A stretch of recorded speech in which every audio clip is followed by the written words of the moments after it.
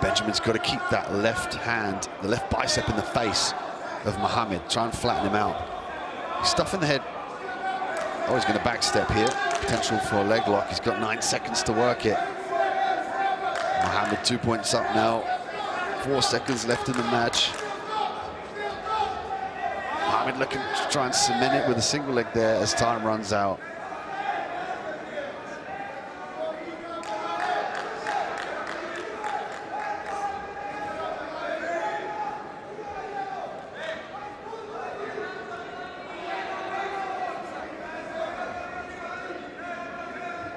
Get a regain of the geese here for the official decision.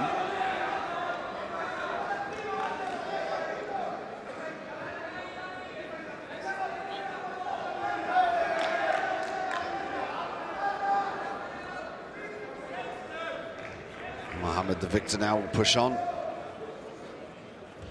Take a look at the replay here. We saw Mohammed in the bottom position. Utilise this opportunity to sweep here. Benjamin was looking for that leg, he just couldn't free the right leg to gain control of that limb. There's the armbar attempt here from Mohammed. Great escape from Benjamin.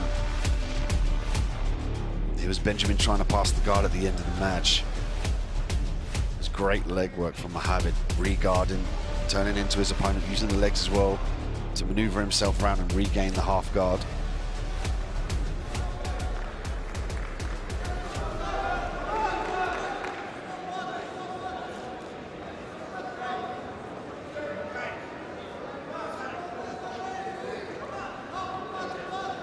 Lukasz Babicki and James Halfhide.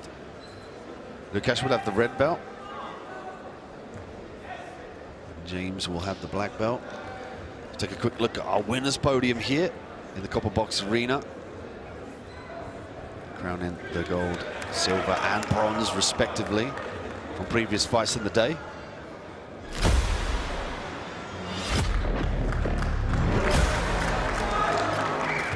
And we have the bronze match now, the men's gi black belt masters, 2 super heavyweights. Lukasz with the red belt, James with the black belt. This one for the bronze medal. You see James already looked to establish the half guard here, and what we usually see is a sweep attempt to secure the points. Often athletes will jump straight down to the half guard position to try and sweep. Gain those valuable 2 points. Goes in the top position now. Deep half guard for James. Lukasz now has a number of options here. He could try and get that right leg over the head of his opponent. He could also try and free that right leg and back step. He could keep the weight nice and heavy here. Tries to retract, he's going to chase the leg. He's going to get both legs over the limb here to expose. Look for knee bars and footlocks. Like he's going to try and invert. Advantage point here for Lukasz. As he kicks off, gives up the back, however, trying to get back to the feet. James capitalizing on that heavily.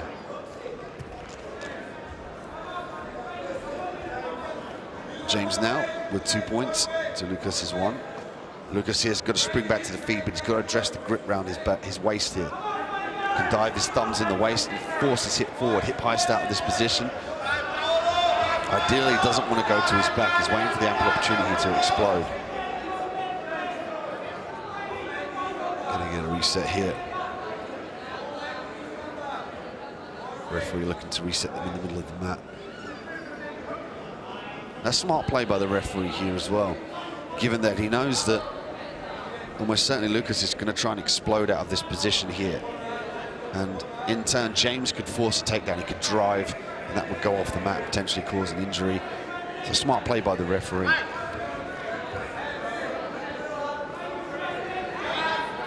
Lukasz on all fours now. Looking to regain the single leg here.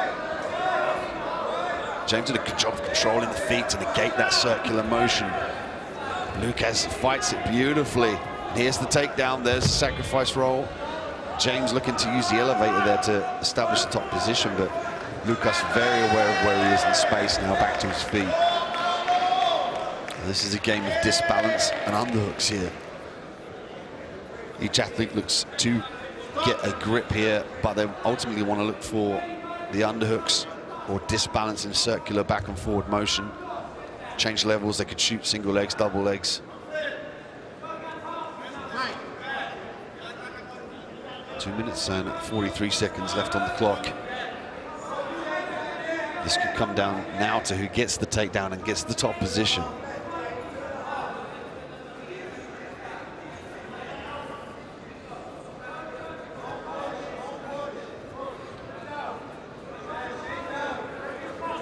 Grip fight here from both athletes. Again, looking to establish a formidable grip which enables you to disbalance your opponent, which in turn sets up the takedown. That's what we're seeing here. And this constant battle as well. You see James get a grip, Lucas immediately strips it. And likewise, on the flip side here, it's really important once your opponent gets a dominant grip to try and strip it and then get a grip yourself.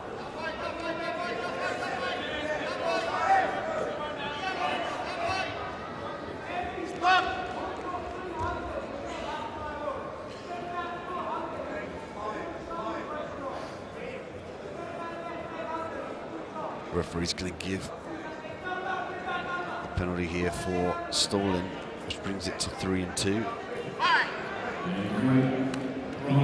So they're going to be seen to be progressing or look for the takedown or improving their position at least. This one's all to play for as well. This is the bronze match, the men's gi black belt Masters 2 super heavyweights. We see James look to pull guard here. And it could be that he's looking for a sweep in this position.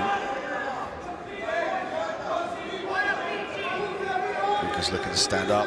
There's the beautiful sweep from James, looking to threaten with the omoplata. Switches around to guard beautifully. James perfectly tying the submission attempt with the sweep attempt here. It's given Lucas two things to think about. It's often very difficult to deal with two things at the same time. Nice work from James now, top position. He's got to establish this position to gain the points, gets 2 points. Lucas now turning to potentially give up the back. Advantage for James, 6-2 now. James edging his way forward now for another sweep. Beautiful work. Now he's established the mount here. You see the points get racked up to 12-2. James Half-Hard from Checkmate International doing a great job now. He's looking for the armbar. I like the way he's looking for a finish as well. 15 seconds left on the clock. He's looking to finish in dramatic fashion, but Lucas had a plan, and that plan was half guard. Great work to negate the movement and the submission attempt as well from James. The James Half-Hard victorious in this bronze matchup at the Abu Dhabi Grand Slam World Tour.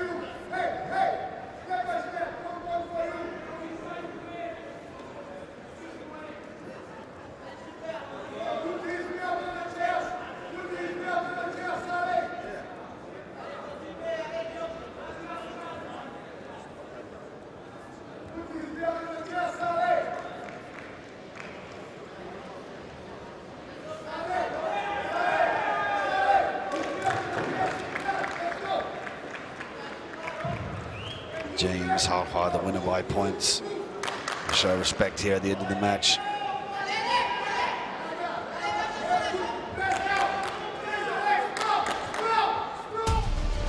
Take a look at the replay here. Brought to you by International Vision Investments. We saw James in the top position. He was just a little bit more heavy in these positions and read the situation a little bit faster than Lucas.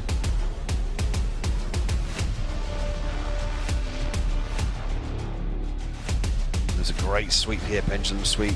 Looked for the omoplata. That was the omoplata sweep actually that he used. He used another sweep later on. Didn't get to see it, but nonetheless, you see James move forward.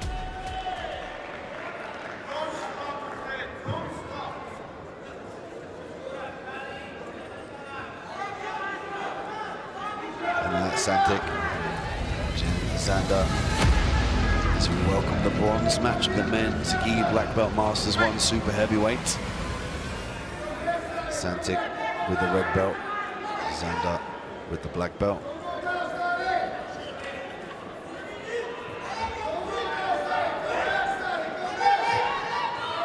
Xander looking to pull this one straight down to the ground, initiates the butterfly hooks now. He's going to try and get a grip on the collar and the arm, opts to pull guard here. It's looking like he's trying to sweep right to his right side, is Xander. He's got to lever the right side of Santic, either with a grip on the pants with a butterfly hook or a knee shield for the scissor sweep. But he's kind of showing his cards here in this position. The fact that he's blocked that left arm of Santic suggests that he wants to sweep to that side. It's going to be a little bit more difficult for him to establish that, given that Santic is very aware of that. So Xander is going to have to try and mix this up. He could throw in different submissions, different sweeps as well, to try and hide the fact that he wants to sweep to his right side.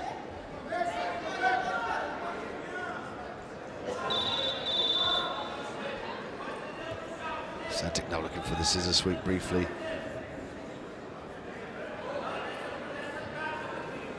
Opted to let the grip go and then re-establish the grip. He's got to hold the guard here. Nice pressure from Santic on the leg. He's going to look to walk himself back to make that space big, break the guard open. Now he's in a position to pass the guard here. He could opt for knee slices in this position. He could also reverse, stand up. He's got to address that left arm in jeopardy, however. He could circle the arm round in a circular motion to put pressure on the fingers, you can see here from the camera angle, to alleviate the grip. Now he's going to use that to push down the leg. Here, he can control the collar, control the legs. He's got to stay heavy with his chest, however, to negate the re-guard.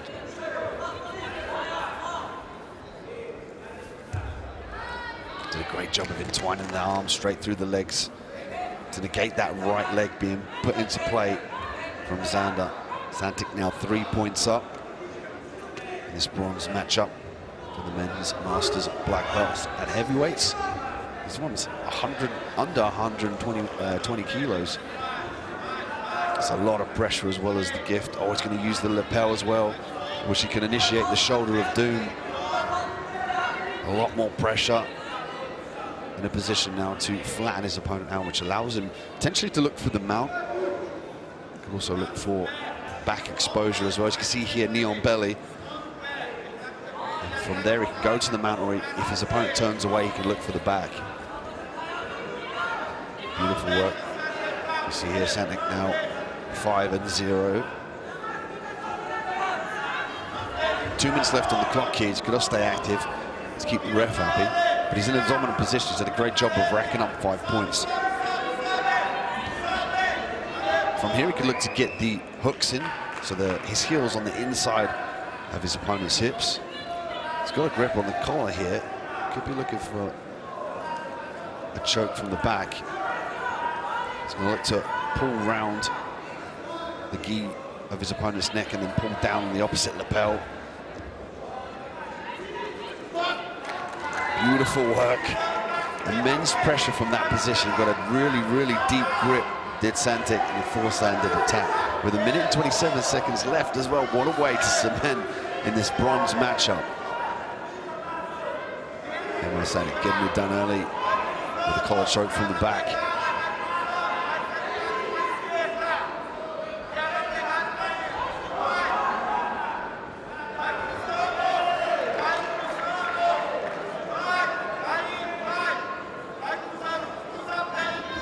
Adjustment the geese here before the official decision.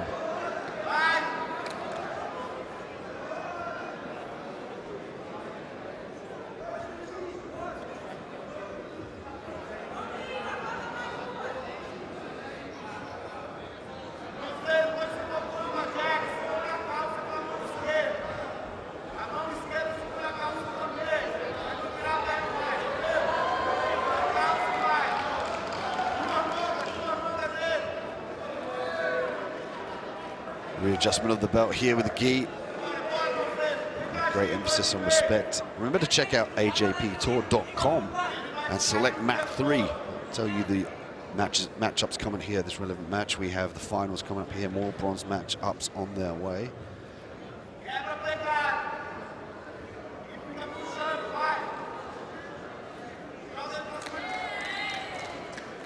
And winner by submission, Kimura Sweep. Show of respect. We'll check out the replay here. You can see the configuration as he tries to take the back. He switches around and he immediately goes to try and attack the lapel. Takes a look back at the scorecards there. And from here he's going to pull across with the top hand and down with the bottom hand, creating immense pressure, creating like a noose-like choke on the carotid arteries and forcing the tap out. Thiago Augusto Lopez. That's Albuquerque. Thiago will have the red belt. Nasser have the black belt. Men's gi brown belts, excuse me. Middleweights. So red belt for Thiago and Nasser with the brown belt. Thiago Augusto Lopez now working off of his back. He's going to try and invert here, get to the top position. He's looking for the sweep here.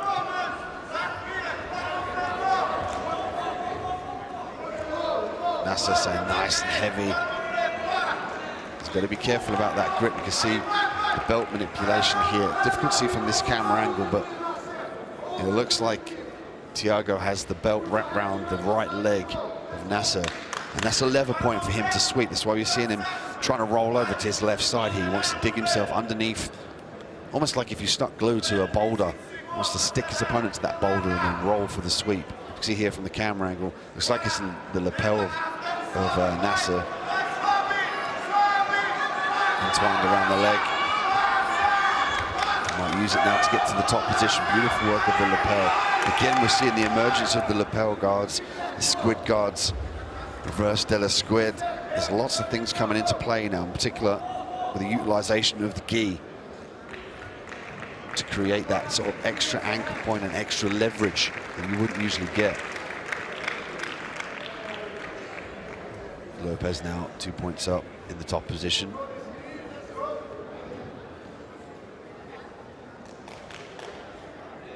He could use this grip here to try and stuff the legs off to his right side and then sprawl his weight on for the pass.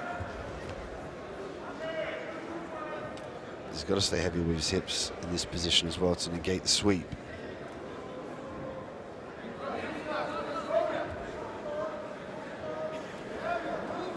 Now the left arm's in jeopardy. Immensely important in the gi game, the grips. For here we can see Lopez now in the top position, trying to sprawl down, find it a little bit difficult given that this left arm is trapped here.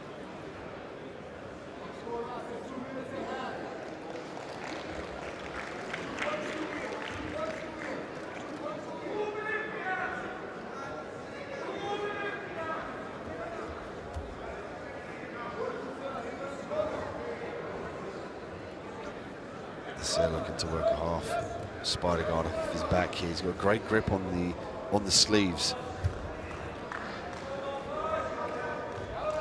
You can try and manipulate the hips in this position. As you can see there, he puts the foot on the hip. Could potentially go to the lasso. He's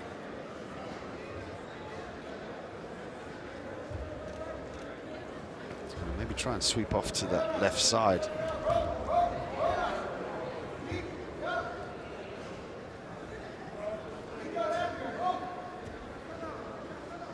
Lopez did a good job of posturing up. But it's the yin and yang issue here from Nasser. When he senses that Lopez wants to posture up hard, you know, Nasser could get the hand underneath him and then drive forward to get to the top position. So look to the elevate here. Using the butterfly hook, looking to potentially take the back.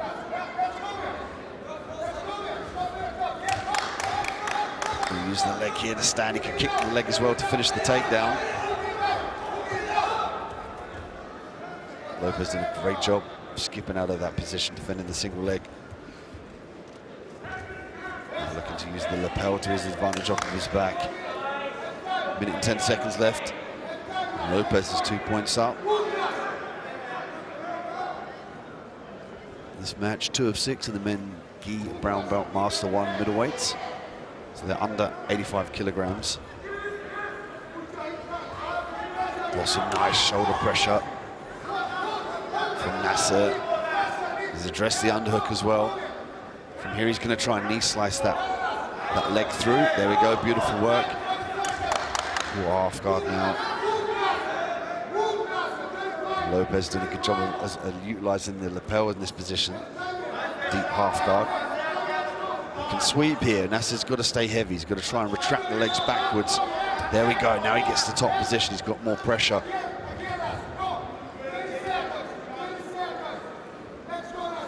He's going to kick back to try and retrieve that right leg to go to the mount.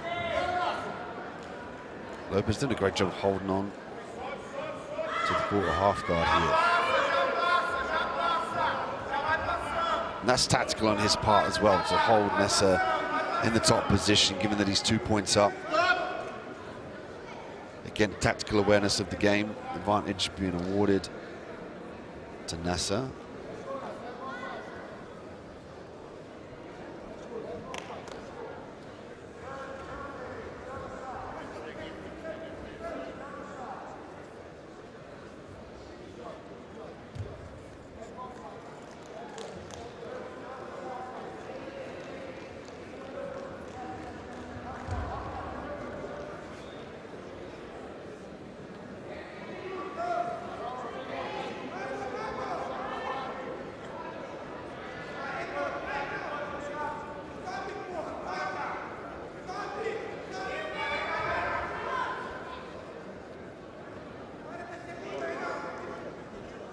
Adjustment of the gis and the belts here.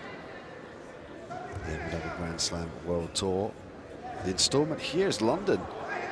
For the youths we had earlier, currently now the Masters at the Copper Box Arena. Tomorrow we have the professionals, but today we have the king of the mats.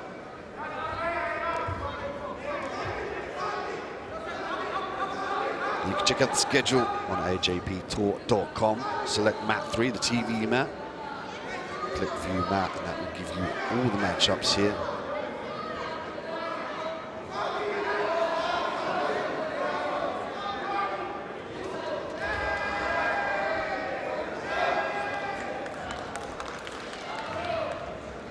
Thiago Lopez winner by points.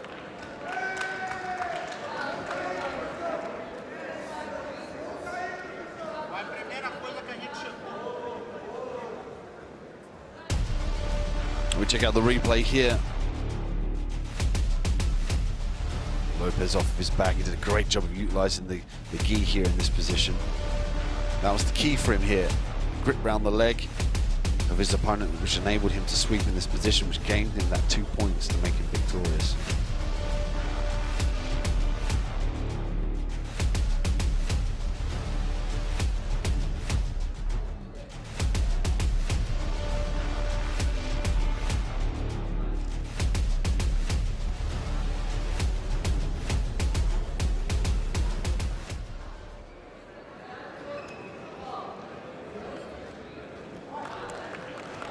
Next, we welcome our brown belts, Masters lightweights.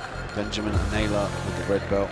Mohammed Al-Manhali with the brown belt in the blue gi. Double guard pull.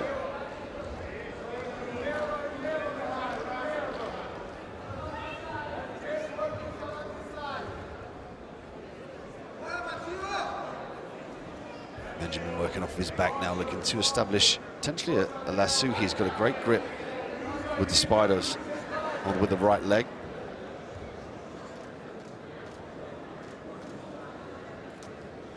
Welcome to those who are watching around the world with the Abu Dhabi Grand Slam World Tour in London. This installment, we had the youths and the masters here at the Copper Box Arena.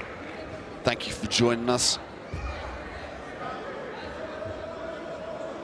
Today we have the masters on mat 3, as well as king of the mats later on, who will be crowned the king here in London. Stay tuned for that. Mohammed now with the advantage point. 4 minutes left on the clock. Match 2 of 3 here. The men's gi brown belt master 1.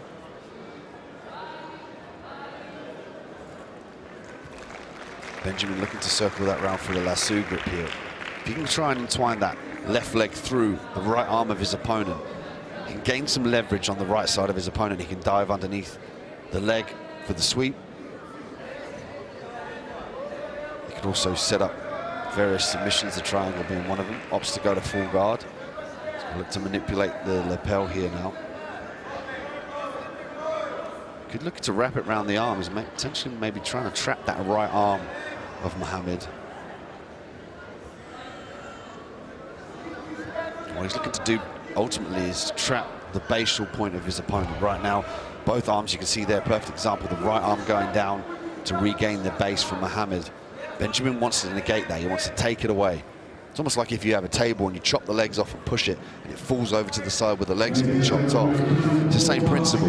If you can block the arm and the leg on one side and create some inertia to sweep to that side, you gain the top position, at least the sweep. That's what we're seeing Benjamin try and do here.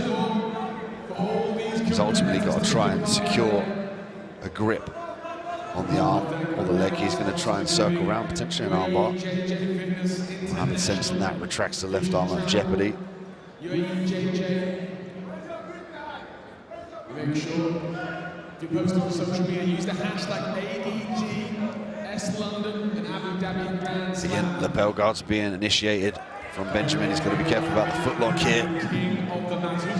Muhammad could potentially set up the footlock here, knee bar or figure 4 footlock. We are back here in the corner box once again. Roll around the knee bar. He's got to square the joint though. He's got to have the knee joint on his hips and hyperextend, much like an arm bar. There we go. He's using gravity as well in the top position. It's going to give him a better ability to break the limb.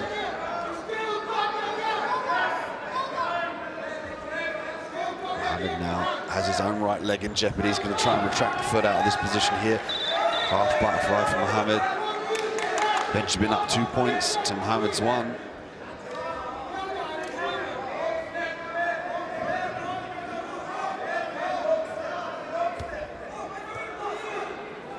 Benjamin now has got to keep his posture down. He's got to keep those hips nice and heavy.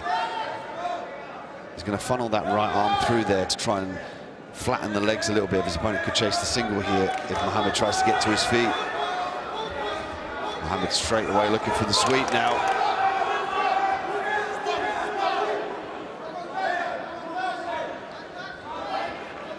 Get a reset in the center of the mat here for the brown belts. 50 seconds left on the clock.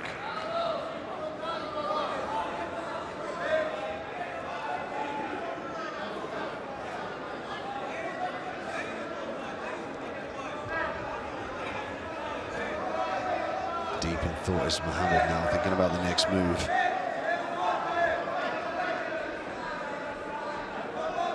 He's got to be thinking to try and bump himself up here. If he wants to even it with the advantage, it's 1 point. Takedown sweep or knee on belly is 2 points here. So if he can get the takedown and then pass the guard, there's a potential 5 points available for him here. But he's just going to pull guard, half guard off of his back. So it says to me that potentially he wants to try and sweep. It's going to be difficult again if he doesn't get a grip on one of the arms. And he's got to try and block here to establish the sweep. Looking for the half guard. Could use a sit-up here. He might use the lapel. He could sit up this position and turn it into a single leg. Tries to retract the legs backwards now. He could also use this to sweep as well. As you see here, he's trying to get a nice grip on the left arm of Benjamin. There's the single leg here. He can use the high, he can kick the other opposite leg away now. He's got to try and fire those arms up to the sky. Beautiful work. Nice by Muhammad, gets the takedown. He's got to establish the top position as they go out of bounds.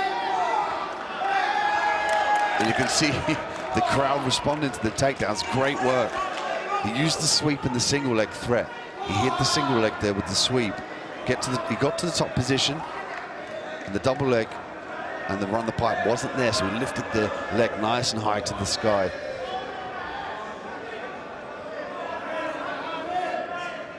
See the scorecards here now, 2-2. And if it goes to the golden round, the first person to score will win. Beautiful work. You can see here, Mohammed gets the victory. He was the last person to score in that instance, which obtains him the winner by points.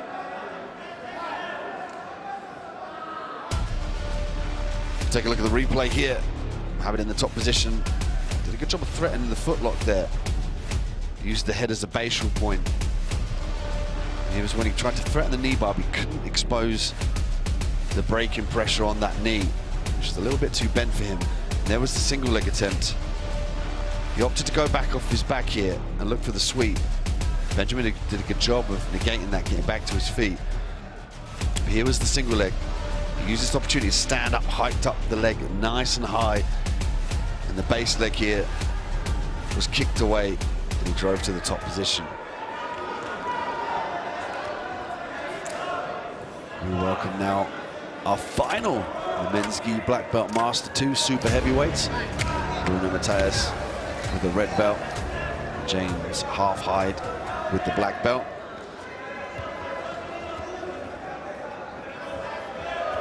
Bruno with some nice footwork. He's got some good judo as well. As you can see there, he's trying to work the inside trip to disbalance his opponent.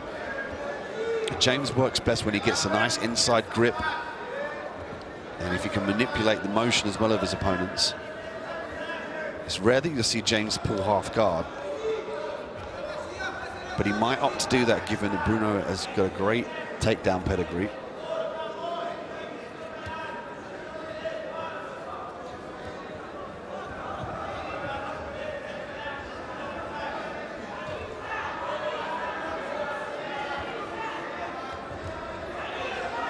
This fight sponsored by 24/7 Facilities Management.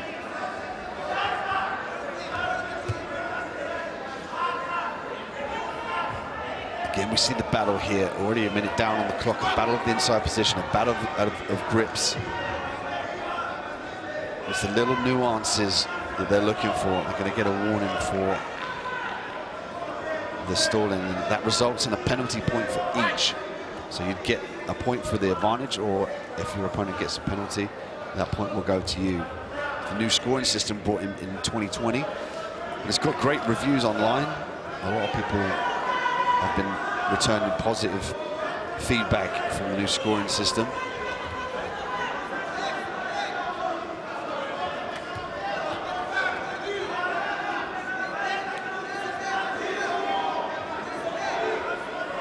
Bruno looking to look for the drop. Cianagi changes it into a single leg. Ran out of space on the mat, however. Here we might see James opt to try and pull guard here. Bruno's done a great job of getting a good, nice grip, using circular motion to disbalance James. Largely, you want to try and get your head and your hips below your opponents to gain the takedown, which is a little bit more difficult in gi jiu-jitsu, because the opponent can literally use the grips as an anchor to hold you up. So often you do have to set these up, have to be a little bit more technical, a little bit more methodical, which can take a little bit more time, as we're seeing here. 2 minutes and 40 seconds left in the final. We're live from the Copper Box Arena in London. Great to be back here in the wonderful Copper Box Arena. An excellent facility.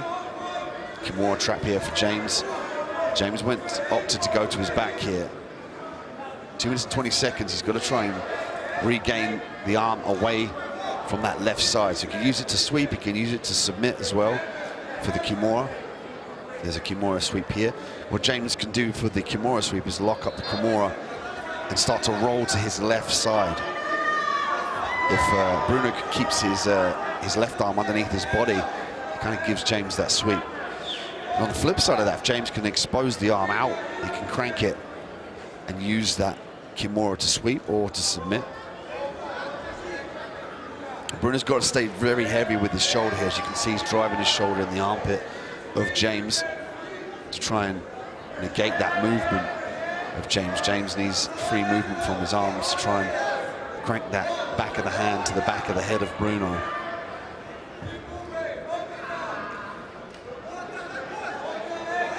One minute, 24 seconds, all to play for, 1-1. Bruno in top position. James working off his back with a Kimura trap.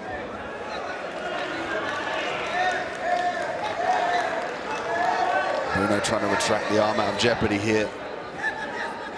Did a good job of utilising that opportunity. Frees the arm, now is in a position to pass. Immediately now when he freed his arm from the Kimura trap, now you can see the game change. Bruno's now actively trying to pass the guard here of James. Whereas before he was stuck defending the Kimura. Such a viable option there to put a bump in the road for your opponent's guard pass. So James looks back at the clock. James might look to dive underneath the left leg and use the sweep here. He's going to find it a little bit more difficult though because he didn't block the right arm of Bruno. And again, at these super heavyweights, it's very, very difficult to sweep the bigger man if you don't have the correct leverage, or you don't block off his basal points, you don't have a grip on the arm, or solidify a grip on the leg, or block it. James again looking for the Kimura, 15 seconds left. Bruno in the top position, trying to break the grip and pass the guard, trying to escape that right leg. Deep half guard for James as he looks for the top position. Bruno nice and heavy with the hips. Bruno doing a great job of using all that pressure, skips the leg out, turns forward. They get a rest period here now. An advantage awarded to Bruno.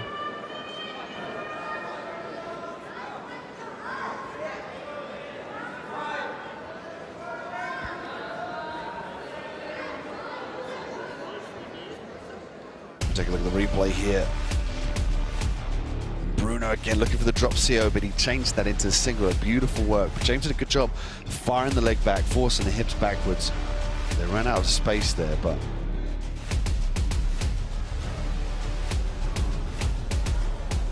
it was Bruno's escape, sensing the right time, just getting that little bit of leverage on the grip of James, pulled the arm out of jeopardy.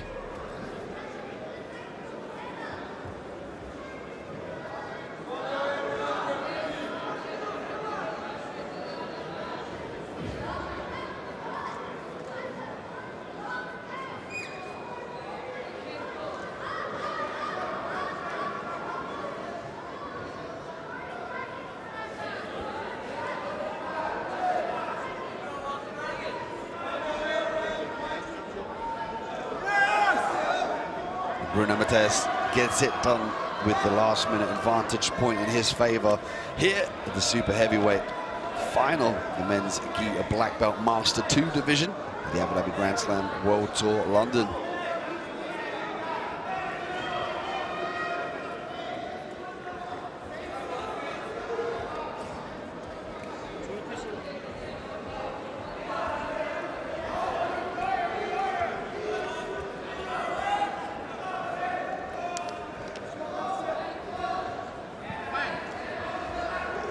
Austin Redigan and Nasser Al-Bakiri.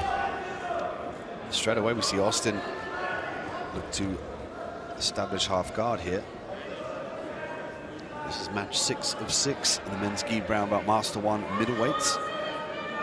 Austin with the red belt, Nasser with the brown belt.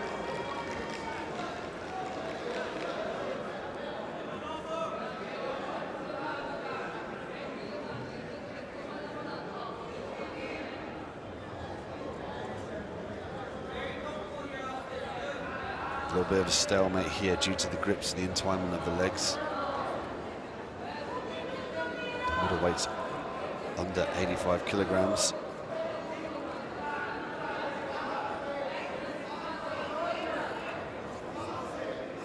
Austin might use this opportunity to get to the top position here, but he's got to retract the feet to gain some momentum in the top position to drive into his opponent. You can see here the right leg now is free. Previously Nasser had a nice grip on that leg to prevent that. The left arm as well playing a big part for Austin.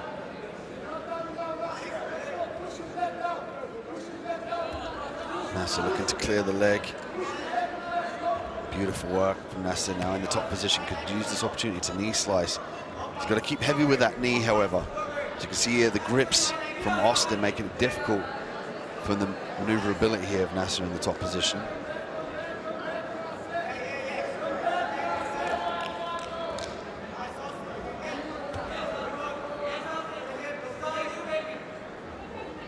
Nasser looking for the knee slice. He's got to try and address the underhook there, otherwise he potentially might give up the bottom position.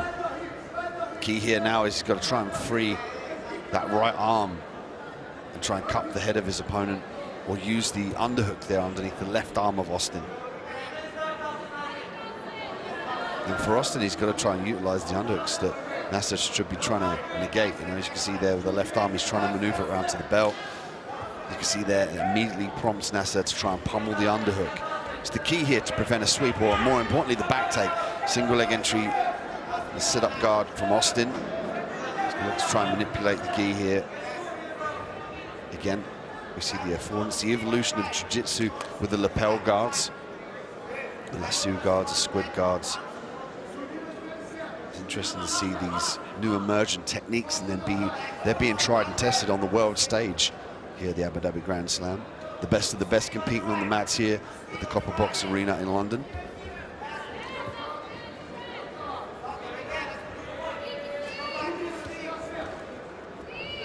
Austin with a great grip on the lapel. He's going to try and bump his legs up to create some space.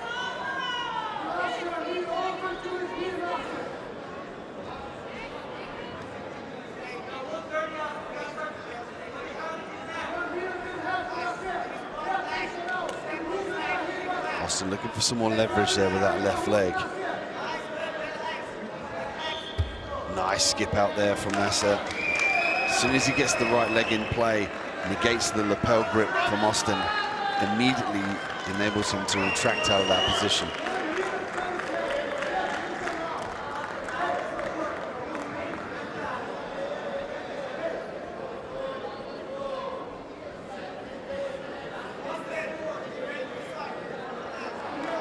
You can see there, the bottom right corner of your screen, the winner's podium we have here at the Copper Box Arena.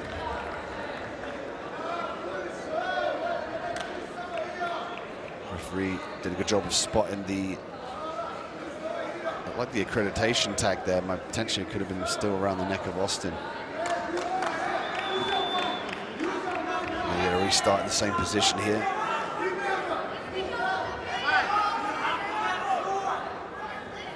Austin's going to look to get a grip and then pull his opponent into half guard. He's going to dive deep with that left underneath the right leg there of Nasser.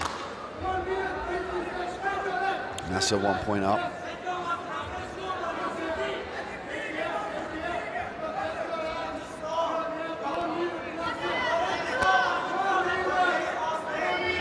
And from Nasser here, he's going to look to pass the guard, but he's got to stay safe. He's got to make sure he breaks the grips that we see Austin get on the sleeves, lose the posture, as well as look for the guard pass. He's got to put pressure on those legs of Austin. But he doesn't want to rush this and give away a sweep. This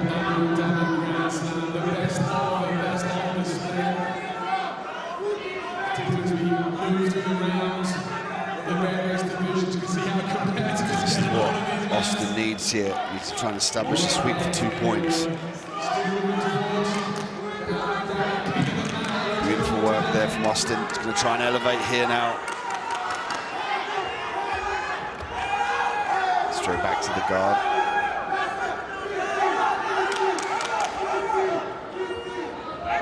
Austin now looking for the bar fly hooks. 10 seconds left. Nasser in the top position. Looking for the Berimbolo roll. Oh, he could expose the back here. He's going to get a warning from grabbing the inside of the pants. Can't put your fingers on the inside of your opponent's gi.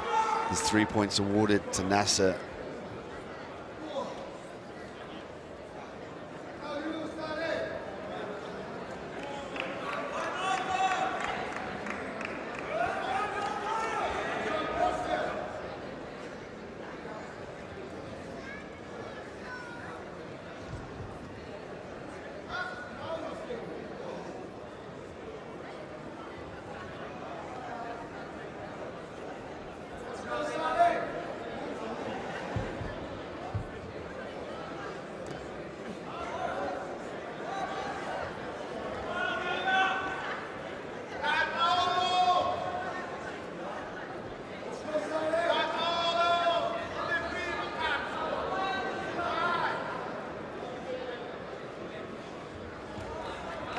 Nasser the victory.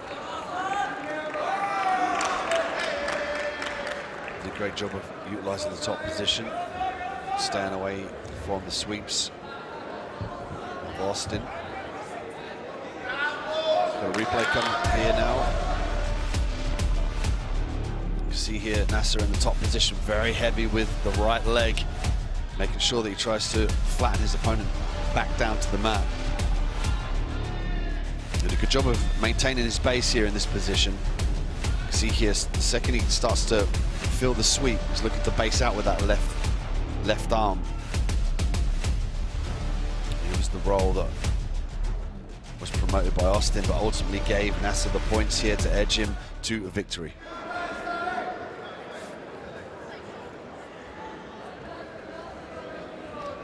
Francesco Manini, James Forrest.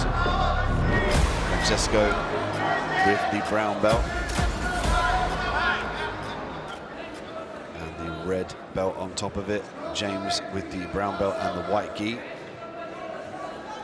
James very cautious here, not to give away any grips. But James has got a fast takedown game. When he gets a grip or when he looks for the double legs and single legs, he initiates very fast.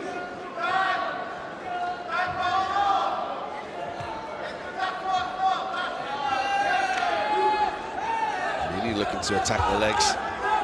It's James looking for the hip there. Doesn't get it, opts to go back to the full guard position. Here we see the semi-final men's gi brown belts Masters 3 at welterweights, they're under 77 kilograms.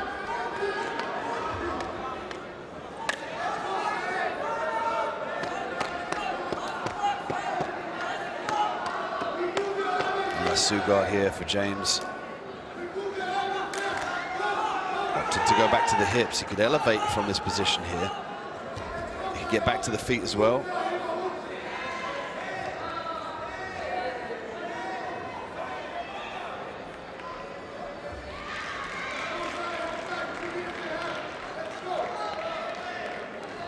Now from here, both athletes need to try and teleport their hips closer to their opponents. Nice grip break there from James, using the shin to break the grip. Nini.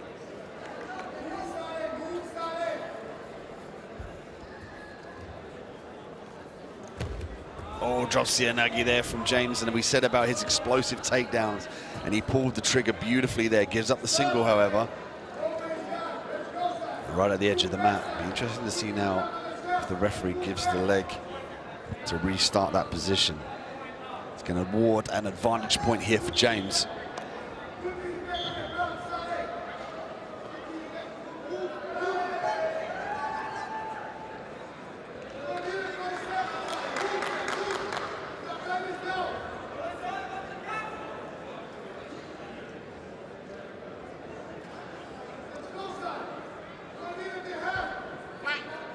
This one, the semi-finals here on mat 3 of the Abu Dhabi Grand Slam World Tour London. We had the youths earlier and the Masters currently battled out here. James Forrest again looking for the knee slice. He's got to stay heavy with that knee. He's got to make sure that he addresses the left arm of his opponent in Manini, either with head pressure there or the underhook. Forrest could now use this opportunity to knee slice through. Oh, there's the choke there from Forrest. Manini sensing that down, turning down back to his feet. He's going to look to chase the single leg here.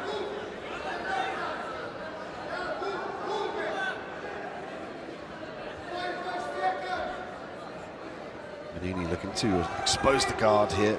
But like he was going to jump for the full guard position here. Given that he's at 1 point down, he's got to try and use the sweep. Forrest is going to use the pressure now to break the guard. Manini.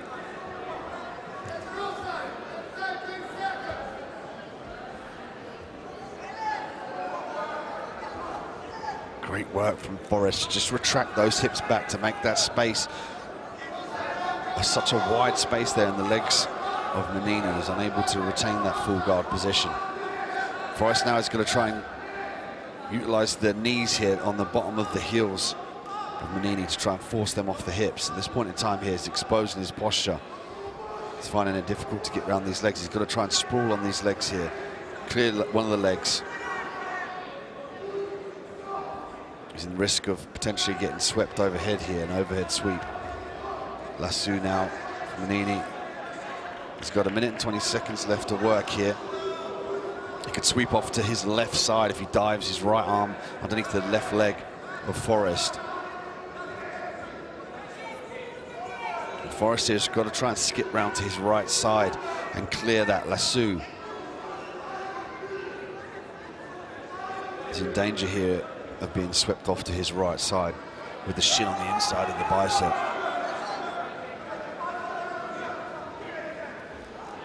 Nice grip strip then. Immediately you can see now Forrest threatening the guard pass. Grip's such an important part of the gi game. Manini looking to pass that lapel through.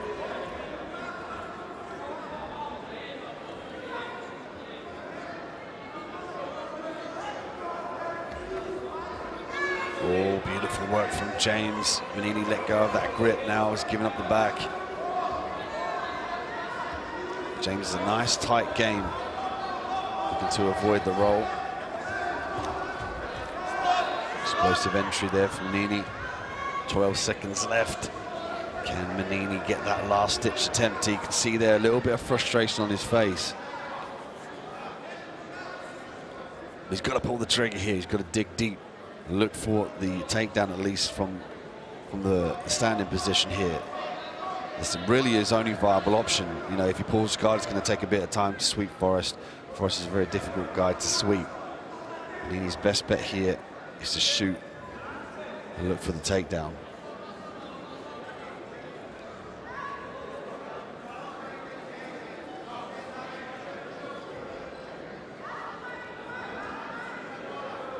James Forrest from the Carlson Gracie Jiu-Jitsu team. Manini from the Checkmat International. Manini's got to pull the trigger here straight away. Looks for the, oh, there's the drop Sianaki from James. Beautiful work.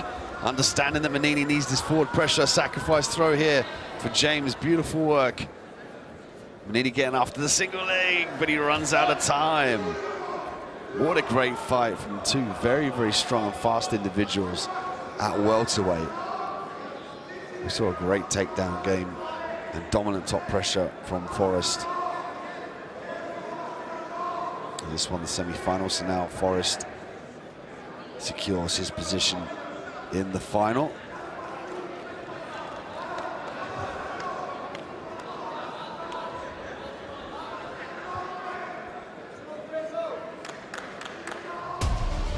Take a look at the replay here.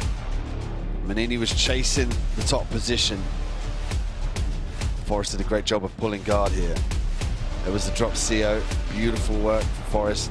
Tried to establish the top position, but credit to Manini, he's scrambling off the feet here in this dead space. There's a choke attempt there from Forrest. It was when Manini was chasing the takedown, he was doing what he was supposed to do, but Forrest was just a step ahead, waiting for that forward pressure to turn it into a sacrifice throw.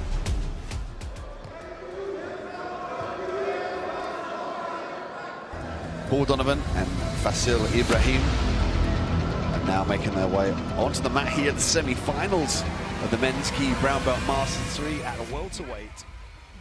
Paul will have the red belt, Fasil will have the brown belt.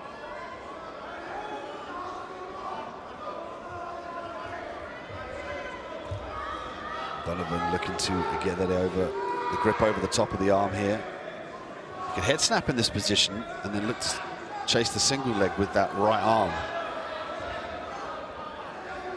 Nice head pressure from Donovan. Ibrahim did a good job of stripping the grip. He's got a cross grip. I look to pull his opponent off balance here. Donovan looking to pull guard in the bottom position now, full guard for Donovan. He's looking to break the posture now. He's going to try and wrap that gi potentially around the left arm, could also wrap it around the back of the head for a choke.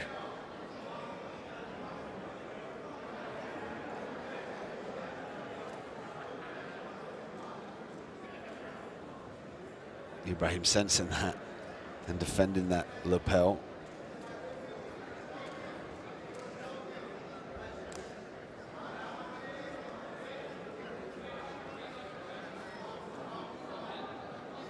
Ibrahim has got to try and threat a guard pass here to try and kind of disband Donovan from holding on to that lapel. You know, if he gets separation here, Ibrahim tries to stand up. He can pass it through the leg, use the various lapel guards. He's going to underhook the leg here. Potentially looking for a sweep, but needed to try and wrap that left arm of Ibrahim to sweep to that left side. Ibrahim now smartly trying to hide that lapel.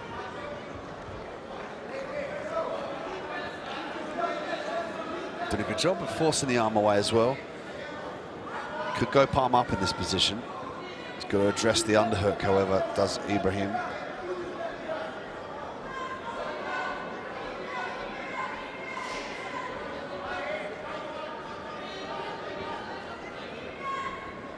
Ibrahim waiting for the ample opportunity here to break the guard. Donovan clasping with the legs here.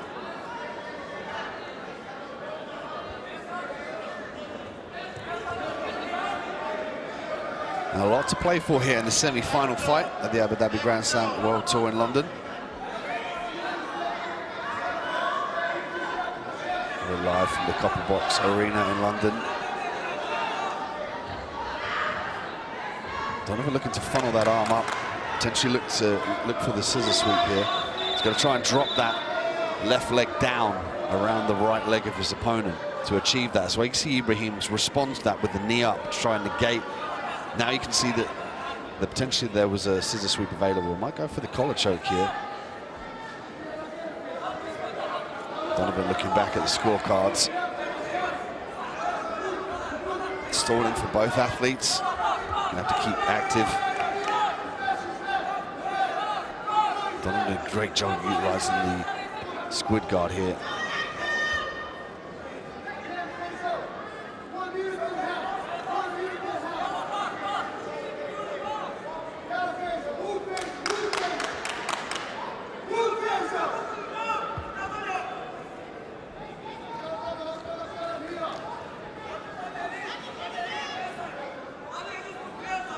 Minute and 13 seconds left here, the semi-final fight.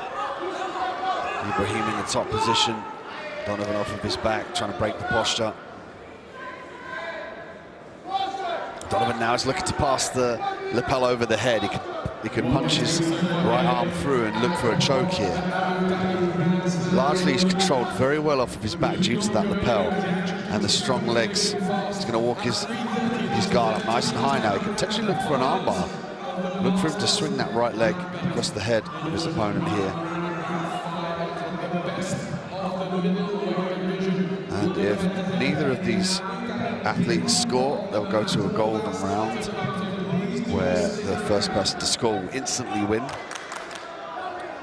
Given that they haven't scored yet, usually it would go to the last person who just scored, so the last scoring person would take the win, but it's currently 0-0, so if the timer runs out, 15 seconds left, could go to the golden round.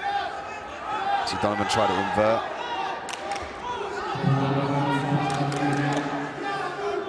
Donovan trying to break the posture here, expose a grip.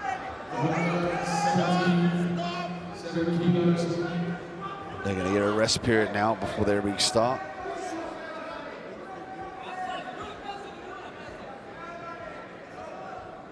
And this is where we see the takedown game or the guard pull game with the sweep attached to it. You pull the guard and you've got to immediately look to sweep or potentially submit.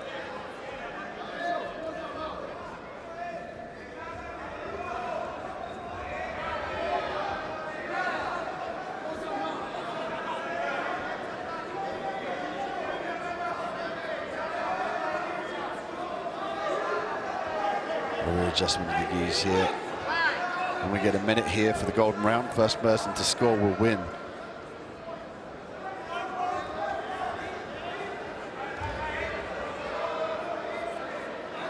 Donovan trying to break the posture there, just trying to shake Ibrahim to create some forward and backward motion from Ibrahim. See, Ibrahim responded by walking forward. Donovan could potentially look for Sionagi or potential sacrifice throws. Just over 30 seconds left on the clock. Ibrahim doing a good job of lowering his posture. It was Ibrahim looking for the sacrifice throw.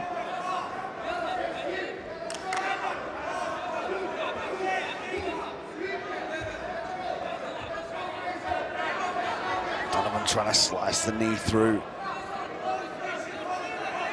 Made it a little bit easier in this position here if you can control the arm and the head of your opponent and TP yourself up and put immense pressure through the chin and the jaw. Time runs out. And if they don't score in the golden round, this will go to the referee's decision here. So this could account and rely on the decision of the referee as he steps back. He's going to consolidate here with the officials mat side.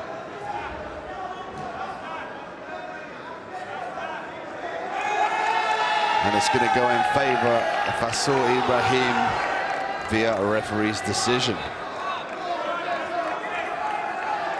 Ibrahim's going to move forward from the semi-finals to the final to fight for the gold and silver medal.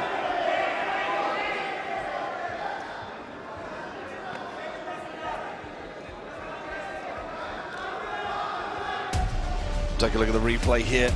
It's a really even match. Both athletes find it very difficult to get a definitive point. There's some great lapel work being displayed. We saw a bit of a stalemate that then prompted the referee to make the decision to crown the victor.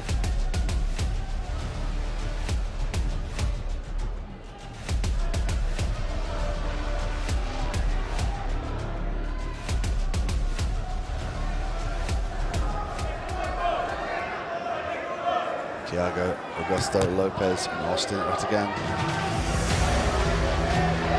Lopez with the red belt and Austin with the brown belt. Austin already looking to shoot and then pull into half guard. He likes to sweep from this position with the underhook of the leg.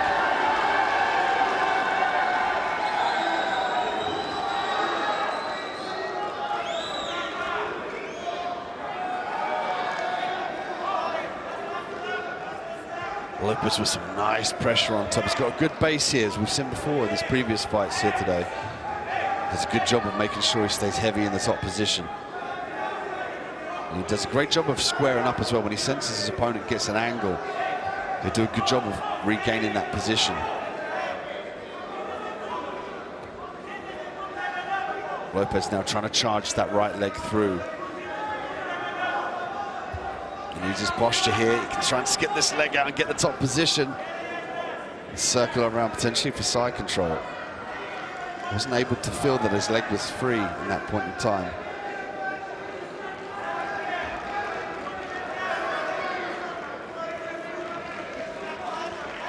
Lopez did a good job of utilizing some pressure with it. Always giving up the underhook here.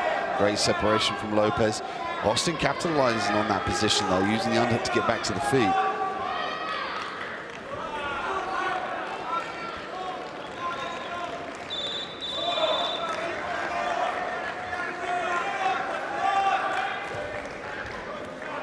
Austin again opting to go to half guard, and again he likes to dive deep, gets the grip on the belt, dives deep on the leg, sweeps, or uses that opportunity to get to his feet. Potentially sometimes to work the sit-up guard or the single leg. But against Lopez with such a great posture and a great facial awareness, particularly from the knee slice position, it's going to be very difficult. You can see here Lopez framing on the face to make sure that he doesn't give up the underhook. Austin did a good job of manipulating the belt here of Lopez. Another ankle point.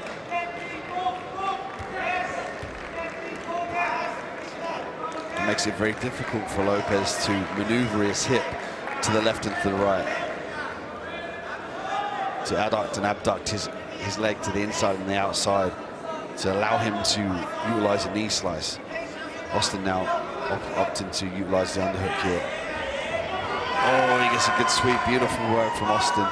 Oh, it might potentially be an injury here.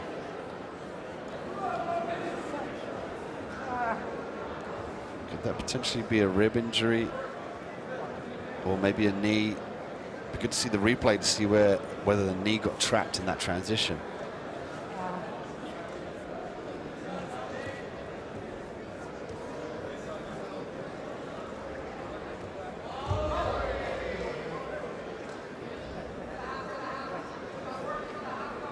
medics here at Matt's side, attending to Lopez.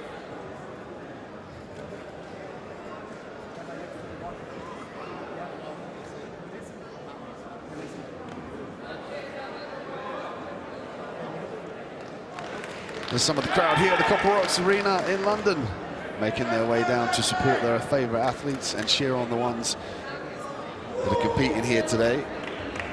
Again, these are the best in the world, ladies and gentlemen. Throughout all of the belts, we've even seen the youths compete today, which is brilliant. The next generation making their way through the ranks. Lopez is back to his feet, noticeably limping, however. Unable to continue.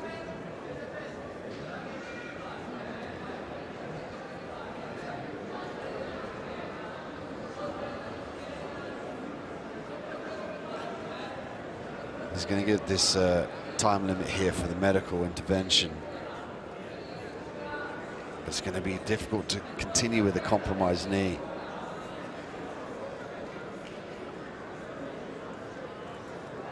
Given this is match 4 of 6 at the middleweights brown belt men's master 1. He's definitely going to have a few more matches ahead of him if he can continue.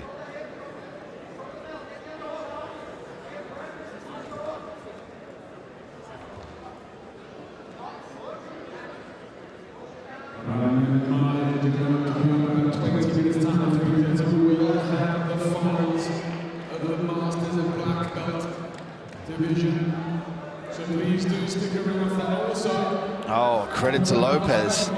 He's going to get back in the game. Definitely a knee injury. Difficult to see from the sweep what caused that knee injury. They're going to get restarted in the same position here with 2 minutes and 25 seconds on the clock. Now the question is, Lopez's knee is compromised, but how compromised is it? Will the adrenaline take over? Will his will to win take over? He's currently 2 points down now. He's got to pull something out of the bag. He's got to pull a sweep out. He's got to look for a submission or to try and get back to his feet.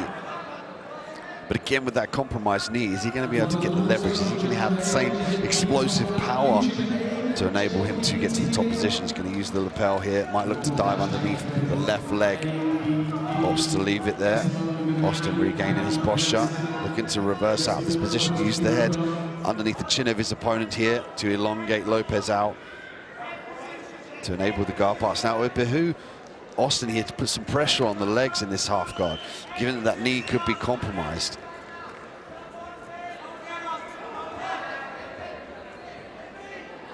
Lopez done a great job of holding on to that half guard, given that that knee is potentially injured.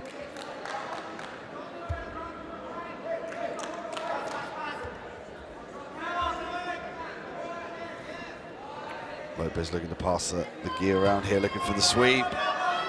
He's got to establish the top position. Oh, he's giving up the leg. I believe it was the left leg that he injured, so this might be the good leg. Potentially soon to be the bad leg.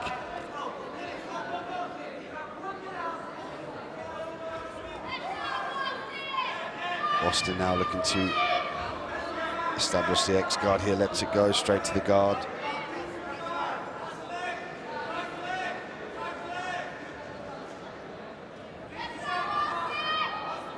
Two and two now for Lopez and Austin. Austin in the bottom position.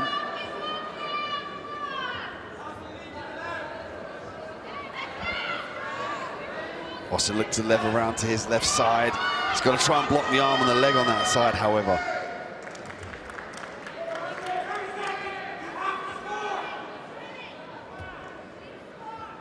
.25 seconds here. Austin potentially looking for the sit-up sweep there. Could have tied that together with the Kimura. He's going to look for the De La Riva. Lopez again looking to charge that knee forward. Austin looking to take the back. Got a underhook, gets the takedown into the top position. Crowd respond. Beautiful work from Austin. Picked the perfect opportunity to gain himself now 4 points to Lopez's 2 as the time runs out and the crowd respond. What a great fight, and a credit to Lopez coming back after that knee injury.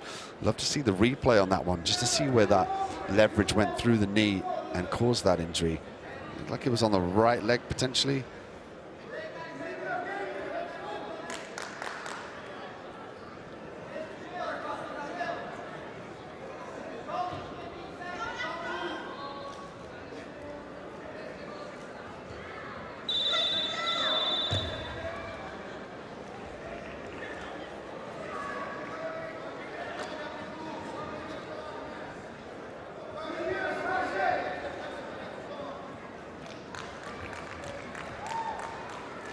Great sportsmanship there being shown by Austin, going to help Lopez up, but we will ultimately see Austin move forward, the winner via points.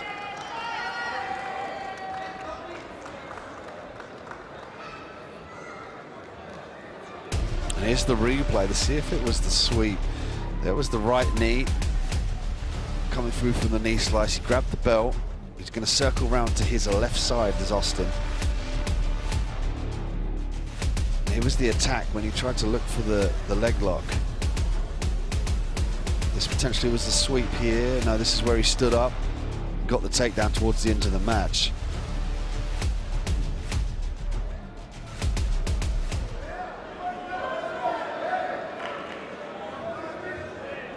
And next we welcome the bronze matchup here, the men's gi brown belt master 3 welterweights, Francesco Manini and Paul Donovan.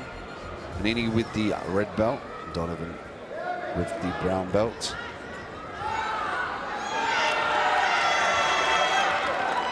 Donovan coming up very tight here, looking for the level change. I like the way he's putting in the level change there to confuse Manini.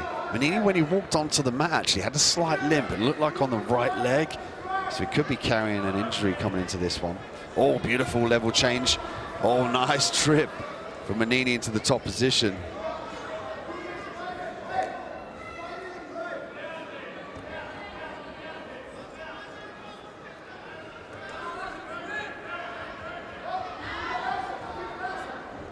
Going to get a restart in the same position here. 2 points for Manini. Manini now is going to look to try and push that right leg down of Donovan. He's got a grip on that right side to prevent the underhook of the leg. Donovan looks like he might be trying to briefly look for a collar choke. And Manini's now got to start to think about pushing the leg downward now. He's going to try and shake. He's got to put his hips forward and almost like sit on an invisible chair and shake Donovan to create some pressure through the legs. And we've seen Donovan with a very strong guard game. He's excellent at holding the guard, but largely he's been in this position throughout the day. So you could start to argue here that fatigue might play a factor.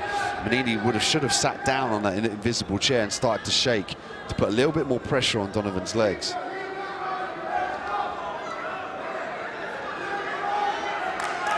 Two points up from Manini now. Donovan out of his back, but he's got 3 minutes and 20 seconds to work. Manini now back in the top position. From here, he's got to sit on the invisible chair and use the counterweight. Now the legs are open, he's got to start to think about passing dives deep. He's got to avoid the triangle. Manini's got to try and get a nice stack. He's got a nice grip on the gi there. He's looking to force the knee into his opponent's face. Circle around, beautiful work. Going to control the head in this position here. 3 points for Manini, bringing it to 5-0 now. Donovan might look to actually attack that lasso here. He's going to find it difficult to get a sweep. Maybe an inverted triangle if he can get it, but at this point in time, he's turning away from his opponent. 6 points up now for Manini.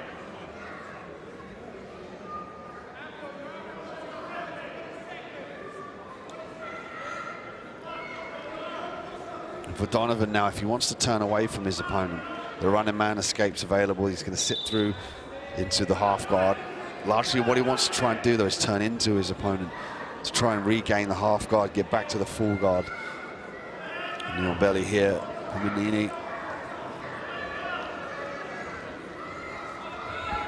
Manini looking to establish the top position here, looking to circle back around again. Great work exposing the back. Circles around, he's got to clear that left arm. However, great work from Donovan using the left arm to re-establish a guard. And we see Manini bump himself up to 8 points now, 9 points with the added advantage from the referee.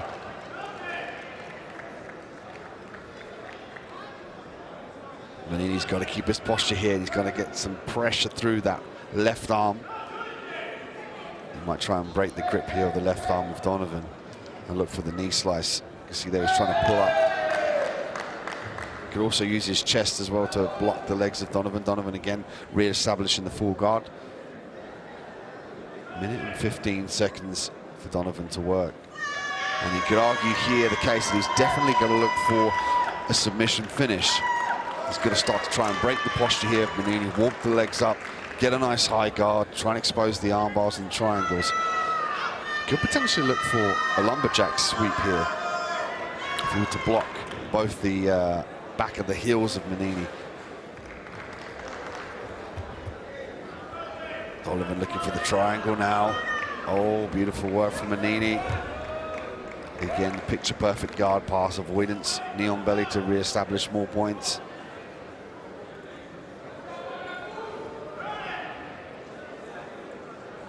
$14 points up now from Manini. Donovan trying to chase this position. Maneuverability there for Manini in the top position. Briefly looking to chase the armbar potentially, and he's going to get it if he sits. Oh, beautiful work here for Manini. There's the tap early on from Donovan. Donovan turned the wrong way, turned away from his opponent, which in turn gave the arm for Manini. 14 points up, and still finishes with a nice armbar submission with 12 seconds left in the round. Beautiful work in this bronze matchup from Francesco Manini.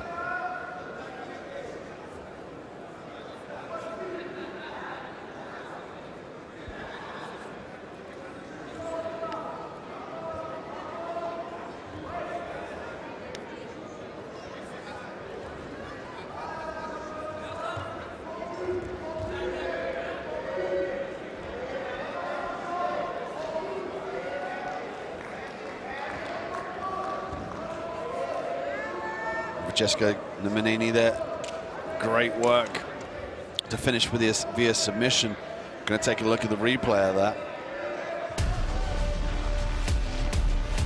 Here was a single leg where he kicked that leg beautifully, ended up in the top position. Here from Manini, manipulated the top position. There was the knee on belly as he looked to circle around and pass the guard, but Donovan did a good job of re-establishing control. He turned away from his opponent there. In this instance, he used the left arm to try and regain the half guard, but it was the turn away that in turn spelt the end for him, because he exposed the arm for his opponent in the top position. You can see the avoidance of the triangle. Here, there he turned away, gave the arm bar. Manini snatching that one up. Donovan forced the tap early on.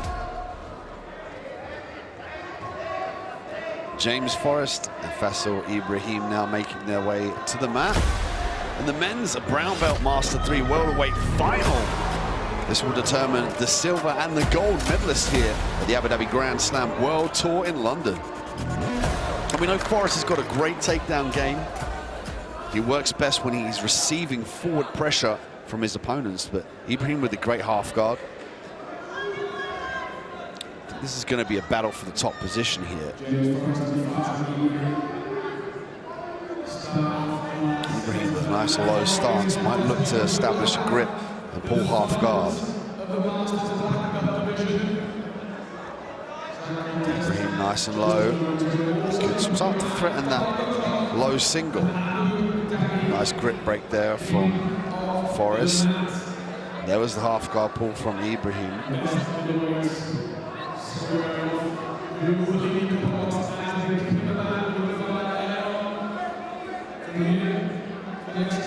Ibrahim trying to block the left arm there of Forrest.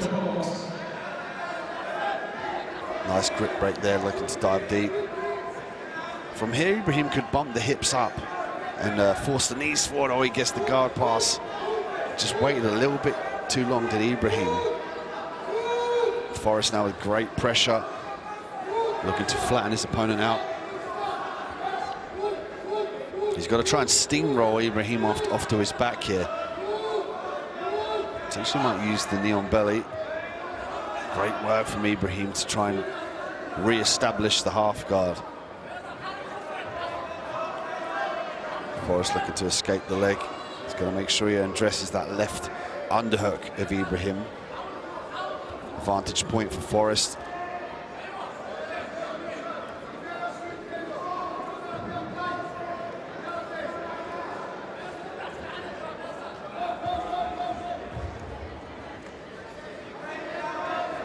This fight brought to you by UAE Jiu-Jitsu Fitness, one of our illustrious sponsors. You can check out the website ajptour.com for the sponsors. Also, you can check out the schedule here. We're on mat 3, the TV mat.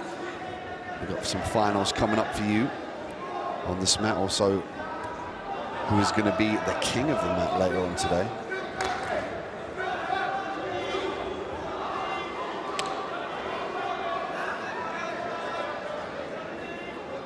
Next tour coming up 7th and the 8th of May 2022 in the Jiu-Jitsu arena in Abu Dhabi. An amazing arena there. Last time we had Steven Seagal visit. So make sure you tune in for that one. Again, check out ajptour.com for the relevant schedule information.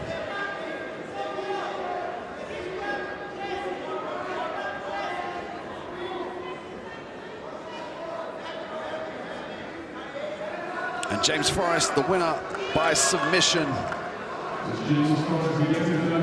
Securing that with just 2 minutes and 36 seconds left in the final here to claim the gold. We'll check out the replay of the submission here. His knee on belly, established a grip. Looking to threaten with the arm. Forrest has a great top position, nice pressure. Difficult to see from the angle here. Could potentially be a bit of difficult to see what the submission was from the angle.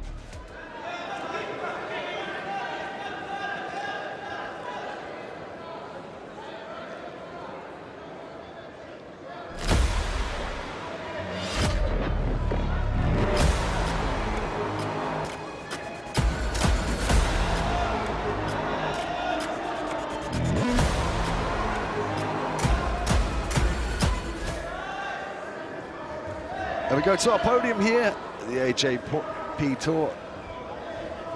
You can see here the athletes receiving their gold, silver and bronze medals respectively. And what a feather in the cap there to add to their resume, achieving a medal in the most prestigious jiu-jitsu tournament in the world. The best of the best came here to London to compete today. We still got more coming on mat 3 today. We have the Masters and then the King of the Mats. Tomorrow we have the Abu Dhabi Grand Slam World Tour London Professionals. So check out ajptour.com for scheduling information.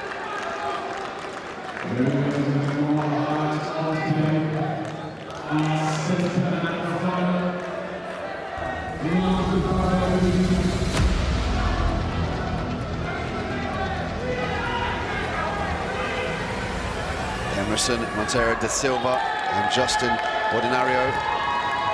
Emerson with the red belt already working for the top position. Justin frantically trying to look for that half guard. He's got a hip escape here. Gets the knee in beautifully. He's got to be careful about, there we go, connect. He's got to connect the feet to prevent the guard pass from Emerson.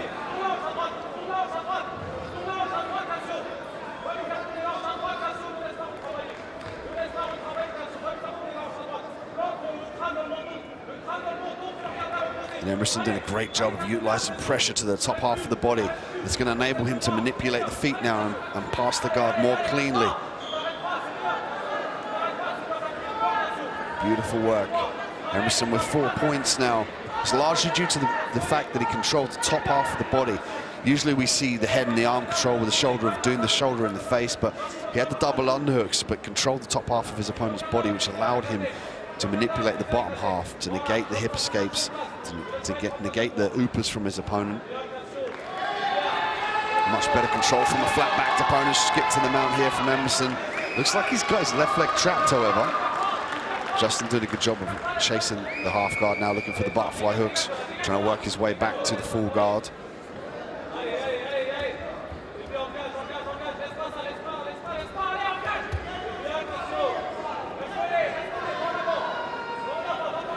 Emerson now looking to pass again inside control. And again, the key here is for him to control the upper part of his opponent's body, the head and the arm specifically. For Justin, he's got a hip escape and got to try and get that right knee in between him and his opponent.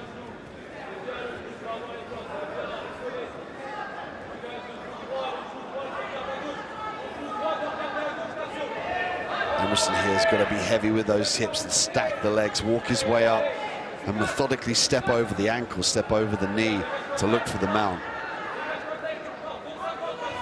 Justin now in the half guard. And again, we see Emerson's pressure, clinical pressure in the top half of the body is enabling him to control Justin. And Justin's got to address that. He can use frames on the face, on the shoulder, on the arm to prevent the pressure coming down from Emerson.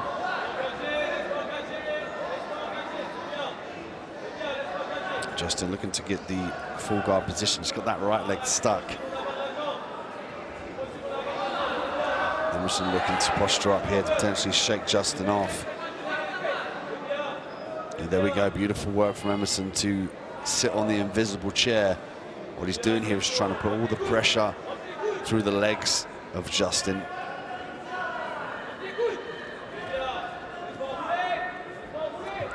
Emerson looking to pass the guard here, leg in jeopardy. Justin chasing the leg lock.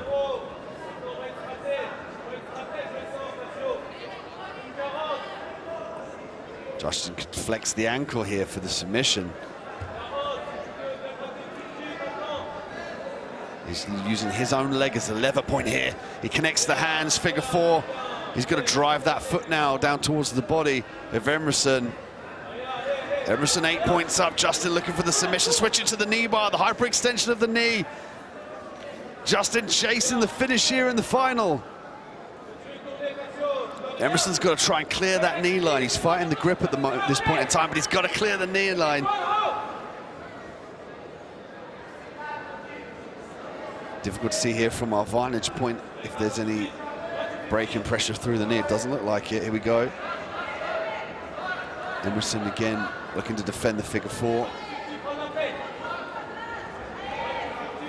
He's got 52 seconds left to work. He's got to try and retract the knee in this position. He's got to put his hands on his opponent's knees and the back of the legs and then hip escape, reverse out of this position. He's got to try and clear that right knee line.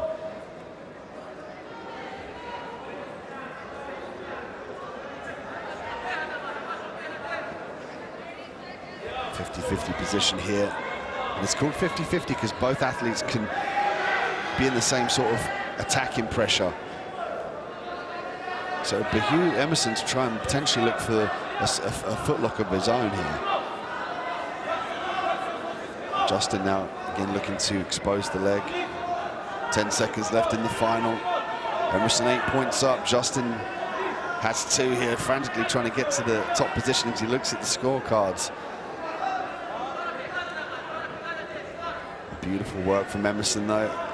Stayed out of that submission. That looked deathly tight. The figure four and the knee bar. Can't see a limp on the walk there from Emerson, so potentially they didn't get an injury, which is good. What a great way to walk away here. The men's gi black belt Master 1 finals at featherweight. Emerson da Silva will take his place on the podium, but we will hand it over to our referee to make it all official here at the Abu Dhabi Grand Slam World Tour London.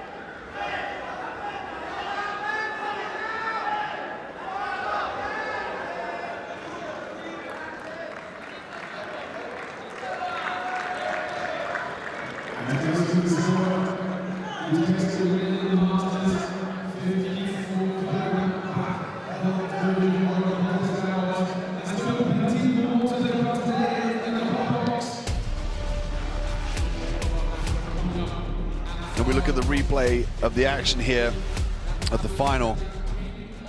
And here was the beginning of the leg lock attack. Great work we saw being displayed by Justin. Chased after the leg, he sensed he was down on points. He was very close to finishing the figure four in the knee bar. He had great break-in pressure, but Emerson was too tough, and ultimately Emerson walked away with the gold.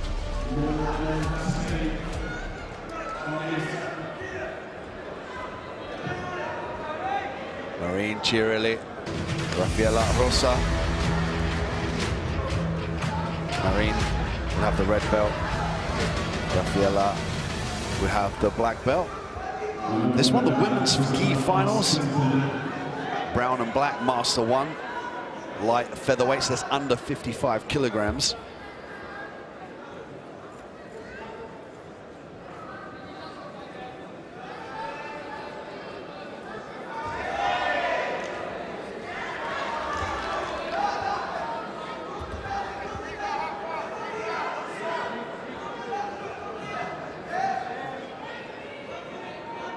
Giorelli now looking to work off of her back.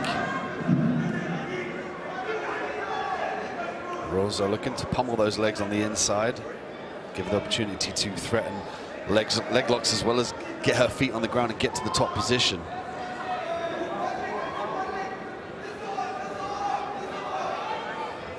Gonna get a penalty here for stalling.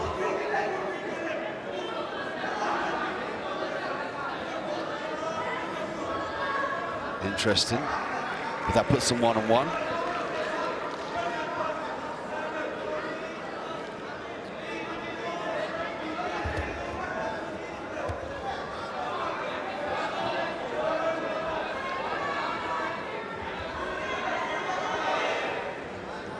Giorelli again looking to entangle the legs. She's looking to gain control over that left arm of Rosa. She might be looking to pummel him for the lasso.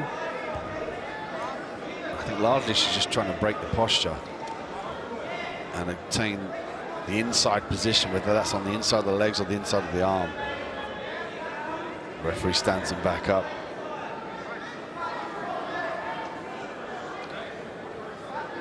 And it puts us at 3-3 on the scorecards here, even.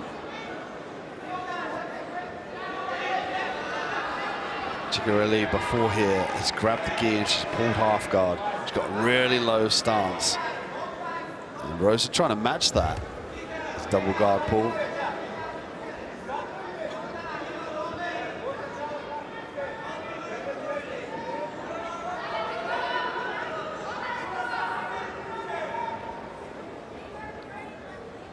Giorelli now looking to invert those legs through. She's trying to gain the inside position. She's got one on the inside of the leg, but she might give up the top position here. 4 points now, Giorelli. Rosa looking to circle that leg through again. Like we see from the female participants, a greater degree of flexibility usually, which makes for the unorthodox pummeling of the legs. And they've got a better control over their limbs. As you can see here, she circles it all the way on the inside. From here, she could look to invert and kick to the top position. You can see here there, she's trying to invert that leg through. Giorelli now looking to get the inside position. So both inside positions here, much like pummeling if it was the arms. The leg wants to pummel on the inside of your opponent's legs. This gives them the affordance to get in the top position, to expose leg locks and potential inversions for sweeps. Referee looking on here.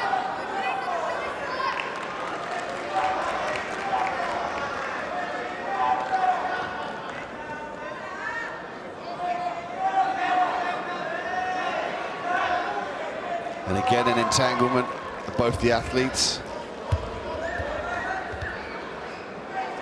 Top position now, Giorelli. She's got to be careful of the triangle.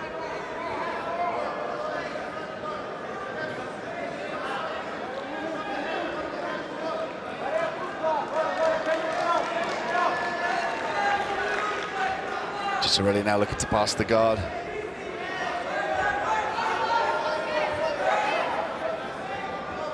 She can turn this into a single leg. She's got to be careful of the guillotine, though. If Rosa's going to go to the guillotine, she's going to make sure she establishes some sort of guard here. Half guard, high elbow.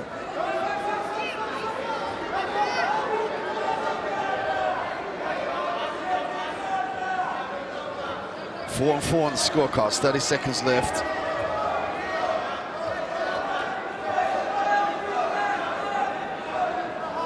Whereas he's got to try and negate that spider guard there on the left arm. Lasso now. Interesting to see to really opt to let go of that lasso. She might be chasing the triangle. Look for her to kick that right leg off and clasp the neck of her opponent. Back to the lasso now. She could dive underneath the left leg of her opponent for the sweep.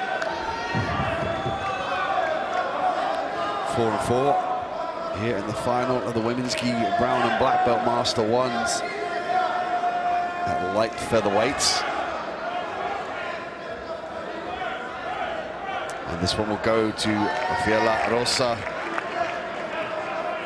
She will claim her position on the podium with the gold medal.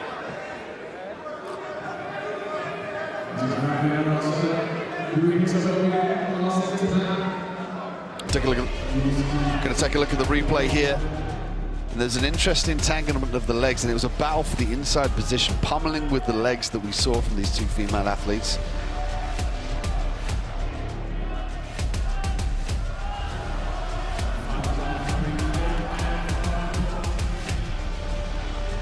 Excellent display of dexterity and flexibility as well. Another viable asset in the jiu-jitsu game.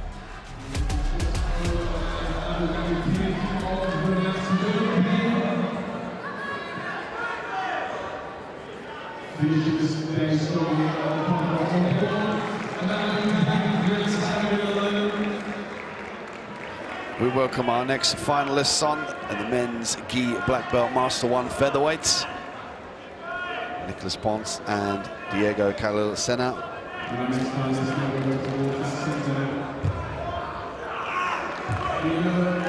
And they make their way onto the mats currently as the referee beckons them on.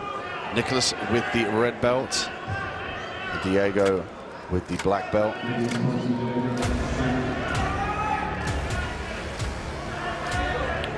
Shot early on from Diego as he pulls guard. Advantage for Nicholas.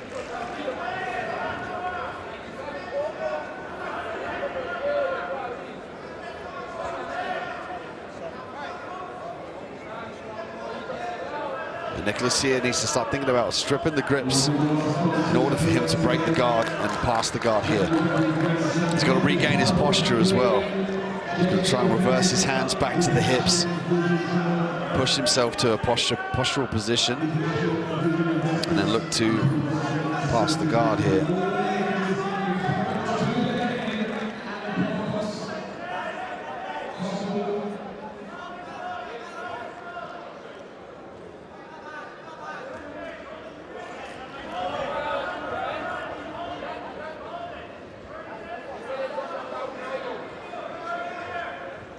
Nicholas finding it difficult to pass here.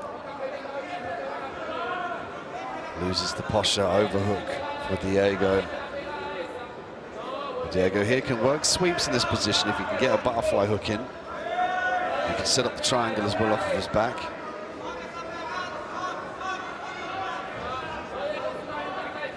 For the triangle, he's got to clear that right arm there of Nicholas. He's trying to stuff it through. He could also try and work for an armbar from that overhook position here.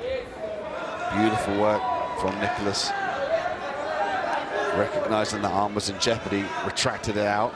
The way to do that is to put your thumb down and then rotate it back out from your opponent when they have that overhook.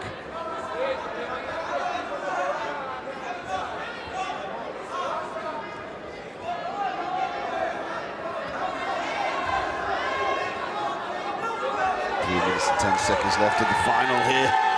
The Abu Dhabi Grand Slam World Tour in London 2022. We see Nicholas in the top position, Diego off of his back. Diego with the grip now on the right leg. Finding it difficult to gain the angle for the sweep. Potentially looking to pendulum that left leg round. He's got the right idea here. He's going to switch up the techniques, look for the collar chokes, which in turn will give him the opportunity for sweeps.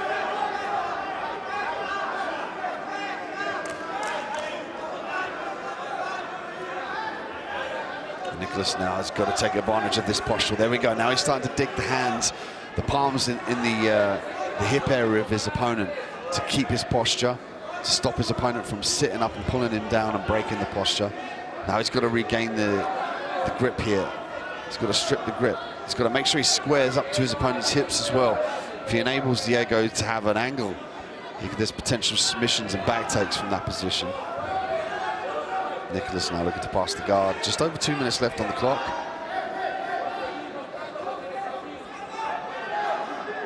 And to the uninitiated here, watching at home here, this is largely a nuanced progression.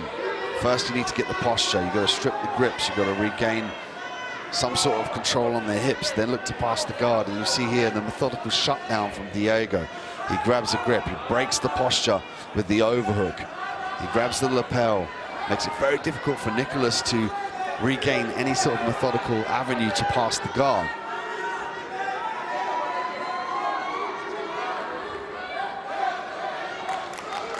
A minute and 20 seconds left. Nicholas in the top position. Diego works off of his back now. There's the guard. Break open there.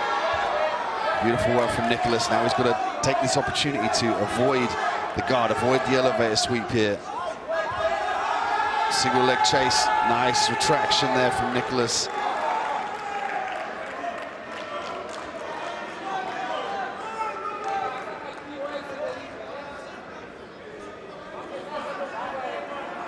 Going to get a readjustment of the gis here and the belts.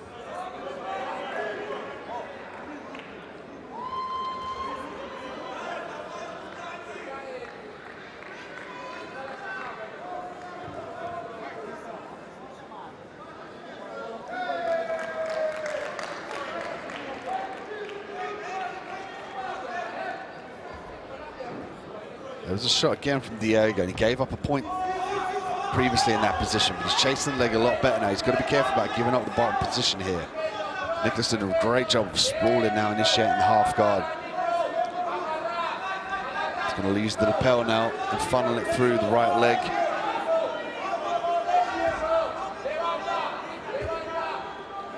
Back step from Diego. He's going to look to keep his hips low now. Can attack the feet here in this position as well. Diego can sit back and triangle the feet here in the saddle position. Looks like he's got the leg on the inside. Footlock here from Diego as he rolls through. He's going to try and turn the foot down. Great work from Nicholas to plant the foot on the floor to negate the pressure from Diego. Nicholas has done enough here in the final to walk away with the gold medal at featherweight.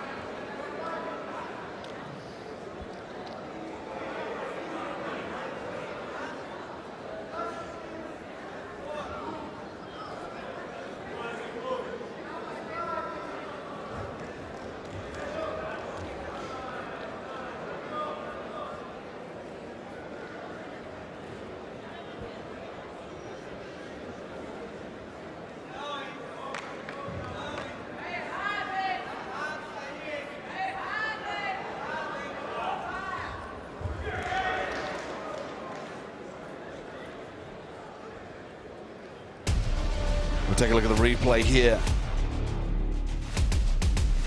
And we saw Nicholas in the top position, just unavailable for him to pass the guard early on in the fight. But he consolidated the information and he was able to look for a way in. It was the overhook being worked by Diego. Did a great job of breaking the posture, stalling the game. Here was the point that enabled Nicholas to pass the guard.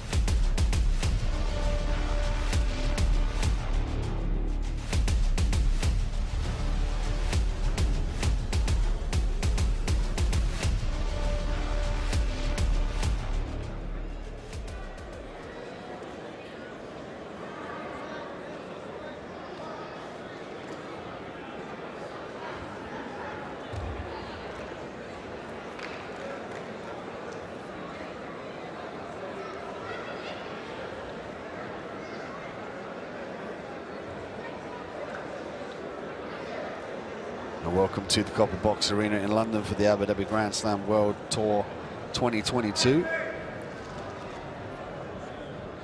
We have finals matchups coming up here in Mat 3. Erin Catherine Nygren and Hannah Roach.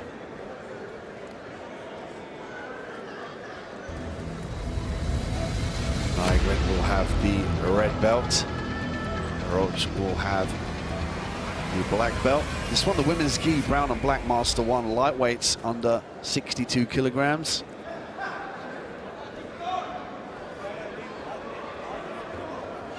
This match will determine the silver and the gold medalists respectively.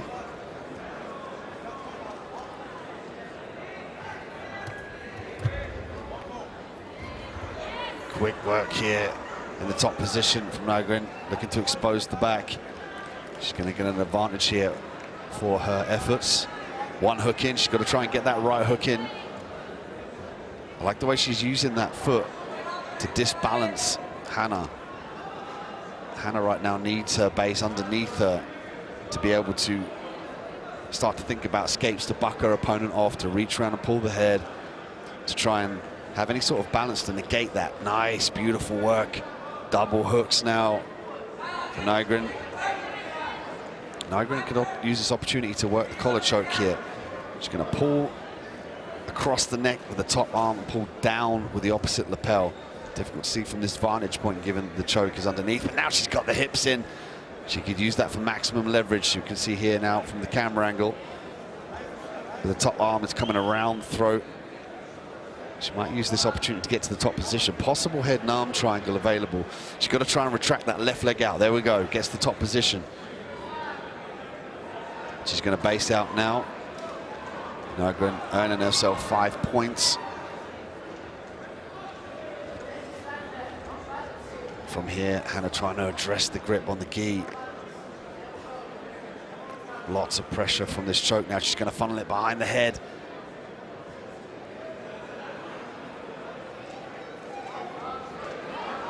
A nice counter as well when the bow and arrow is not there, is to hold that grip across the top and then punch that arm underneath your opponent's arm and then round the back of her neck. And Hannah wise to that one, getting back to her knees now. In this position, she could start to think about trying to shake her opponent to her back. She wants to try and end up in the top position. Nygren with a great awareness of the hooks here.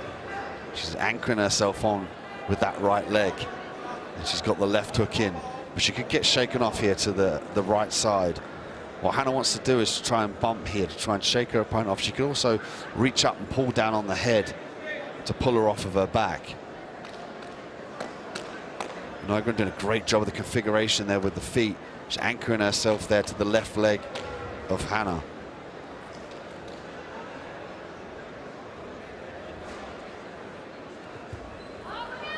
Oh, there's the bow and arrow, beautiful work from Nygren. 10 points up, but she didn't need to go to the scorecards because she finished with a beautiful choke.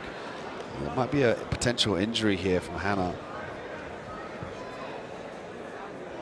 It could have been from the underhook of the leg. It looked like Nygren used that collar and the leg for leverage. He pulled up on the leg to finish the choke. Might be the hamstring here. Hannah's signaling to the hamstring.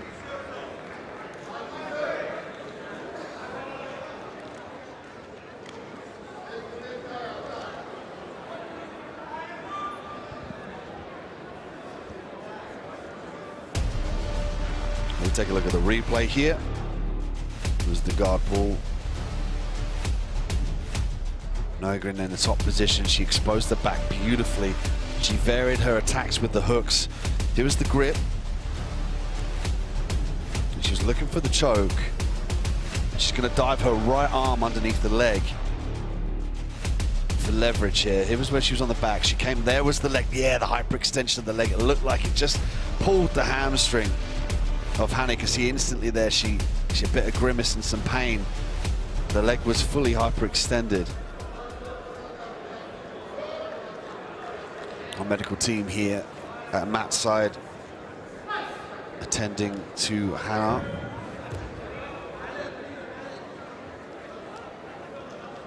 She's still on the mat here, clasping the leg. It looked like her leg got hyperextended and she's complaining about the hamstring. Could have been a pulled hamstring there.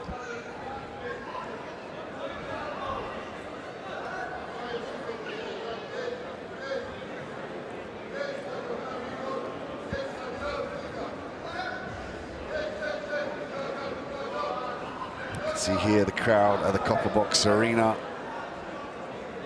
All this made possible by our wonderful sponsors: UAE Jiu-Jitsu Fitness, International Vision Travel, 24/7 Facilities Management.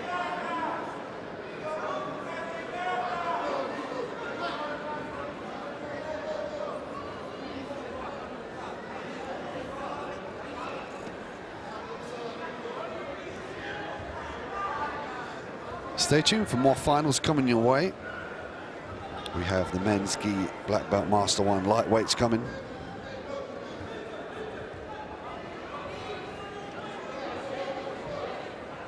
We're just going to cross over to our purple belts here at the Copper Box Arena whilst Hannah gets attended to by our medics.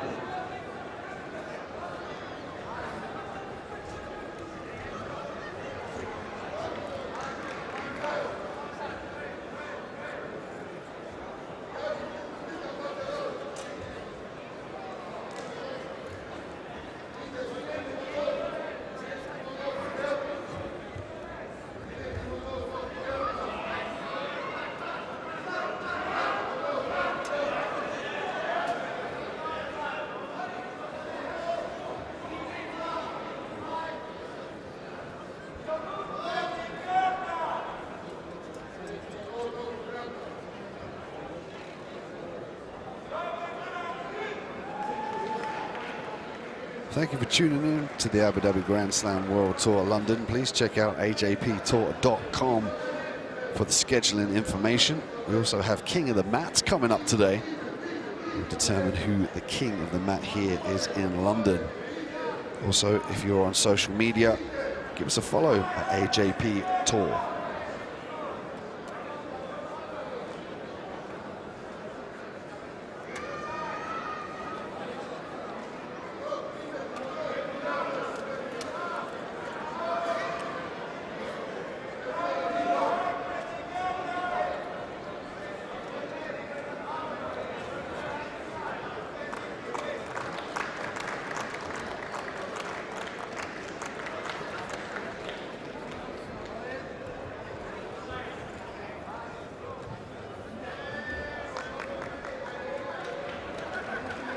And with Hannah taken off the mat here, Nogren claims her place as the gold medalist in the lightweights.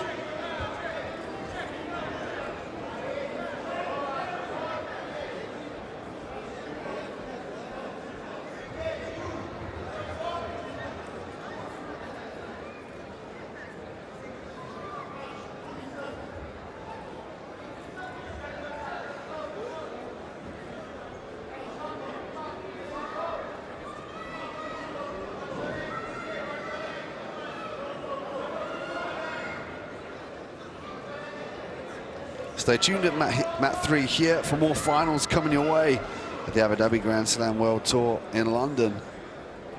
We're live from the Copper Box Arena. And we welcome our finalists on the male gi black belts Master 1 lightweight.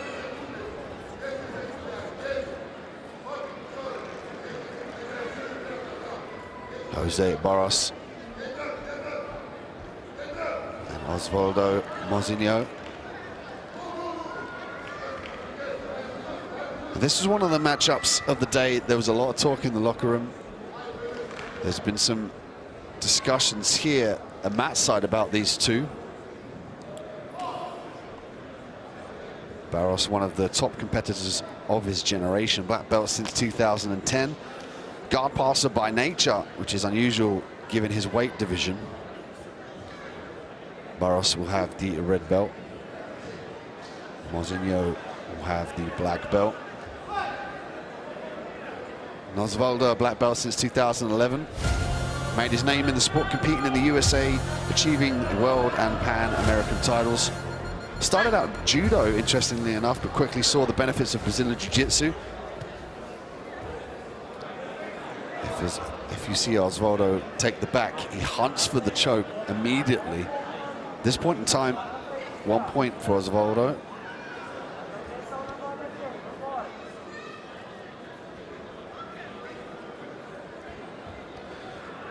Osvaldo now looking to claim the top position. Nice head pressure.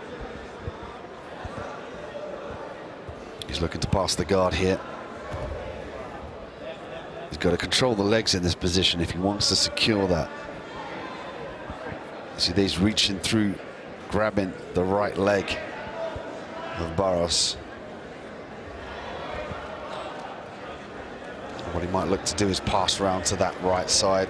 He switches to the grip on the left one. He could use this as a takedown as well. Beautiful work. Osvaldo now looking to circle. Oh, he might give up the bottom position here. He's got to frantically work to his feet as they go out of bounds.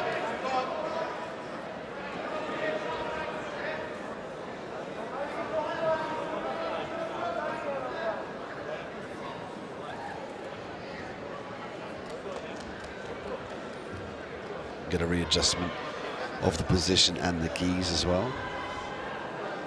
Refreshing to see the respect of the kimono and the rule set here as well at the Abu Dhabi Grand Slam World Tour in London 2022. This installment today we saw some of the youths, and currently we're looking at the masters here at the Copper Box Arena. Tomorrow we will have the professionals. Currently we have the finals here, and then the king of the mat. UAE Jiu-Jitsu Fitness Vision International Travel, UAE Jiu-Jitsu, one of our many great sponsors making this possible. Osvaldo now with the 2 points up, 3 minutes and 30 seconds left in this final lightweight.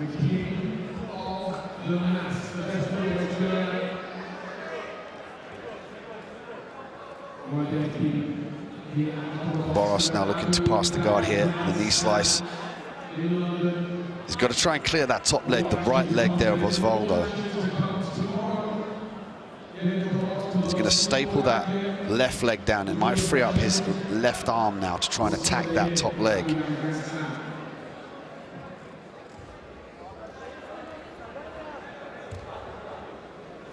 He's got a nice grip as well on the left leg of Osvaldo. Osvaldo Mozinho working off of his back. Looking to circle the legs in here. Osvaldo looking to re-guard. This is what Barros needs to do. He needs to sprawl the weight down here, get his chest over the legs of his opponent, and start to walk up. This point in time here, as always, got to try and clear the right arm to negate that grip. It's preventing him moving his arm up now to walk up to the head, potentially to grab the lapel of his opponent as well. He needs an anchor point to walk up the body here.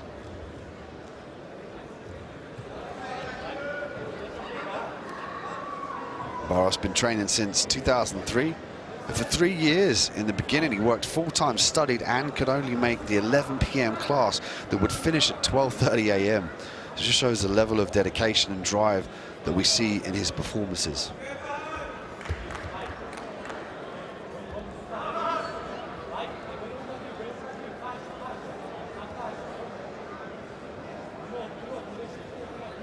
Barros now looking to be very heavy with the legs. He's going to pick a point here to try and pass the leg through. He's got to punch that bottom leg through and then look to circle. Minute and 25 seconds left here of Osvaldo with 2 points to Barros' 0.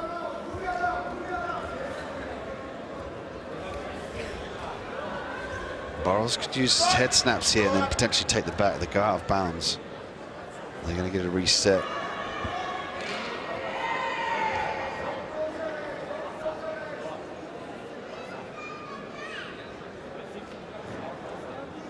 And these moments here, the positive self-talk, the listen to the coaches, the reinitiation of the game plan, especially for Barros being down 2 points. You know, he's got 1 minute and 11 seconds to work. You could argue here that he definitively needs to either pass the guard or gain a takedown. And he's found it a little bit difficult to pass the guard thus far, so he could have more success with the takedowns. Might look to shoot a low single here. He's touching the floor to test the water. There we go, he's looking for that low single. There we go. Guard pull here. Barros now looking to establish the top position.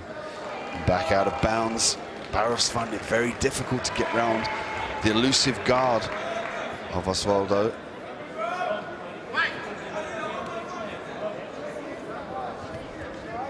Mazinho looking to fake the level changes.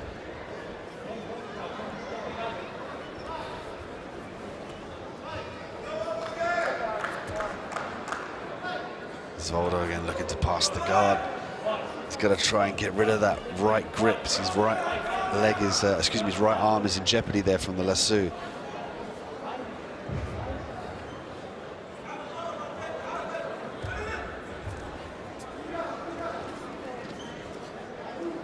Osvaldo could be walking up for a triangle here. 6 seconds left, 2 points up for Osvaldo. In this final here, the Black Belt Masters lightweights. And there it is. Osvaldo Mazinho has done enough. He made his name over in America, now he's making his name in London. Show respect as well between the athletes is always nice to see.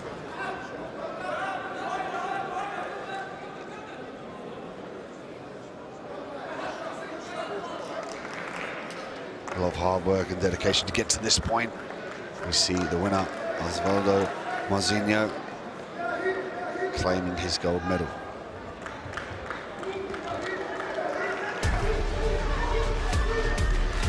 As we take a look at the replay here, some of the scrambles, Osvaldo able to get the takedown in the top position, largely due to the grip on the pants. He circled around and briefly tasted north, south and side control.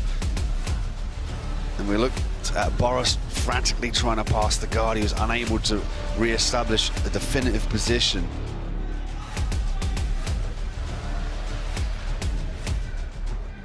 Osvaldo did a good job of utilizing the re-guard, the lasso, constant movement to negate Boris' guard pass, and he walks away the victor.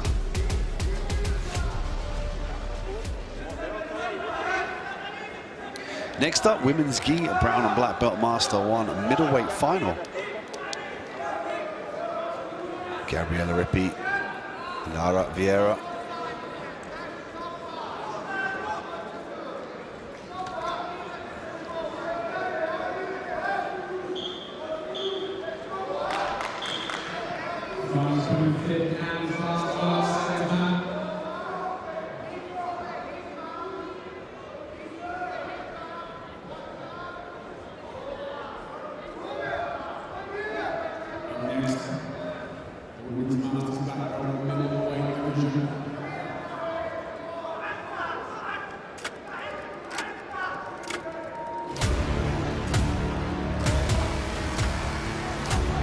Gabriela with the red belt, and Vieira with the brown belt. Early guard pull from Gabriela. Looking all ready to secure the lasso.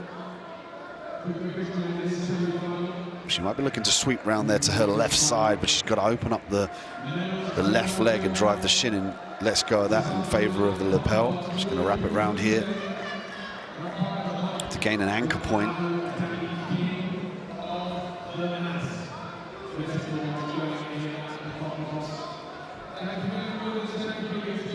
Gabriel looking to invert round. She can get the omoplata sweep. Looking for the triangle, however. There's potential for an armbar there as well.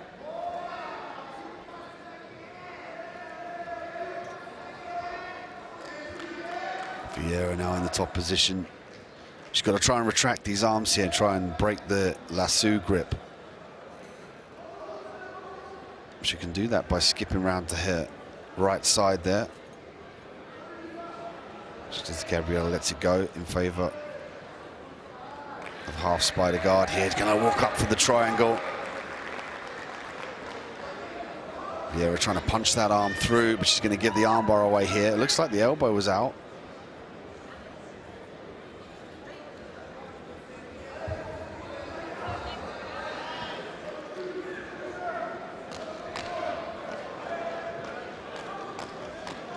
Circular motion here from Gabriela.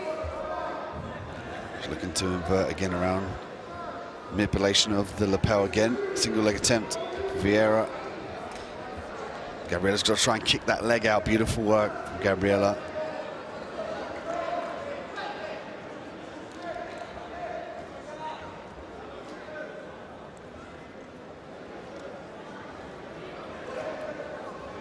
Grip from Gabriella now, looking to pull guard. She's going to under the leg. She could threaten the leg lock here. Kicks the leg round. She's a little bit low on the knee. She's going to get a warning there from grabbing the inside of the pants. You can't put your fingers on the inside of your opponent's attire.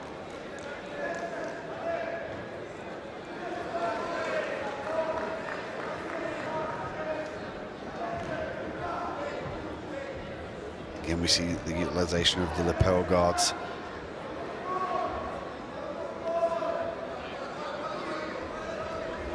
Again, we see the same position, but she's still missing the armbar. Back round to the triangle now. She might look to let go of that lapel. She's going to accept the full guard here, looking for the scissor sweep. Back to the lasso. Gabriella now looking to attack the leg. Looking to expose the back here. She can grab the belt. Oh, beautiful work. She's got a grip now into the top position. Smile on the face of Gabriella. 2 points now for Gabriella. Lara Vieira looking to potentially look for the triangle there. But from here, she's got to try and circle that left leg through.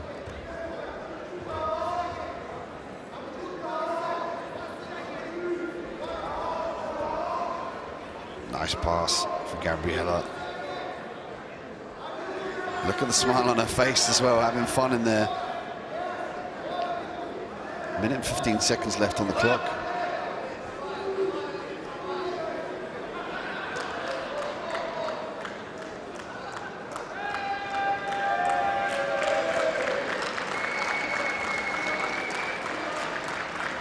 They get a readjustment of the geese here in the Abu Dhabi Grand Slam World Tour in London.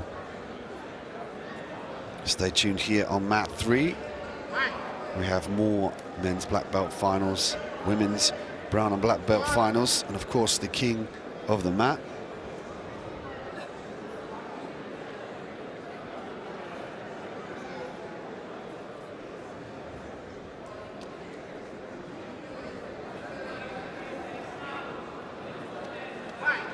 Slap hands, touching knuckles. Gabriella with the red belt. Vieira with the brown belt. We've seen Gabriella more responsive, more able to sweep in these positions. Straight to the back, butterfly hooks initiated now, open guard. Gabriella briefly looking for the De La Riva. Vieira looking to pass the guard here, but the inversion is going to prevent that. We've got to see Vieira now sprawl the hips down, but lots of pressure and stack up. She's going to give the leg here. Gabriella swinging around now to attack the opposite side leg. Gabriella very responsive, and she does a great job of utilizing the lapel here. Looking for the X guard now. Beautiful sweep from Gabriella. Great X guard sweep from Gabriella now in the top position, bringing her 5-1. Just 10 seconds left on the clock in this women's brown and black belt master final.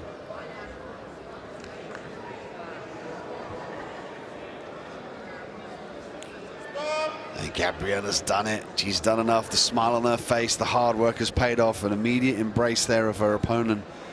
She will claim her spot on the podium with the gold medal wrapped around her neck shortly.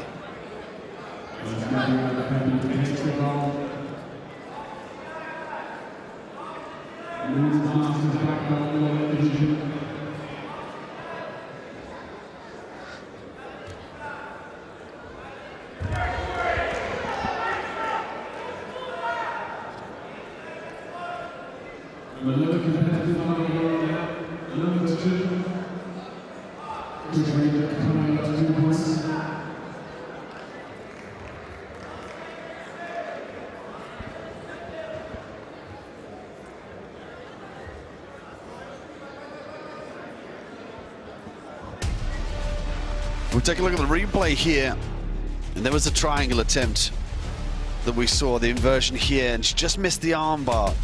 on both instances that she looked for that, but she did a great job of utilizing her feet in a circular motion to expose the disbalance of her opponent here. Very reactive as well to negate the single leg attempt.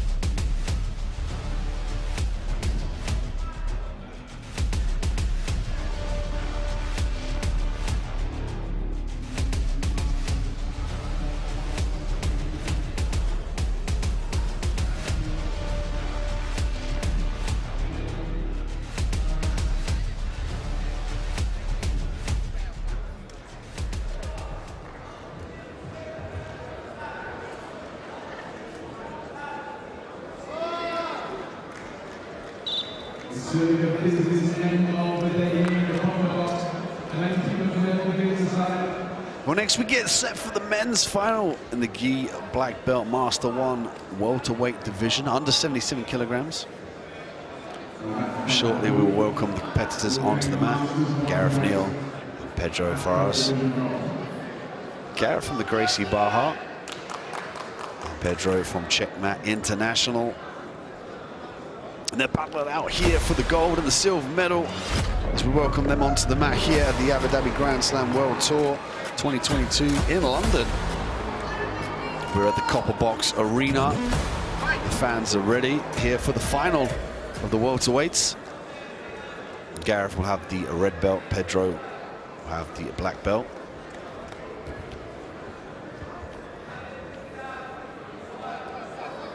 De La Riva early on from Pedro, now looking to secure the inversion. Could look to sweep round to his left side here.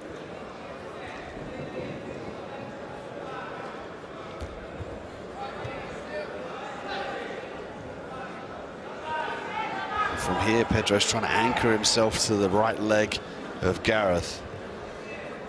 Gareth's got to keep heavy with that knee as well. He's got to drive the knee down to the mat here and try and promote this knee slice.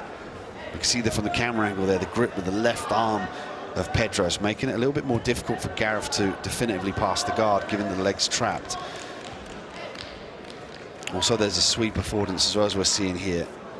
Gareth doing a good job of staying in the top position thus far. Now he's trying to retract the leg out.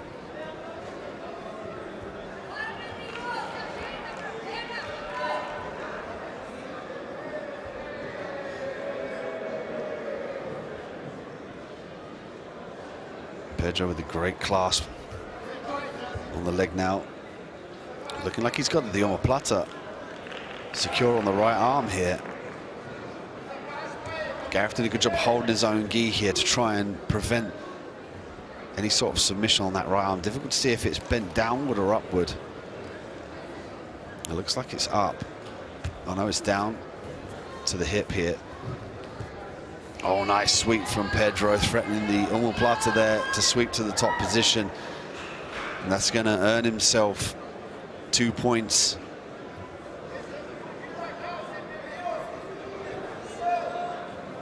Now from here, Gareth is going to look to try and invert. He's going to try and clasp hold of a half guard here. For Gareth off his back now, he's a number of options. He's got a grip on the pants, which would enable him to circle that left leg round for the De La Riva and use the right shin across the body of Pedro for the sweep. He's going to switch the grip now to the lapel, which could enable him to work triangles.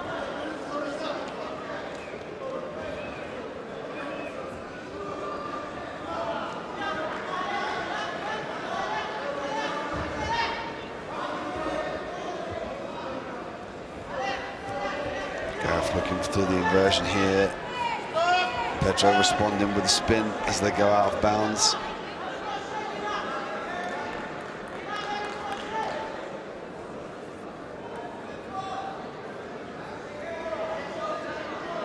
Going to get a readjustment of the geese here, but Pedro's 3 points up. 2 minutes and 6 seconds left of this men's Gi Black Belt Master 1 welterweight final.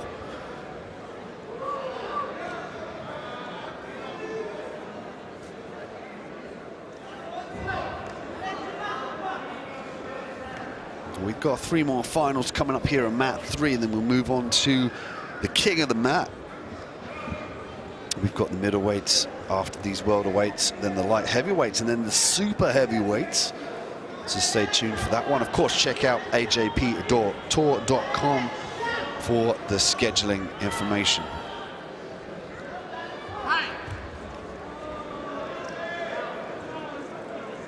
Back in the stand-up position now. 3 points for Pedro. Gareth might look to get this fight down to the ground via a takedown here. Oh, nice entry from Pedro. Gareth opted to pull guard, full guard for Gareth. Now, if you get a sweep here, it's going to earn him 2 points. It's not going to be enough to edge him up on the scorecards. So we could potentially look for a sweep and then immediately pass the guard for another 3 points. He's got to get that left leg into play now. There we go, there's the lasso. Pedro did a great job of circling his arm away from that pressure.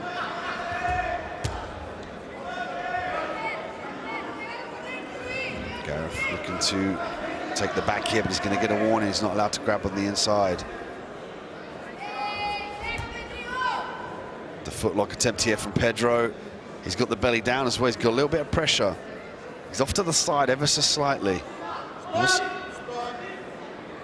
Go out of bounds here. He just needs to flex the foot downward. It was a little bit off to the side, so the pressure was going more into the side of the leg as opposed through the ankle.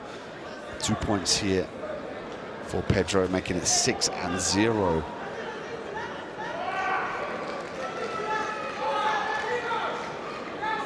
Thank you for joining us here at the Abu Dhabi Grand Slam World Tour in London. We're live from the Copper Box Arena. We've had the Masters here on mat 3. We'll continue to have more finals today, and then the king of the mats and the professionals will duke it out on the mats to win the bronze, silver and gold respectively tomorrow.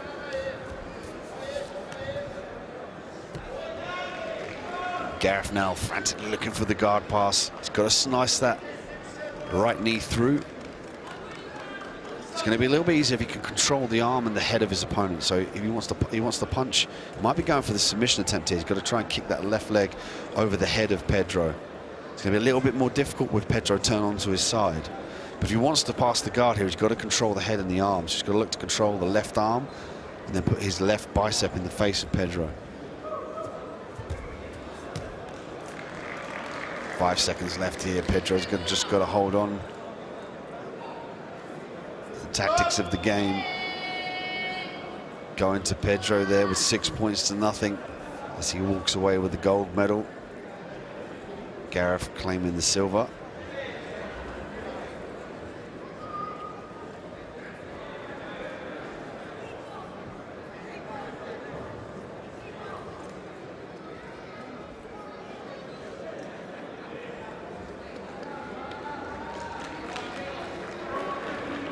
And the winner by points, Pedro Fares, claims his gold medal here at the Abu Dhabi Grand Slam World Tour. And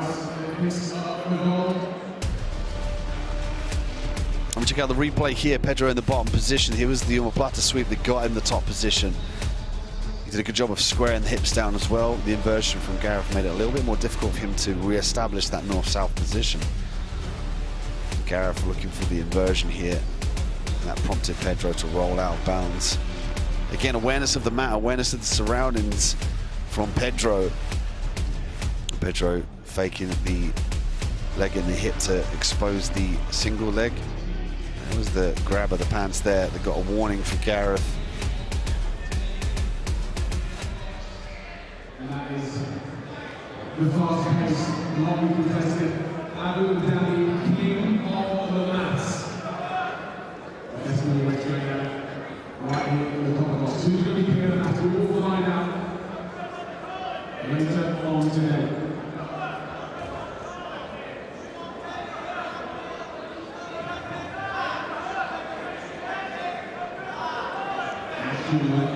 We get set here for our next final matchup. Welcome the athletes here to the Abu Dhabi Grand Slam World Tour mats. middleweight final here. We welcome our two opposing fighters here, Patso Gudi and Marcos Tinoco.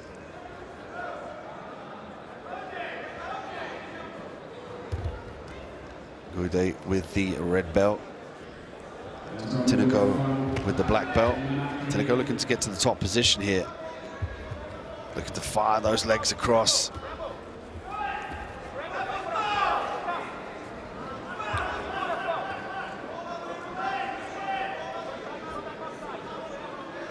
Tinoco in the top position. He can get a grip here. He can also look to attack the feet and look for guard passes.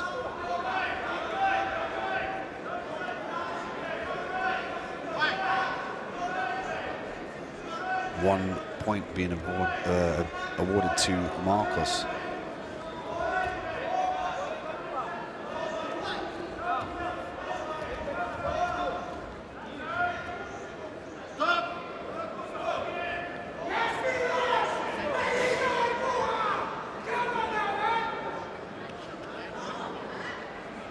A little break in the action here. An inadvertent manipulation of the eye here.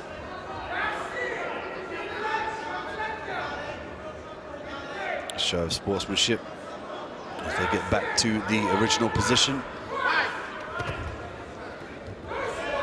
Nice strip of the grip there from Marcos. He's got to control the legs more definitively here, potentially to go to the knees to prevent. There we go. Now, as he walks the hands closer to the knees, he's got greater control over the legs here. The further down he goes towards the ankles, it allows his opponent Ngudi to turn and manipulate, re-guard, get a bollard between him and his opponent here.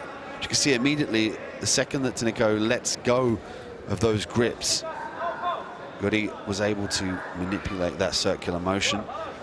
Another point here for Marcos, now 2-0. Just over 3 minutes left on the clock here in the final. The middleweights under 85 kilograms of black belt Master 1. And we see Marcos already with 2 points up. Ladies and gentlemen, action continues on our last very special presentation by His Excellency Ahmed Salam Al-Alain, Vice President of UAE Jiu-Jitsu Federation, to make his presentation. Tinoco doing a good job of establishing the back here. He's got control of the top position, which will give him another point, bringing it to 3. Oh, there was a tap, beautiful work. Difficult to see from our vantage point here at the commentary position what it was. We'll check out the replay momentarily. It looked like a potential collar choke, maybe a clock choke. We'll check out the replay.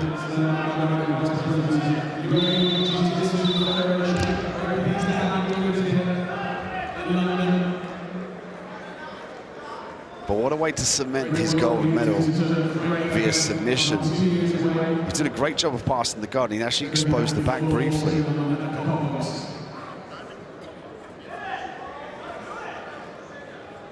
IBSM, one of our proud sponsors here, the Abu Dhabi Grand Slam World Tour in London.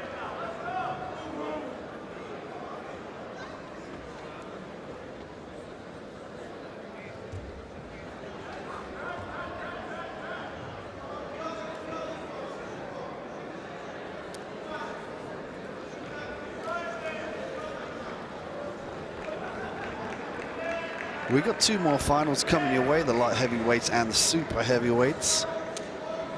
So stay tuned for that one. And of course, the king of the mats, Marcos Tinoco, winner by submission, cements his gold medal with a stamp on the end of it. Here's the replay. Now he got the top position here. Ngudi was turning in. There was a point here where Ngudi gave his back up. There it is. It looks like a collar choke there again. Difficult to see from our vantage point.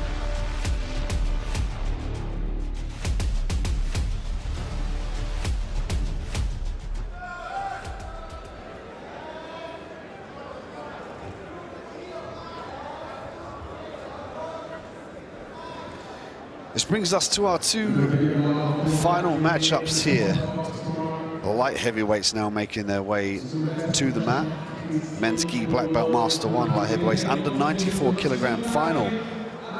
Alberto Ramos of Sacramento. Alberto will have the red belt. Sacramento will have the black belt. Just waiting for our athletes to make their way to the mat.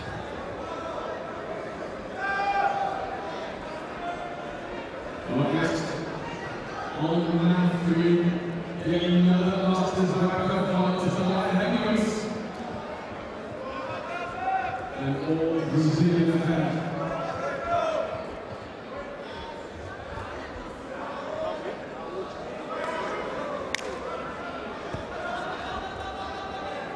Alberto Ramos and Aves Sacramento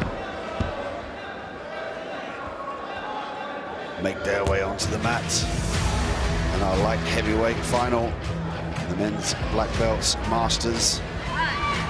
Ramos with the red belt, Sacramento with the black belt and the black gi. Head-to-head pressure early on. You're looking for disbalance here or level changes. Get your head and your hips lower than your opponent. The grips as well give the affordance to pass to the back. Oh, nice head snap down from Sacramento.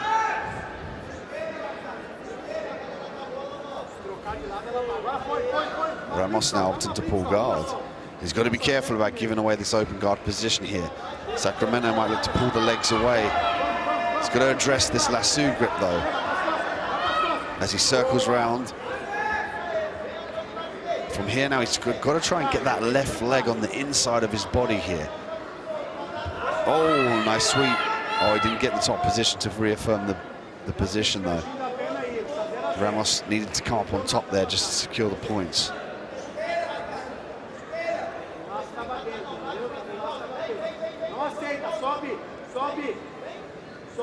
Ramos looks like he's manipulating the lapel here. It might be the, oh no, it's the lasso grip. The lapel being grasped by Sacramento. And he's looking for that guard pass, and he gets halfway there, but then the leverage through the bicep from that lasso grip there pulls him back into the open guard. He needs to address that grip. He can circle his hand round to the back of the leg and start to put pressure on the fingers. He can skip round to his right side as well, use his knee to punch the heel up and then circle the leg to the outside of his body as opposed to the inside. But he's got to address that lasso grip here. This is preventing him passing the guard. He's going to look to his coach here for some instruction.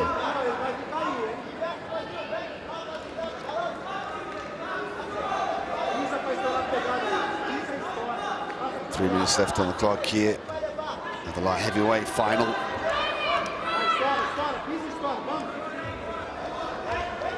And this is a methodical waiting game here for a dominant position. Wrist lock attempt, potential omoplata from Ramos. Sacramento might be chasing the leg here. He's looking to hook that leg. And he's trying to regain that right leg closer from Ramos. Ramos now. It looks like a bit of pain on the face there of Sacramento. A reset now back to the feet.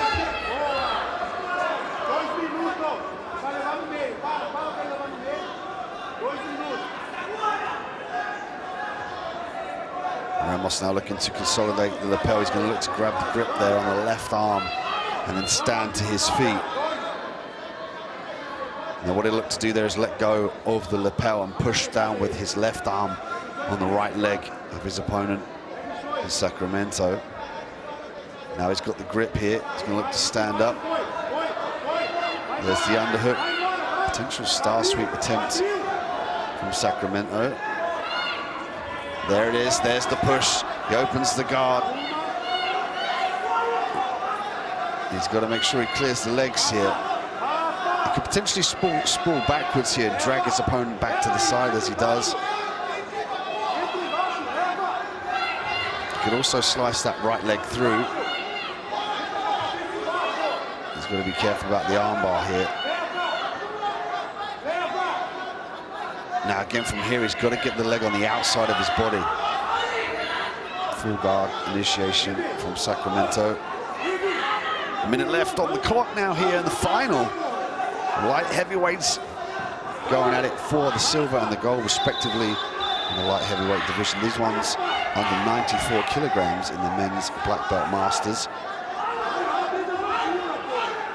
Sacramento could be trying to kick round for an armbar, but the elbow's clear of Ramos. He's going to use this opportunity to invert, potentially attack the leg. Back to the open guard now. Ramos looking to stuff down now. Heavy, heavy, heavy pressure from Ramos. He could punch that left arm through now and try to circle round.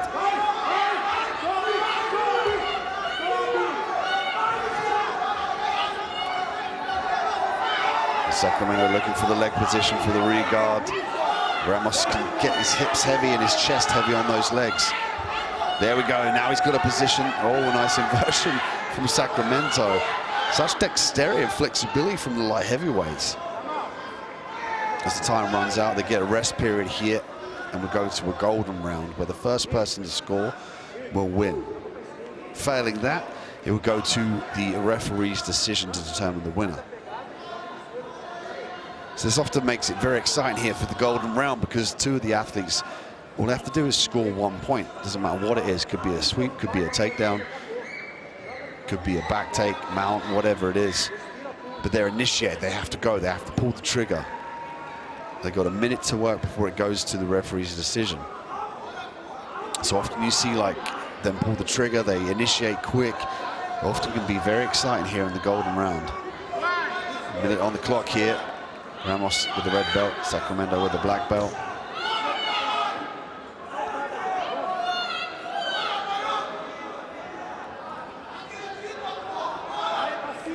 And both a little bit apprehensive to engage.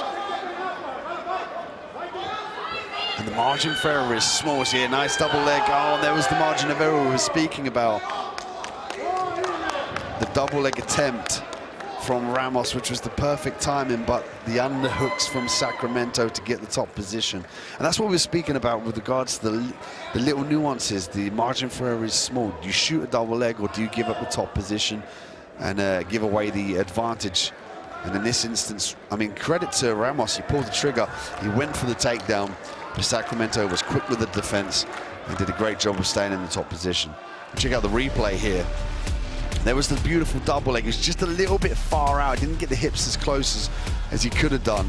And Sacramento recognizing that with the sprawl and charge forward. Watch Sacramento's hips. He dives deep with the underhook, with the right underhook as well, and circles his opponent to his back. Great utilization there of the sprawl and the underhook.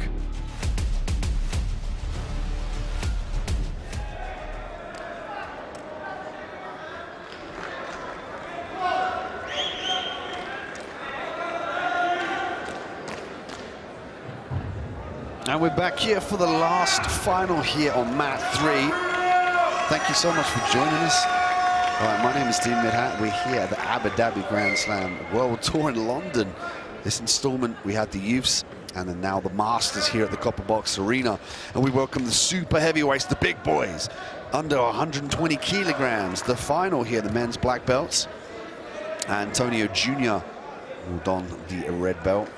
Igor Silva with the black belt, as they now are welcomed onto the mat.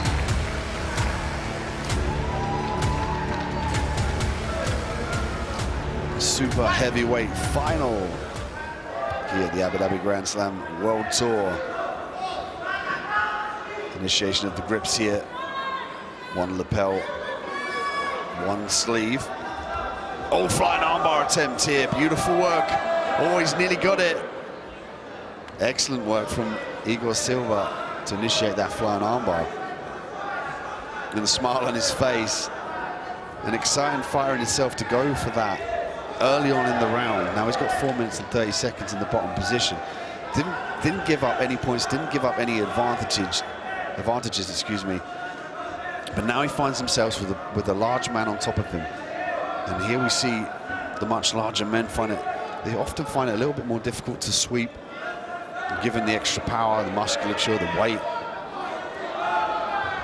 But it's often misdirection, going for one thing and then initiating another. So from here, Silva's got to try and sell one thing and then buy another. So he's got his right arm underneath the leg here. He's kind of telling his opponent that he wants to sweep off to his left side. He's got to try and hide these advances in this position.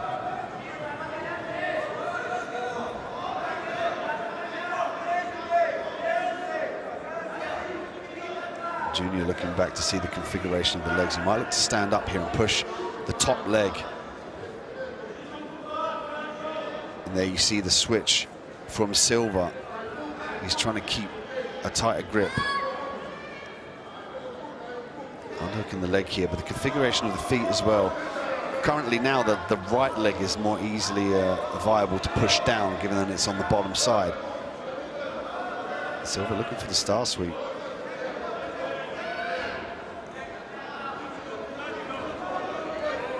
Guard's open now. Junior looking to pass the guard. He's got to control the feet in this position though. Inside of the pants, the ankles.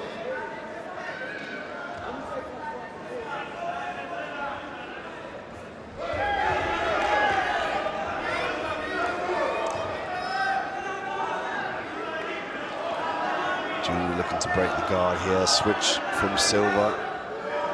He's trying to keep that side. And as you can see here, Junior did a great job of understanding where that bottom leg is. He's looking to put pressure there with the elbow.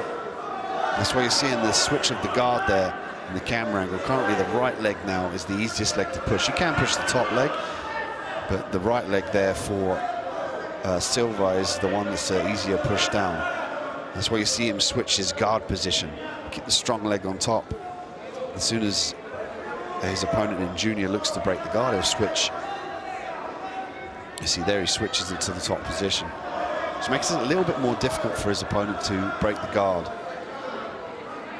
Could be attributed to the fact as well that he's been holding the guard for a while. He might be burning his legs out here.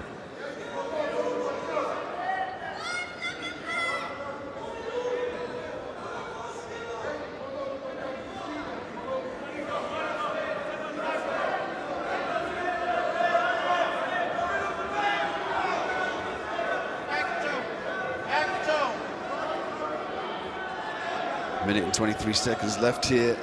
The super heavyweights. Junior in the top position trying to break the guard. Silva holding on, trying to break the posture.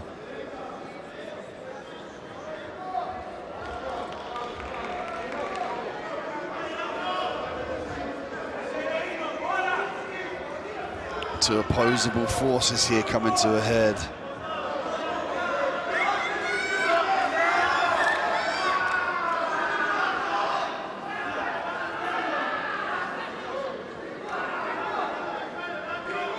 Stopping the action here to regain the action in the middle of the mat.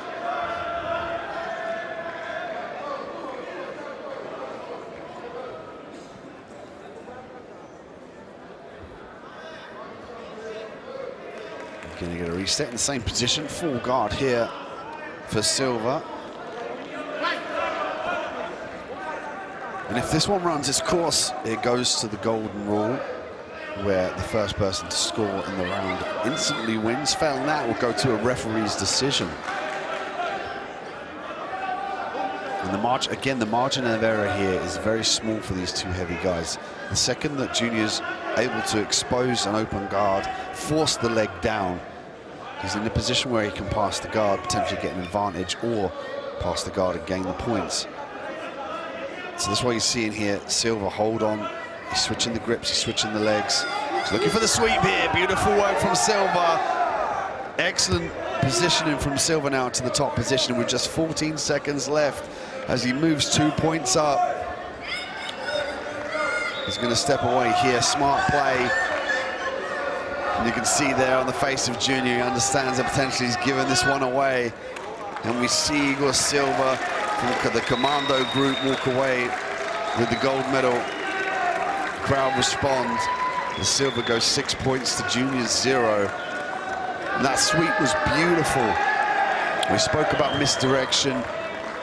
We spoke about the ability to hide what you really want, and Silva did that perfectly. He consolidated the information throughout the match and understood when to dive that arm underneath and look for the pendulum sweep.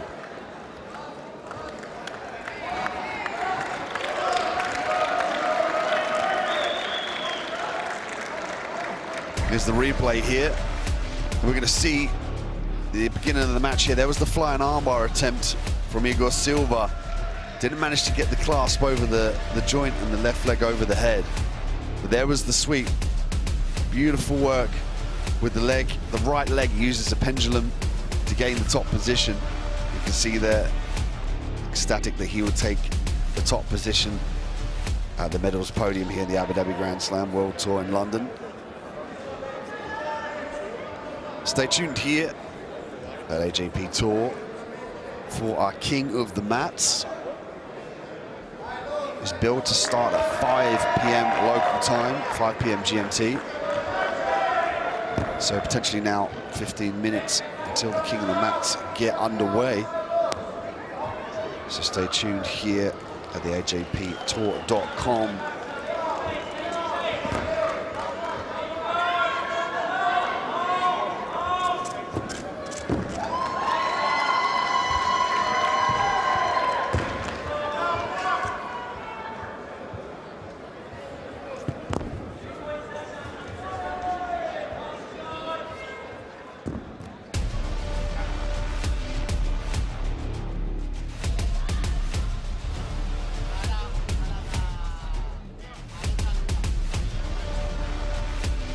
As we take a look at some of the highlights throughout the day of the Masters, we saw submissions, we saw top positions, we saw excellent sweeps as well. We saw the fruits of the labor. Enjoy the highlights and make sure you join us for the King of the Mats coming up next.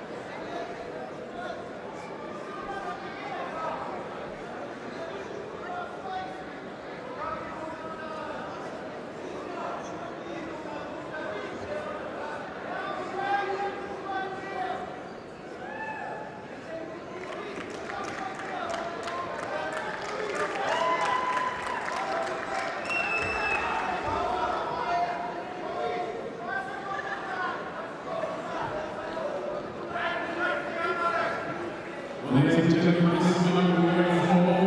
The highly anticipated Abu Dhabi King of the Mat. So without further ado, let's welcome our competitors. First up, Tommy Langaka, from Abu Dhabi World Pro Champion 2019, Grand Slam Abu Dhabi Champion in 2020. Up next, Lucas Nascimento, Abu Dhabi Grand Slam Champion Rio in 2020. Up next, Nathan Shaw, two-time Abu Dhabi Grand Slam Champion. Up next, Nathan Mendelssohn, Abu Dhabi Grand Slam Tokyo Champion 2019. Up next, Gillian Rocker. And finally, Anderson Ferreira, an Abu Dhabi World Pro member in 2021. Ladies and gentlemen, these are your competitors for the Abu Dhabi King of the Mat.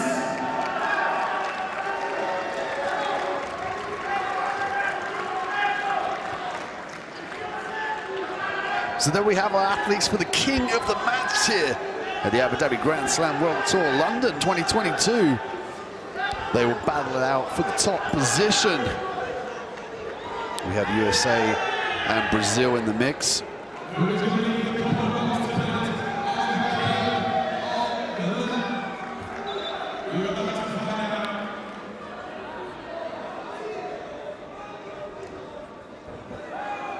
Thank you for being with us here today as we return to London, as we return to the Copper Box after 2 years. It's the Abu Dhabi Grand Slam London. What a way to finish day one. Of course, we are back tomorrow here at the Copper Box. Some of the world's best professionals will be going at it. Well, I couldn't think So of stay that. tuned for the King of the Mats here. We'll have 6 athletes battle it out for the top position and the bragging rights.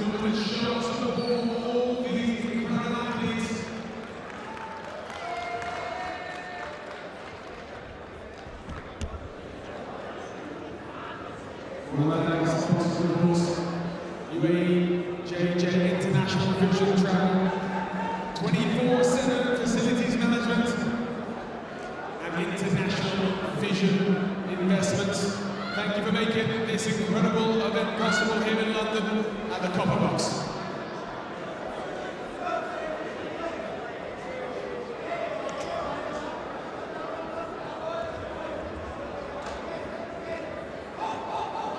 So remember to wait for a minute. Abu Dhabi King of the Mat.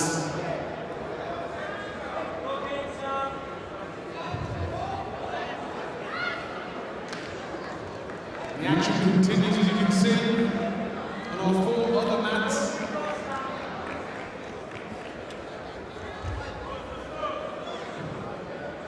Including the various categories we've seen throughout today. Plenty of medals are on the line in these final contests of Saturday.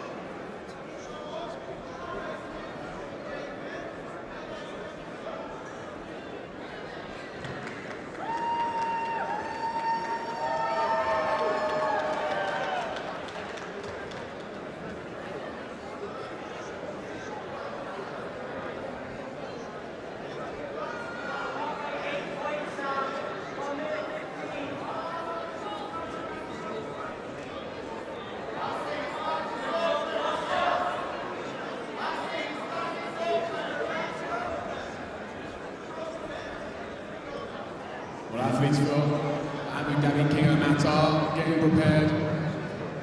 They'll be out momentarily. What a way it will be to wrap up day one here at the Abu Dhabi Grand Slam in London.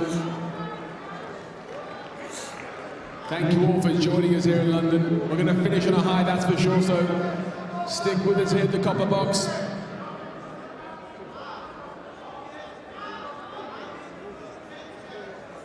This event is currently being viewed around the world.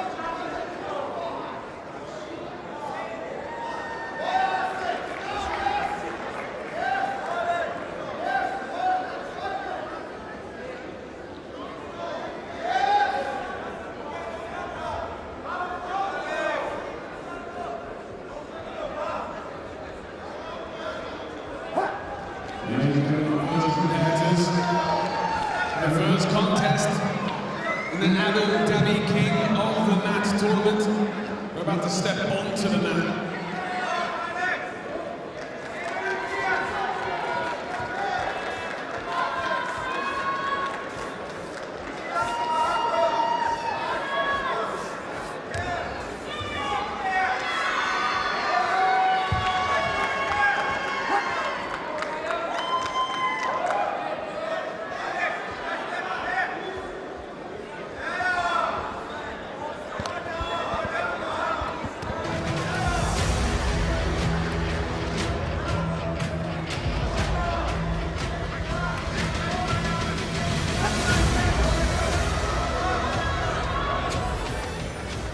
And here we have the first installment of the King of the Mats. Already our athletes are on the King of the Mats mat here at the Abu Dhabi Grand Slam World Tour London.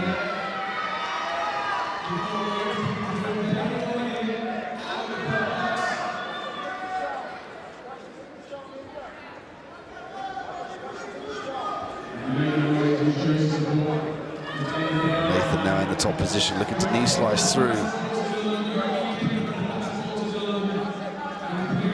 Tommy's got to try and prevent this with a bump. He's got to try and bump his knees up. He could try and re-guard in this position here and then fire that right leg towards his opponent.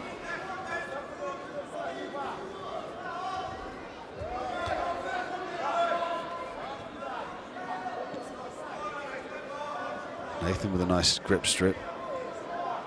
4 minutes and 4 seconds left here. The King of the Mats, first installment, first fight to determine who will be able to crown themselves the King of the Mat and walk away with the prize money.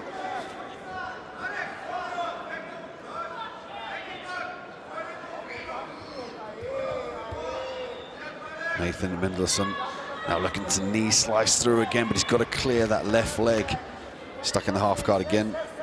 He's got to address the left unhook as well of Tommy. He really wants to control the arm and the head of his opponent to try and get his back flat on the mat, which will enable him to pass the guard a lot easier and prevent the sit-ups here as Tommy gets to the top position. Men's gi middleweights here, match 2 of 6. Already we see Tommy in the top position.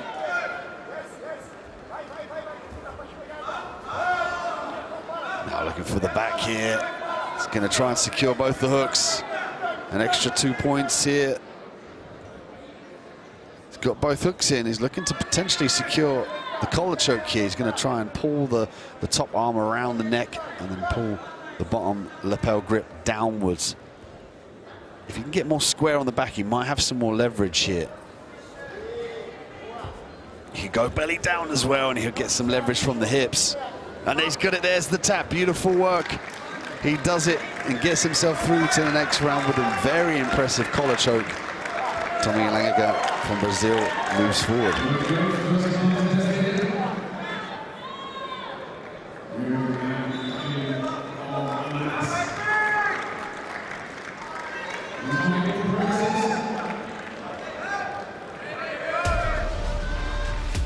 Let's take a look at the replay. Here was the back control, and he set up the grips. The second he took the back here, and he could use the hips in that position and really crank that top arm around the neck of his opponent, he established the choke. Take a look from a different angle here. The second he goes hips down, and he gets the posture, he gets more ability to drive that right arm around the neck of his opponent, gaining more leverage and obtaining the tap.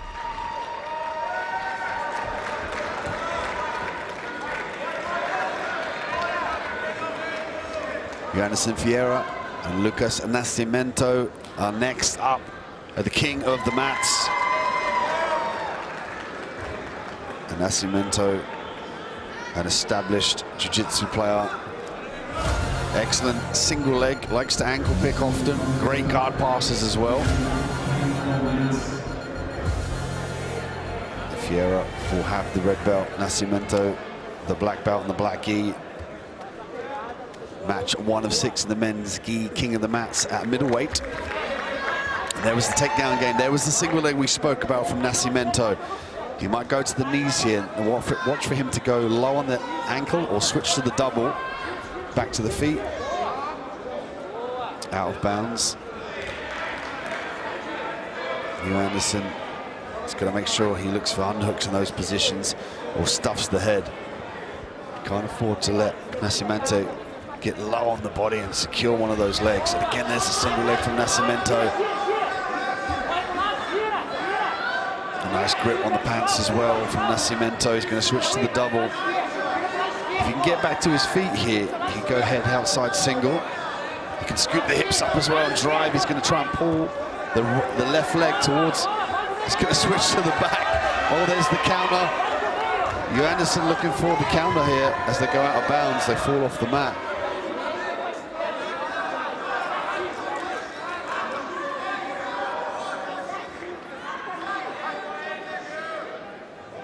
Going to get a reset in the middle here. We've got to see Anderson kick that leg back. When Nascimento drops down for that single leg, he's got to kick it back and then look for the underhooks. Low single attempt from Anderson. He's going to switch to the double here. He's got to be careful about giving up that top position. He's going to use the lapel for more leverage. In step of the elevator as well to the top position. He could also grab the lapel here and drag Nascimento around to the right side. He does just that. Oh, beautiful work from Anderson. He seems to have found the on button and turned up the volume. Anderson 2-1 now, 3 minutes and 20 seconds left on the clock.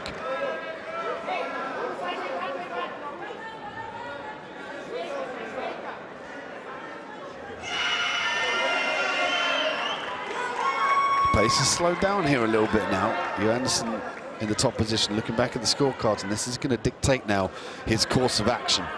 He's going to threaten the guard pass here. He's going to stay in the top position. He's got a nice grip on the gi there. It's going to negate that left arm of Nascimento, but the underhook is key for Anderson in this top position. He should pummel that right arm underneath the left arm of Nascimento. He's got to try and clear the grip though. You can see Nascimento's left arm gripping the gi there. It's preventing that underhook from Anderson.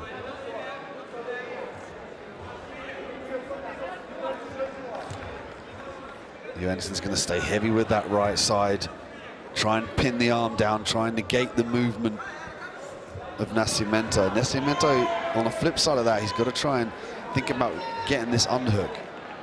But the second he releases that grip there with his left arm, he potentially gives up the underhook to his opponent on the left side. So he's going to have to be fast the second he lets go of that gi.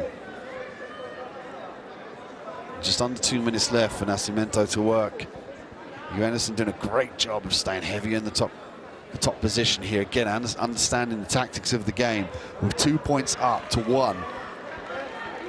You know, he's staying heavy in this position. He's driving the knee forward. He's negating that left arm with the grip on the gi, and then he's forcing his elbow down to clamp the left arm down of Nascimento.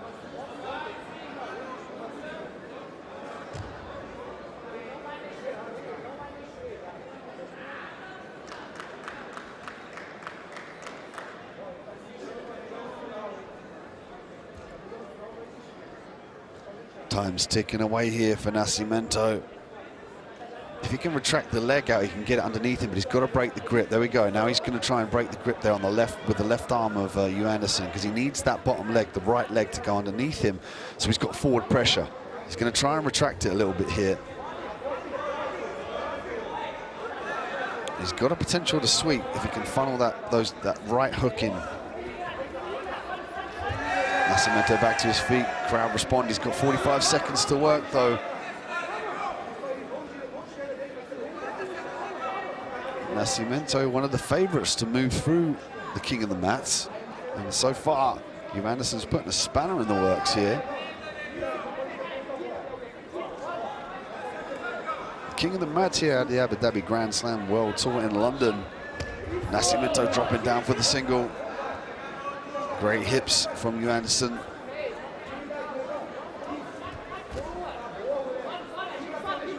Ten seconds left here now. Anderson's going to stay heavy on the top. He's looking to threaten the footlock potentially. Time's ticking away here in the middleweights. Great job by Anderson to re-establish that point advantage and then select the game plan to stay heavy on top and nullify the game there for Nascimento. Anderson Fiera will move on now in the king of the mats here at the Abu Dhabi Grand Slam, a world tour in London, live from the Copper Box Arena.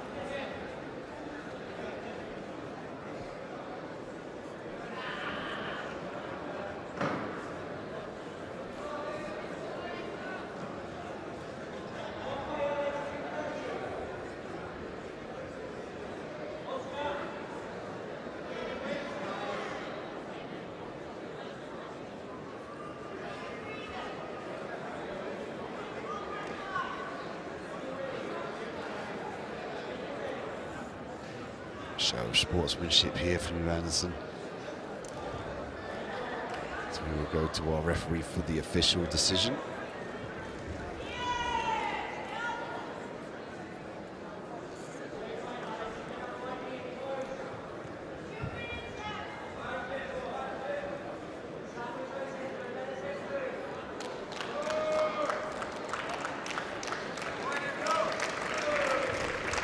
Winner, Anderson Fiera.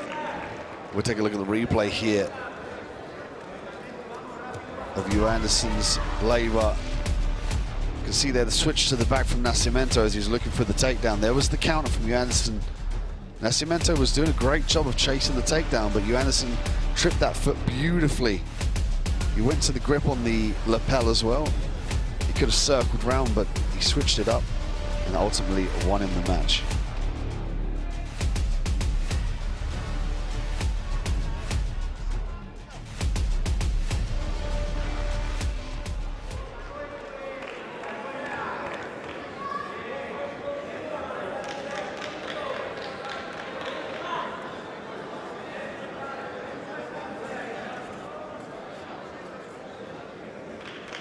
We welcome our next matchup now.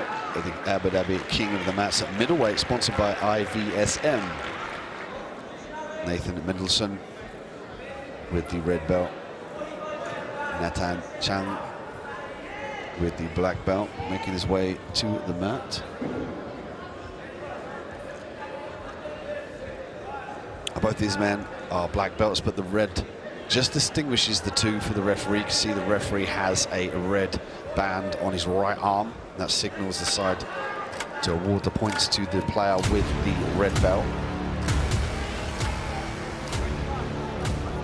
Both black belt competitors, but to distinguish between the two, you see Mendelsohn with the red belt here in the white gi. Bit of distraction from Chung there as he looks for the De La Riva.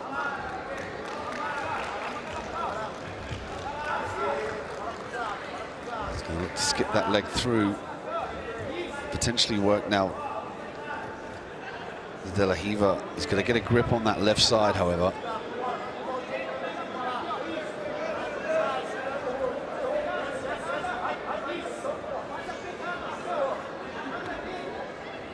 Mendelsohn's got to try and clear that left leg that's been circled on his chest right now. He's going to try and punch that to the outside or push it down.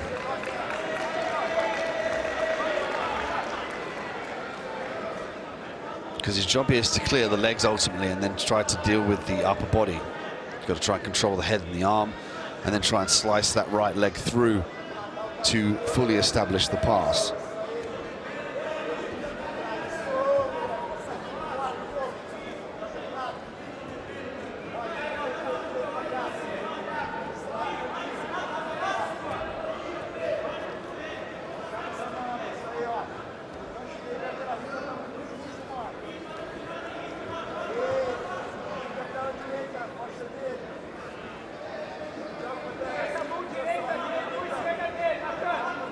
Chung now looking to re-establish the grips in the bottom position.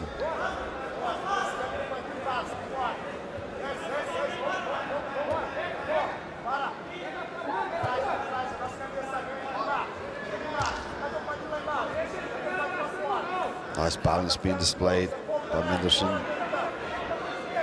But again, he's got to fight the legs here. He's got to try and punch the legs downward and away. He's got to make sure he addresses the grip on the lapel as well. At the moment, this point in time, is keeping that right leg where it is. Single leg X here for Chung.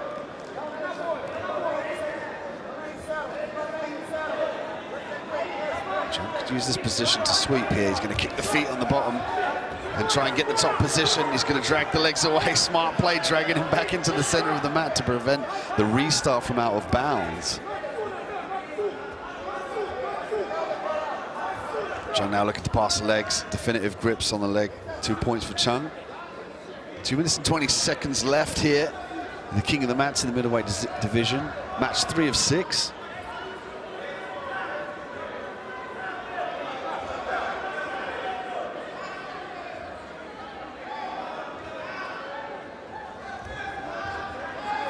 The adjustment of the garments here, and we get back underway in the same position. Chung looking to circle around now, take the back, got to clear the arm, however.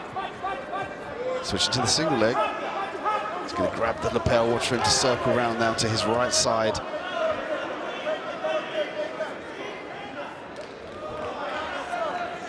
Again, he's initiated the grip there with the left arm underneath the right leg. Mendelssohn.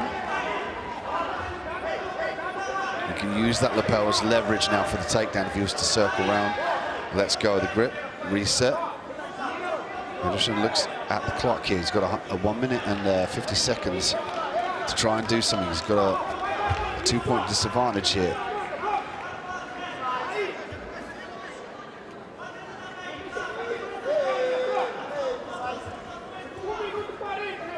Chung's got some great manipulation of the leg here. You can see the grip from a reverse de la Riva now. Could look to invert here. But largely he's just trying to stop the advance of Mendelssohn with that right leg.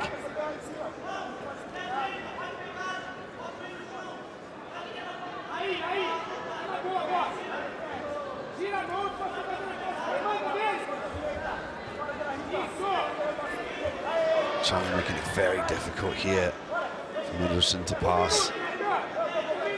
But again, Mendelssohn's got to clear the avenue here. He's got to clear the path for him to be able to pass here.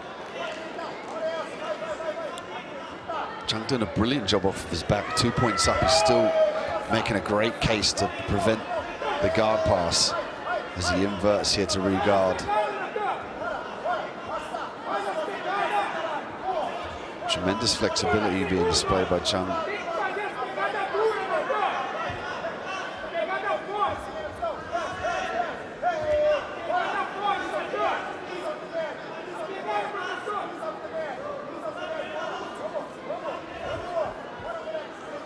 Just going up to the last 15 seconds now. Mendelssohn's got to do something drastic here. He can cartwheel guard pass in this position. He's going to look to try and pass the leg, but the re-guard of Chung is just too precarious. Look at that flexibility as well. You don't often see that in the bigger weights. Chung's done enough to push himself through here in match 3 of 6. The king of the mats for the middleweights here at the Abu Dhabi Grand Slam.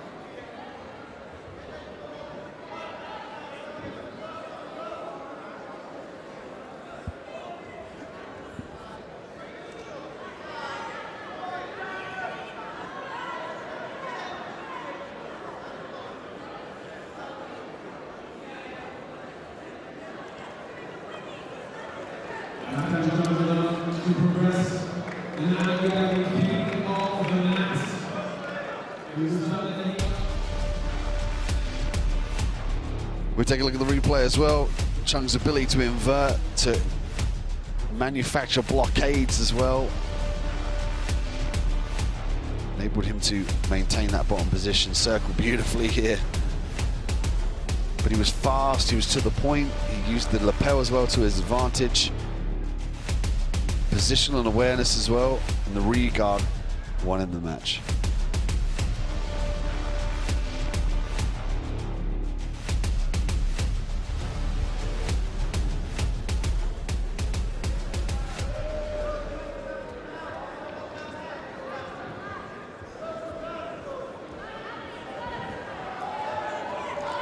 Anderson, Fiera, and Guilherme Rocha. Anderson will be donning the red belt, and Rocha with a black belt. Of course, both athletes black belts, but the red belt signifies the difference between the two for the referee, as you can see from the red band around the right arm of the referee. He'll use that arm to give points to the player with the red belt.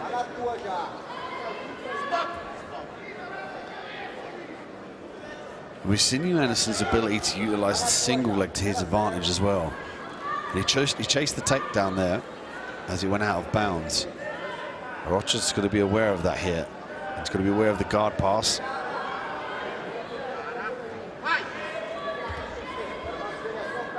Rocha's got to circle those arms on the inside here. and get the legs in between him and his opponent. He's using the spider guard here to try and elevate. He's got a grip on the pants as well, making it difficult for the leg to be passed securely around. Regard here from Rocha.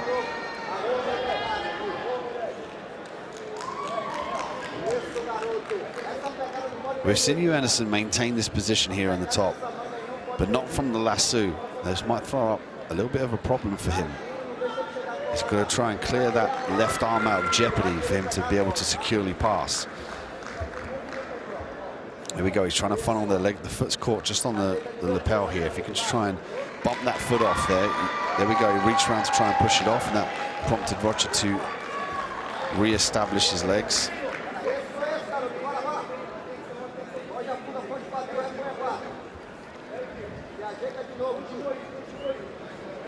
Anderson looking to pass the guard, potentially set up a footlock here, inversion for Rocha to negate that footlock.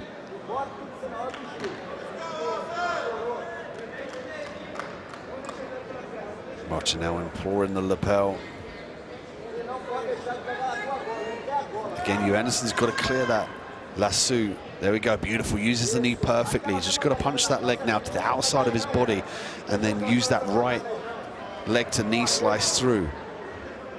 At this point in time, he's going to the right leg of his opponent, but if he could go to the left leg, he could negate that left leg in play here by Rocha. You can see it's making it very difficult for Anderson to securely pass.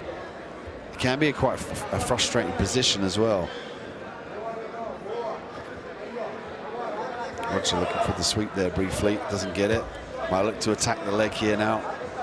Anderson looking to secure. He's going to hip escape now. Can now walk in and stack the legs downward.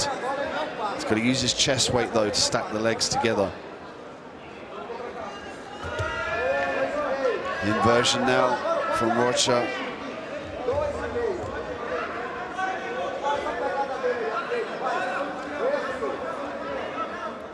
Rocha's regard is brilliant as he circles his legs forward. Just putting some bollards up there from Anderson. Anderson unable to get past those blockades and securely obtain a position.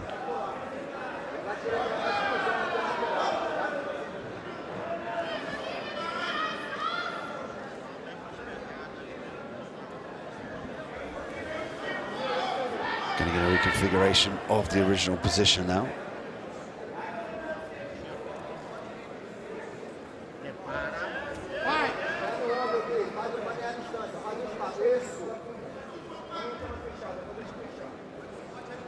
Anderson's got to fight that left leg now.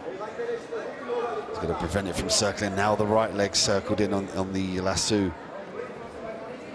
He's got to use that same escape there. He's got to use his knees, his left knee to punch that heel up to the sky. He could also stack the legs here as well, but he's still, if the lasso's still engaged, he's still in jeopardy of that leverage on that side. Now he's passed the leg to the inside of his body. He's going to try and punch it to the outside of the body here. And that's why you see he's using the knee there to lever the heel up to the sky. He can go up, punch the arms forward, use the hips to try and roll. Watch about, oh, use the foot on the inside of the leg as well to break the grip. Now he's going to frantically try and pass the guard, looking to establish the north-south now. Anderson frantically trying to control Rocha. Rocha inversion back to the guard now, open guard, re-guard for Rocha.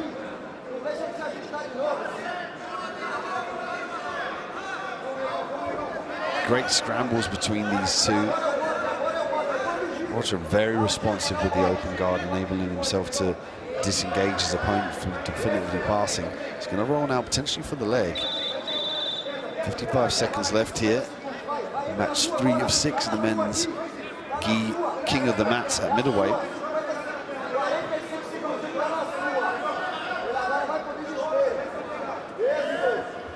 Legs guard sweep here. See if Rocha can complete it. He's getting in the top position. They might go out of bounds. He'll use the opportunity to drag down. Interesting. He's going to use that same sweep now. Nice manipulation, belly down. Anderson controlling the pants here. He's got to keep that leg heavy. He's got to sprawl, kick that right leg back here. 10 seconds left, neither have scored.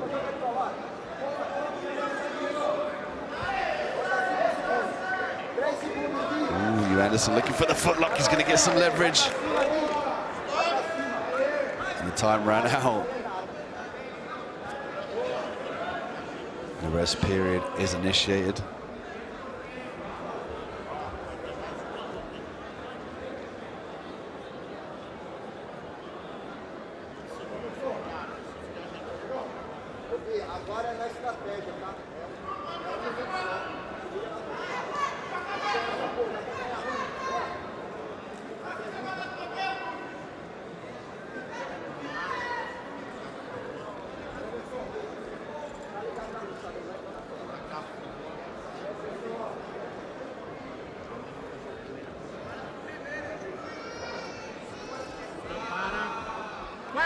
Golden round here, first person to score will take it. This could come down to this decisive point here. Could it be the takedown? Slap hands down from Anderson, trying to clear the arms. Rocha happy to go to his back.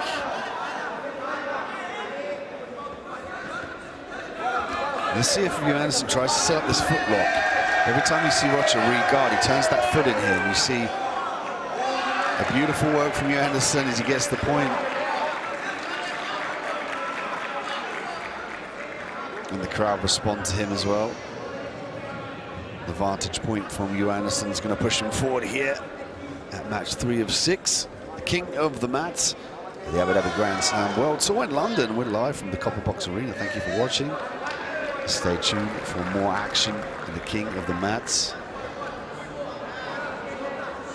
And here's the replay of some of the handiwork from Anderson. There was the footlock right at the end of the round. And you saw Rocha roll to negate that pressure. This was the golden round here. Anderson skip round for the knee on belly.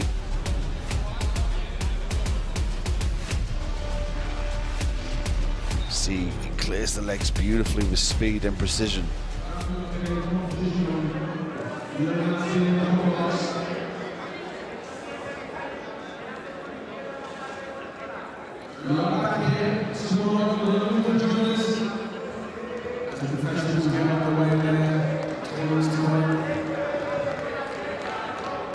Nathan Chung and Tommy Elaniga make their way to the king of the mats. Chung will be having the red belt and Elaniga with the black belt.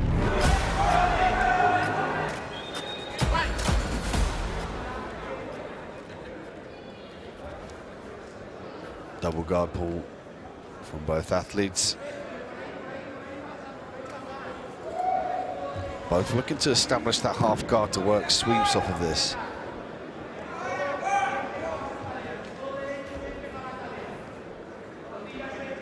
Tommy looking to pass. Did a good job of pinning that bottom leg. 1 point in favor of Tommy.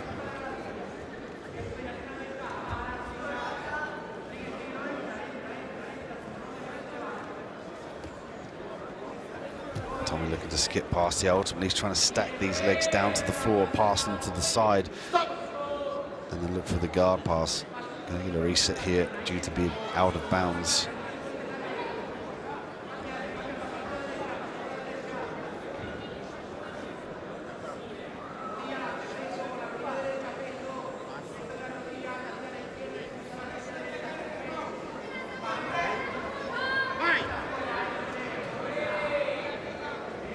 Tommy in the top position, just over 4 minutes left here.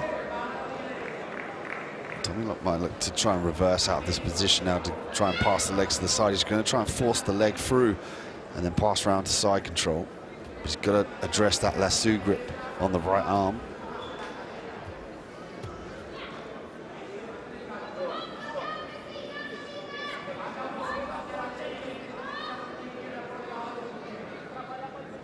Chung very flexible off of his back here, and this enables him to prevent his opponents from passing the guard.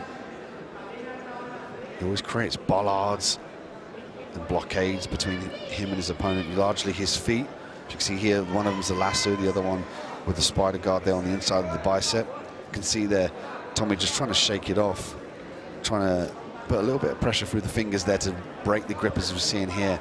And now we're trying to enforce the legs on the outside of the body to try and pass.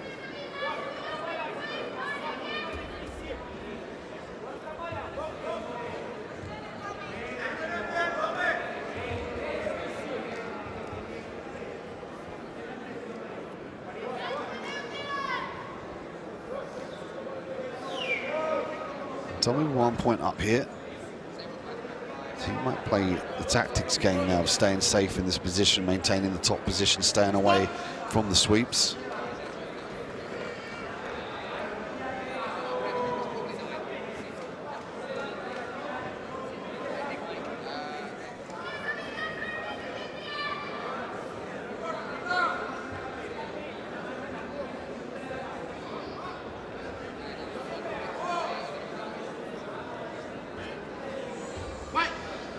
We're back underway.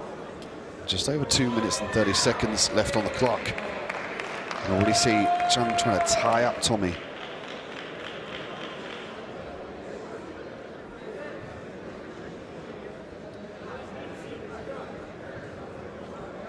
But Tommy's 1 point up here. This is the tactic for him, to stay safe, to maintain his position.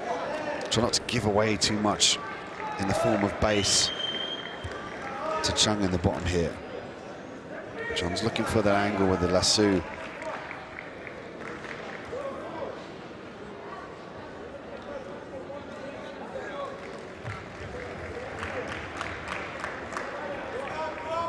Chung doing a good job of making the arms of Tommy unavailable to pass the guard or to retract out of that position. You can see from the camera angle here the lasso grip as Chung lets it go in favor of the De La Riva.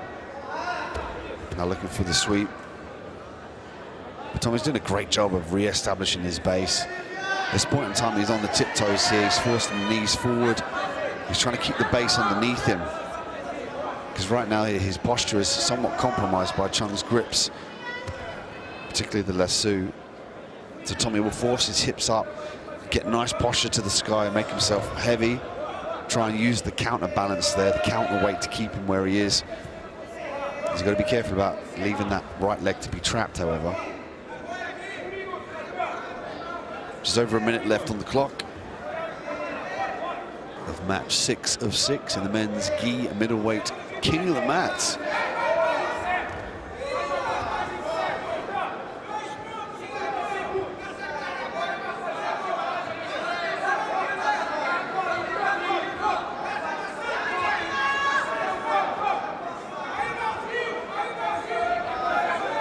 Seconds left now. Chung finding it difficult to sweep off his back here.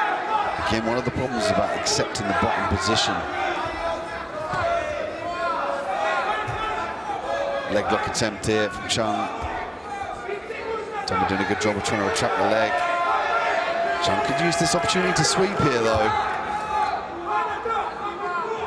He can use reverse X's and X guards here. Beautiful work from Tommy.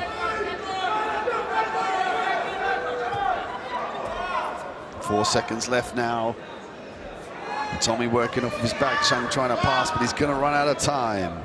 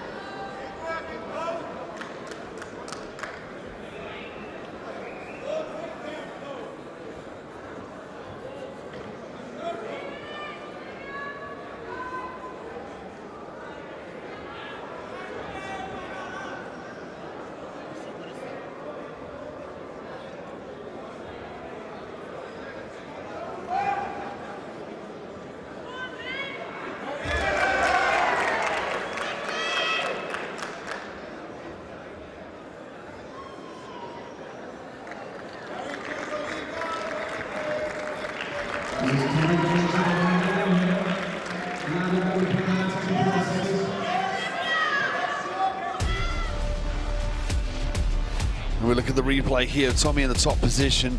Did an awesome job of staying heavy. Even though he was caught in the lasso, he forced the hips forward, he gained his posture. He made sure he got that right leg out of jeopardy as well to negate the sweep. And when he got 1 point up as well, he understood where he was, understood what he had to maintain, and edged his way out to a victory.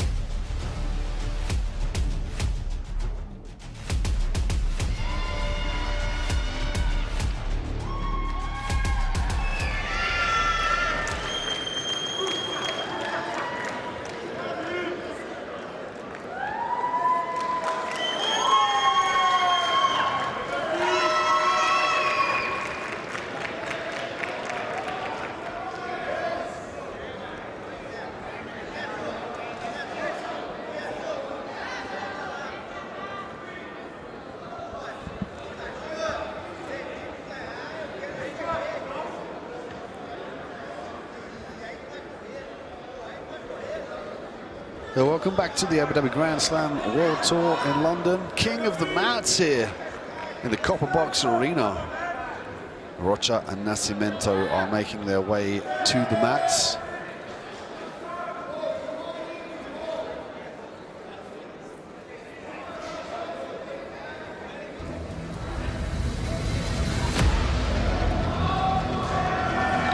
Rocha will have the red belt, Nascimento with the black belt.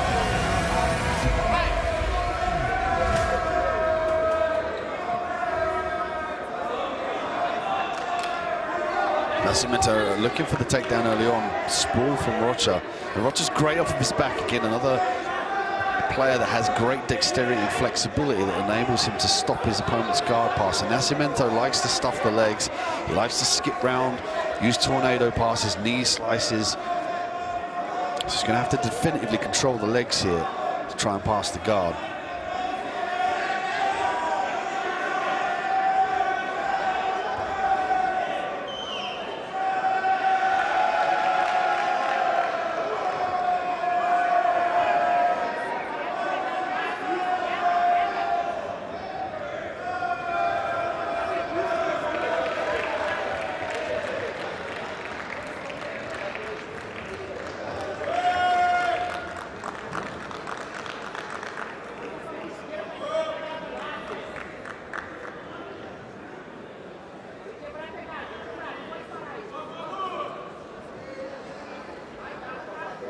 Lasso here for Rocha. Nascimento looking to skip round. Rocha imploring that spider guard as well on the left arm, making it very difficult for Nascimento to navigate in the top position. He's got to clear these grips. For the spider guard, he can use his knee to punch it up to the sky. The lasso can skip to his right side. He can use the knee also to punch the leg out and then put it to the outside of his body.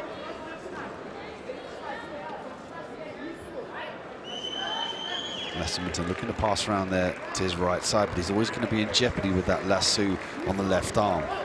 See, he skips round, looks like he's going to pass, and then immediately Rocha will engage that lasso, prevent the guard pass and re-guard. Nascimento looking to evade capture.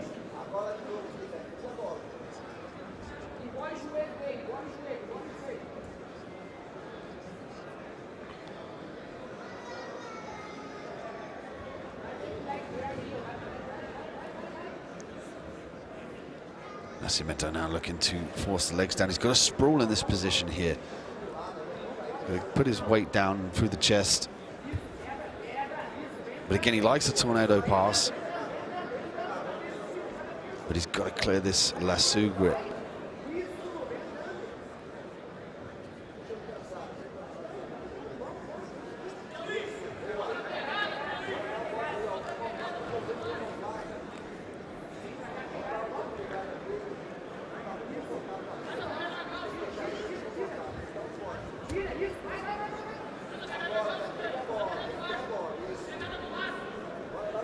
Two minutes left on the clock.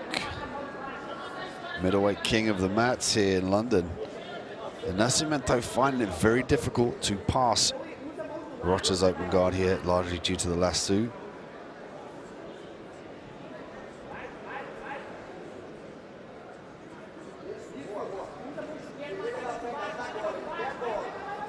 Nice strong pass there from Nascimento. Usually he would secure that, but it's the lasso that's just preventing his circular motion around to his right side.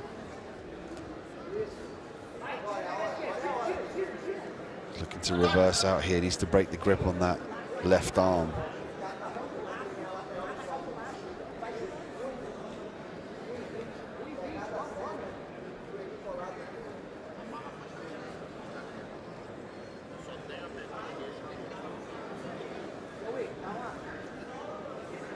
Pausing the action. 1 minute and 22 seconds left on the clock. Neither athlete yet has scored. And there's the grip that Nascimento needs to get rid of to prevent that lasso. See the right leg there, circled around the left arm of Nascimento. It's going to prevent his guard passes. Also opens the opportunity there for Rocha to use sweeps.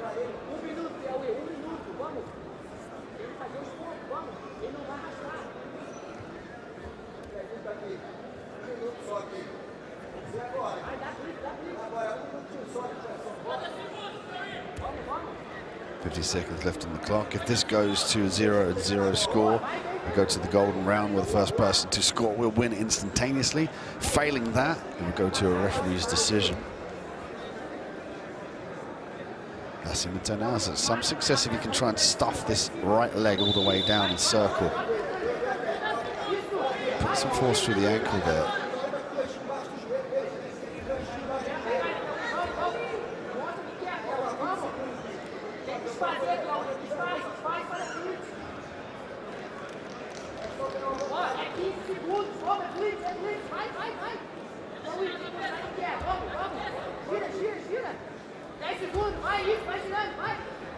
Nascimento circling around again, but still caught in the lasso. Now he's got a little bit more leverage. Rest period here now to the golden round.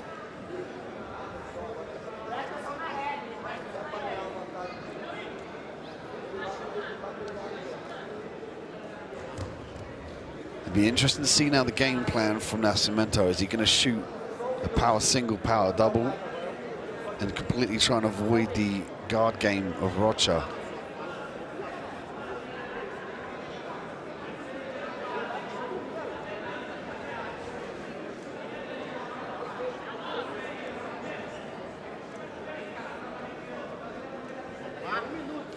We get a minute on the clock here. First person to score instantaneously wins. If that doesn't happen, we go to the referee's decision. Nascimento looking focused here. Rocha ready as ever.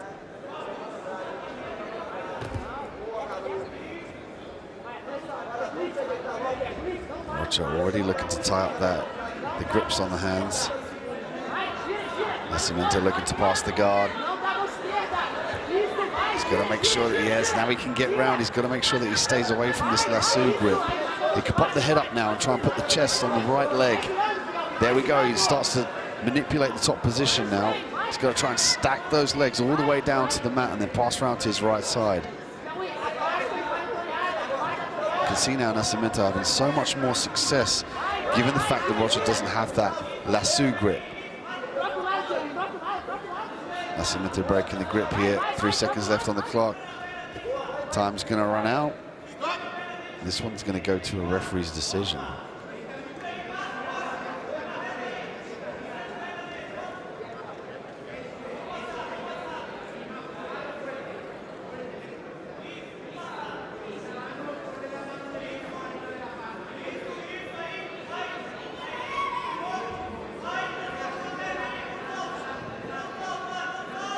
The referee will take a step back and he will signal the victor here with the relevant hand. And it's Nascimento that gets the nod. Beautiful work from Nascimento. And I believe it was the manipulation of the top position that got him the nod from the referees here. And as we look back at the replay here, Nascimento in the top position. This was when he got caught in the lasso. He was unable to get that circular motion. He got stuck as he got past here.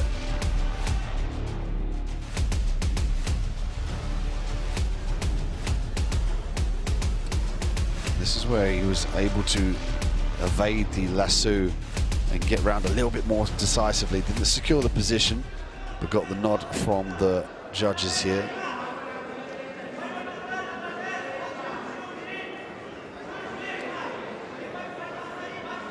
Stay tuned for the next matchups coming your way. Keep an eye out on the screen for the replays and highlights of the day from the Masters here at the Abu Dhabi Grand Slam World Tour in London.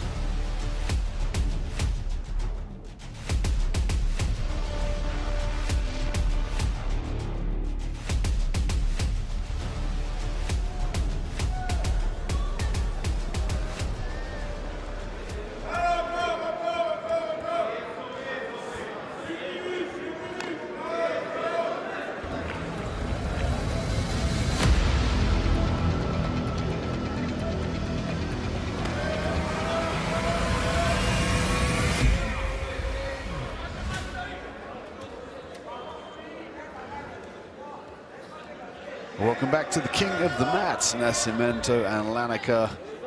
Nascimento with the red belt, Lanaka with the black, with the white gi.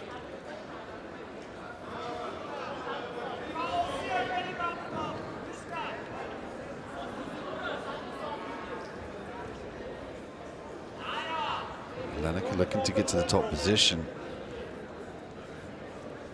He's got a nice deep underhook underneath the legs. Got to be careful about the triangle.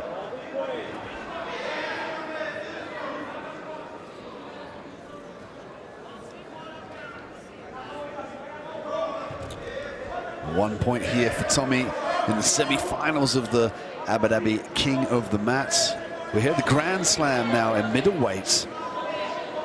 Nascimento and Lanaka battling out here in the semi-finals for a place in the finals to fight for that prize money.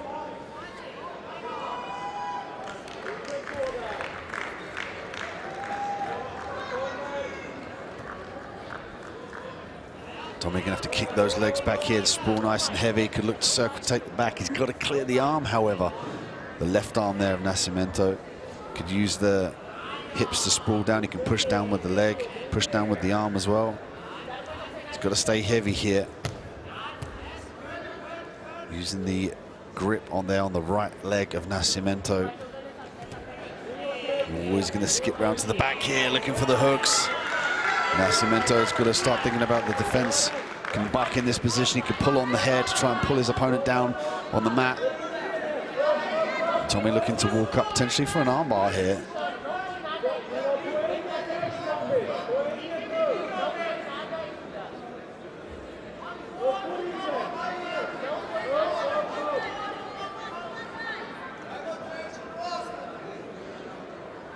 Tommy now off the back, just off the slide. He's got to regain these hooks. Either go to the body triangle or get both the hooks on the inside of the hips, otherwise he risks being shook off the back here. He rolls with it as they roll out of bounds. I hope they get started in the same position. He's got a grip on the gi. He's got one leg across the belt line. 2 minutes and 40 seconds left here. Tommy 2 points up. The Abu Dhabi King of the Mats semi-finals of middleweight, live from London.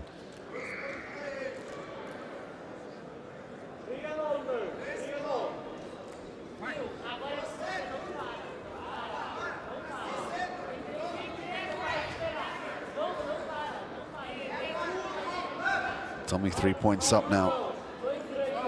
Looking to work off his...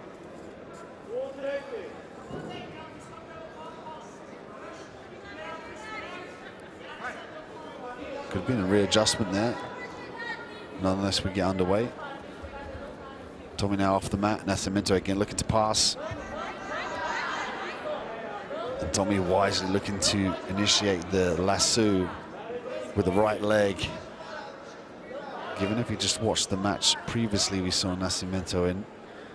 Found it very difficult to pass the guard of Rochev due to that lasso. Oh, Tommy with the triangle. Loses the position, immediately looking to re-guard back into his opponent. Could switch that right leg across the head now.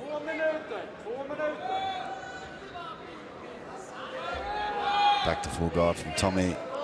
Minute and 40 seconds.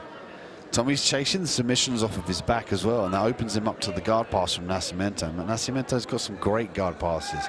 He loves the tornado pass. He likes to stack the legs as well. So that's a credit to Tommy, still chasing after the finish. Given that he's 3 points up here in the semi-finals. Tommy with the foot on the hip, back to full guard. For Nascimento here, he's got to try and get some posture. The hands on the inside of the hips, or he can grab the gi and start to stand up here. He's got to clear that underhook on the leg, however.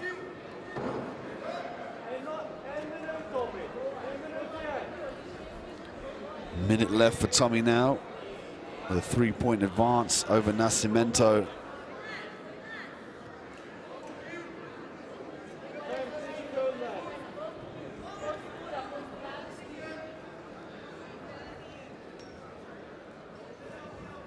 Nascimento's got to think about breaking the guard here. He's got a sense when the guard's open as well. Tommy likes to put the foot on the hip before he walks up for a higher guard to expose the arm bars and triangles. Nascimento can time that and try and reverse out of this position, but he's got to clear the grips. You can see the left arm being in jeopardy here, and then now the lapel. Tommy potentially looking for the sit-up sweep there. Now looking to expose the leg lock.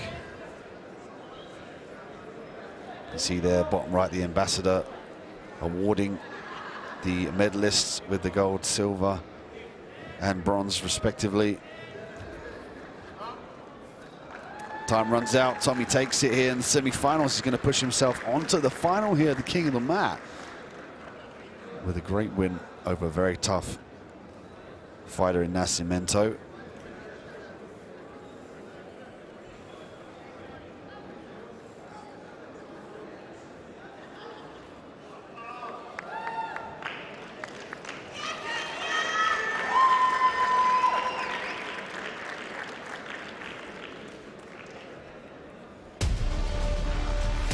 We take a look at the replay here, and Tommy in the top position did a good job of maneuvering around to the back, where he got the hooks in, and he was looking for the choke, but didn't manage to finish in that position. He worked off of his back towards the end of the round, but it was the 3 points that edged him into the finals.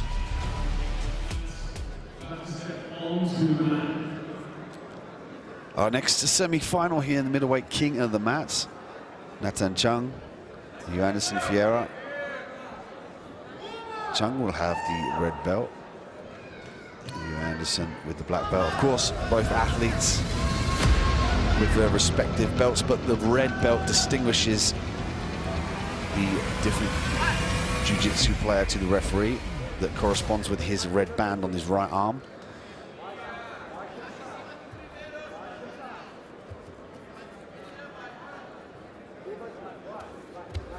Anderson looking to reach through to get that grip.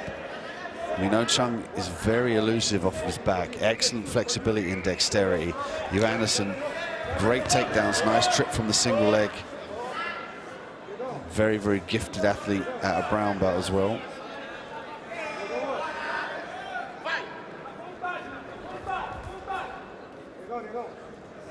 Interesting to see Anderson completely try and avoid the game of Chung. He's not going to get drawn into the guard game in the top position.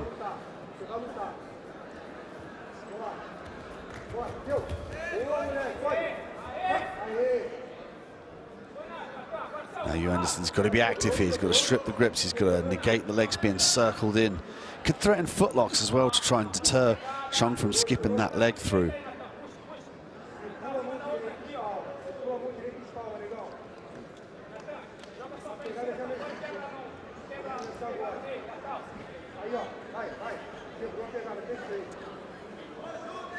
Chung trying to make use of the lasso again.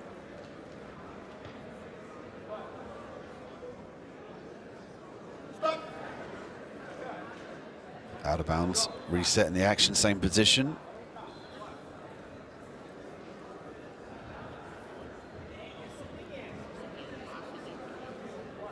Chung's going to work off of his back. He loves the lasso. He likes to negate his opponent's passing ability.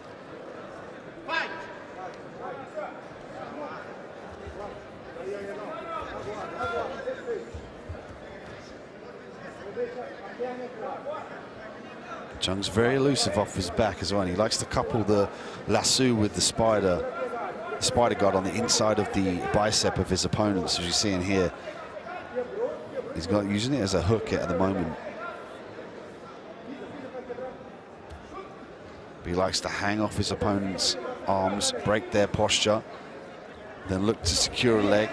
Anderson looking to bump up here. He's going to have to try and reverse out this position and circle around to his right side. That prompted Chung to re-guard.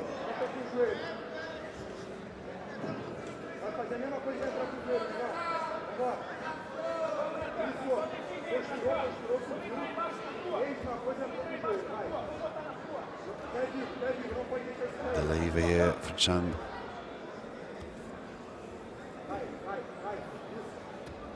Chung rolls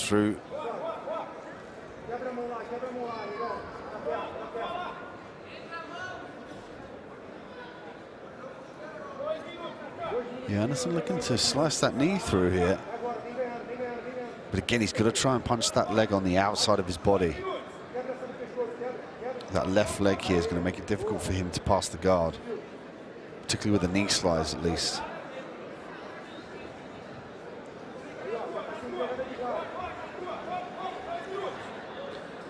Anderson stripped the grip now. Now he's in a position to start to try and pass the guard. He's got to clear that right leg, however. Now he's got it. He's circling around now, looking for the pass. He's got to try and eliminate those legs, though. A flexible guy like that can re-guard really easy. It's best to stack them over his head or secure them down, flat down to the ground, much like you would sprawl for a takedown with the chest, and try and pin those legs to the ground.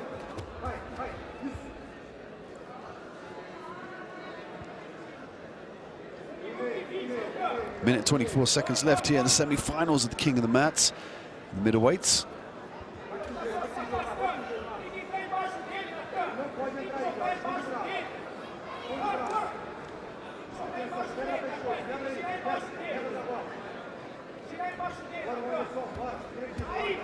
Oh, Anderson just threatening the footlock there.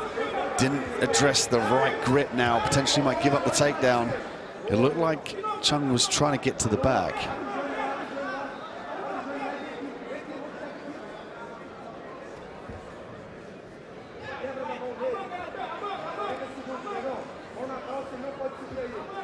Anderson largely now in prevention mode, preventing the sweep. Keeping the top position now. 30 seconds left on the clock. If this one goes out the distance, it's going to go to the golden rule round, where the person to score first immediately wins. Failing that will go to the judge's decision, in particular the referee. And there's 1 point there, penalty point being awarded to Anderson. Chung now has got to play a game of catch-up. He's got to get to the top position. Anderson frantically trying to retract the leg here. He might walk and try and pull the leg towards him. He's got to get the hands underneath him. He gives up the back here. Chung looking to hop the back.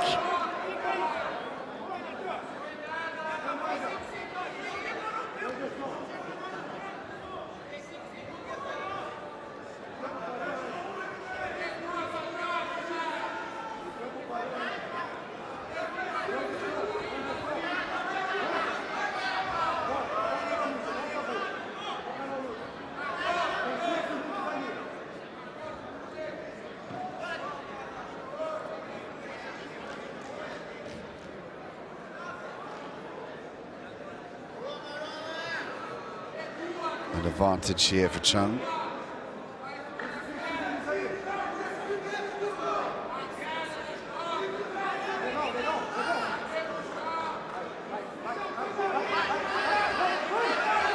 Last 5 seconds now. Anderson looking for the takedown. He gets the low ankle pick, going to turn it, trip the leg as well. Beautiful work. Driving his opponent off the mat here as Chung re-inverts. The crowd goes crazy here at the Copper Box Arena, because Anderson has pulled that one out of the bag. He has a brown belt as well, coming up against such a tough black belt in Chung here at the King of the Mats. He secured his way to the final.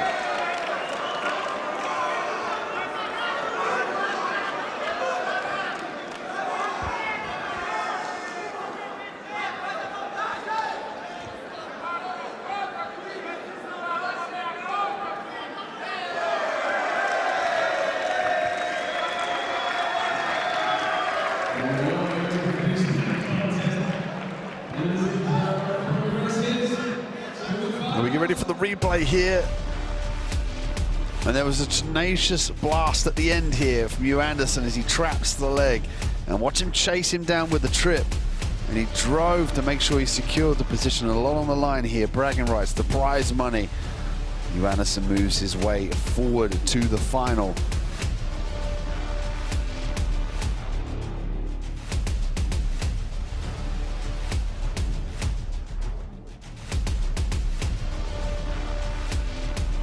See there, Anderson very happy with his performance. A well-earned push to the finals here at the King of the Mats, the Abu Dhabi Grand Slam World Tour in London. Some of the crowd in attendance here, enjoying the show. The best athletes around the world at the respective belts and weights and gender divisions, and the male and females being contested right here under this roof of the Copper Box Arena. Today we had the youths and the masters. Now we continue with the king of the mats, but tomorrow we have the professionals to determine who goes away with that prize money.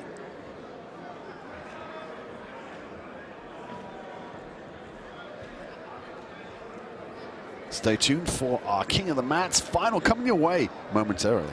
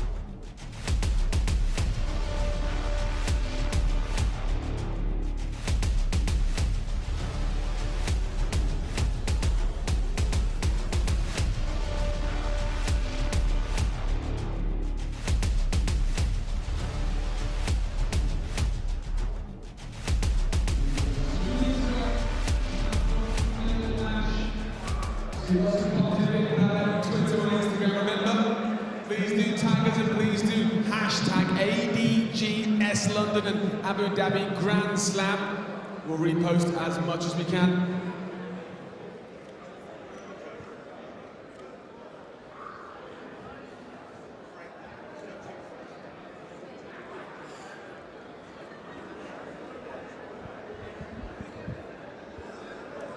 And the crowd are already in their seats to see who's going to be crowned the Grand Slam King of the Match champion. Please do make your way down to the presentation area. You've done pretty well today, so we'd like to celebrate that. So please do make your way down to our presentation.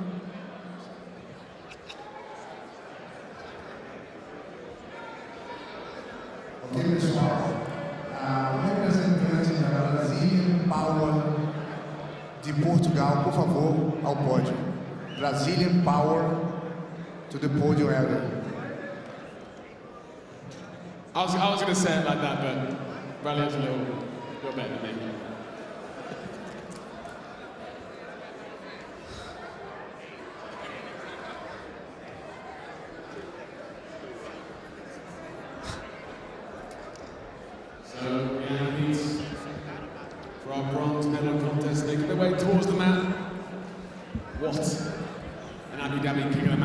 this has been what a way to wrap up our first day here at the Copper Box. Remember, we are back here tomorrow. Would love to see you all here in the Copper Box on Sunday. It's been amazing today. Thank you so much for being here, for the support of them, for the support of the athletes. Two more contests to go. Have a very nice time.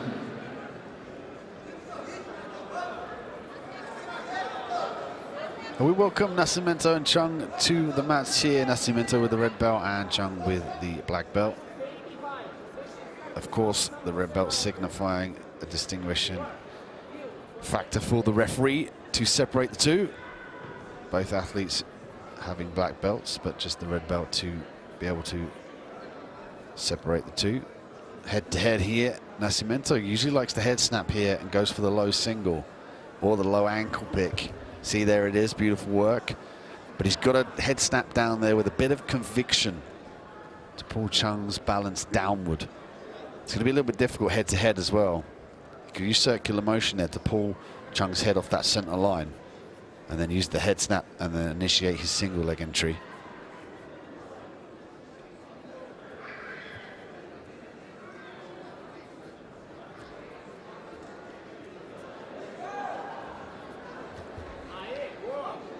Chung now in guard.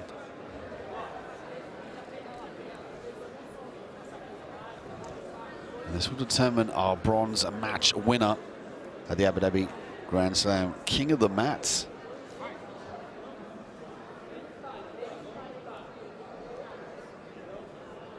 King of the Mats contested in the middleweight division.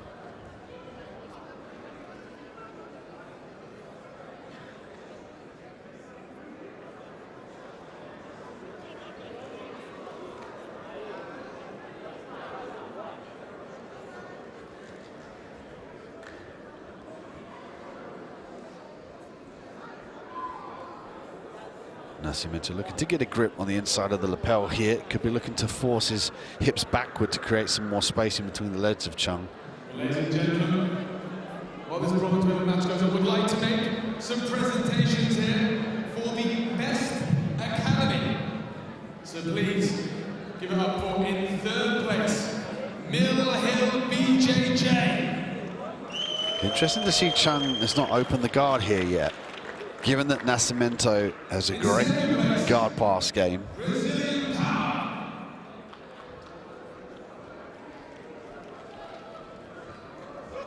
And in first place, it's Checkmate International. 2 minutes 30 seconds left here in the bronze match. Please do give up for these three academies. Sit-up sweep attempt here from Chung. He could also tie that in with the Kimura. Maybe looking to dive underneath the legs to get an angle for an armbar, but it's going to be difficult to get an angle on Nascimento. And now he's going to use the lapel. Might look to wrap the right arm here over Nascimento.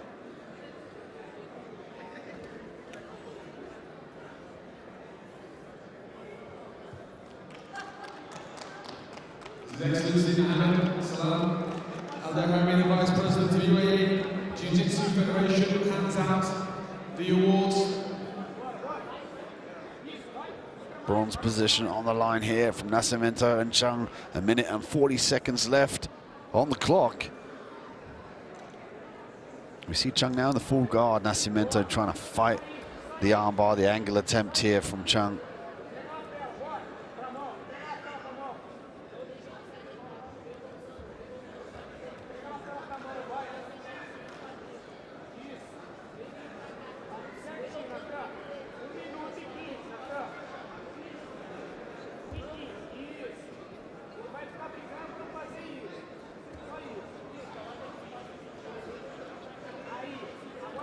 Minute left on the clock here.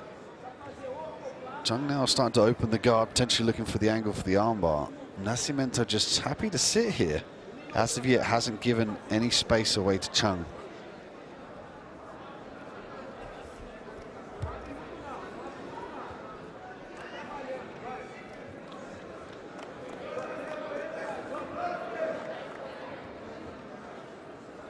Nascimento might look to stand up here.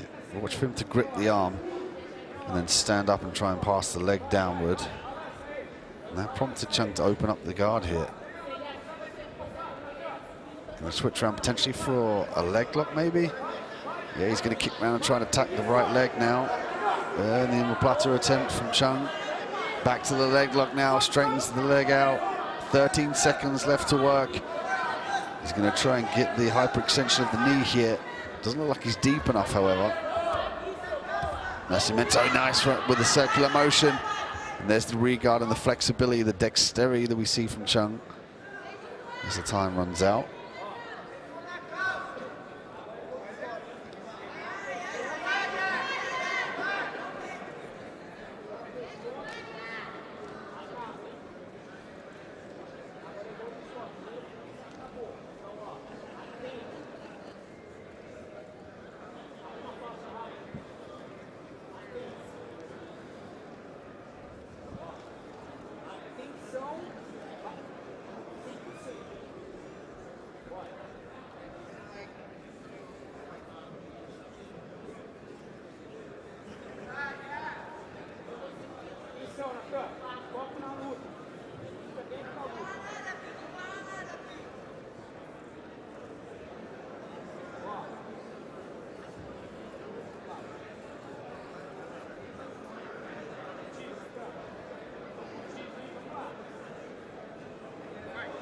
Anticipation is in the air here for the golden round. It's the bronze match for the middleweight king of the mats at the Abu Dhabi Grand Slam World Tour. Nascimento and Chung, and we saw Chung just work from guard off of his back. Nascimento unable to pass the guard. This will come down to the first person to score. Nascimento looking for the single leg here.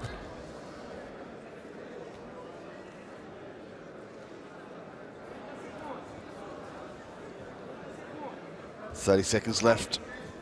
If neither score, this will go to the referee's decision. But Chung's being more offensive actually in this golden round. He's looking to threaten the takedown. He was lifting the leg there briefly. We know Nascimento likes to drop down for the single legs and the double legs.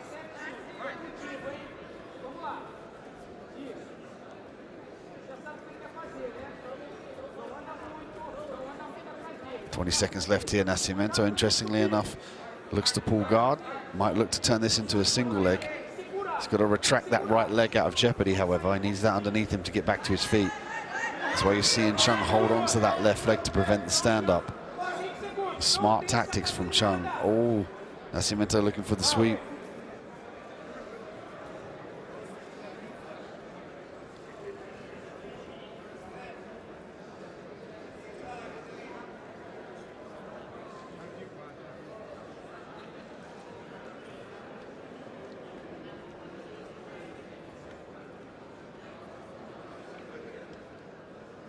This will go to a judge's referee's decision. And he gives the nod to Nathan Chung for the bronze medal. Winner by referee decision here.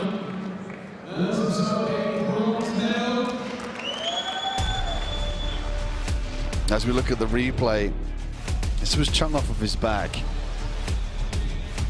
And throughout the normal time, he was happy to work here, but in the golden round, he switched it up. He turned up the volume, he turned up the pace, he chased Nascimento.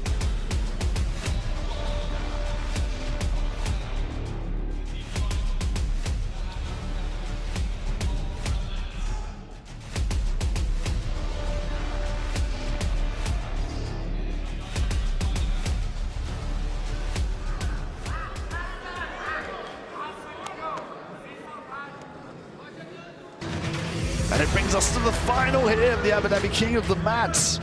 We welcome Tommy Lanica onto the mat. Johannesson Vieira. This is going to be a very, very good matchup. Johannesson, very fast. Great awareness in the top position. But Tommy chases after the submissions off of his back. He's got a powerful game as well off of his back, so watch for his triangles and his arm bars.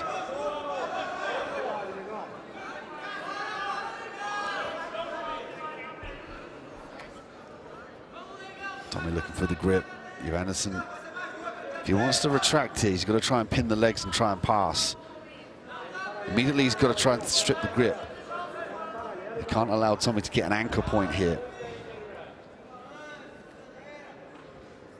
This is where Anderson's got to force that bicep into the face, and he's got to look for the unhook there underneath the left arm of Tommy. Great base from Anderson. Tommy was very close to that sweep.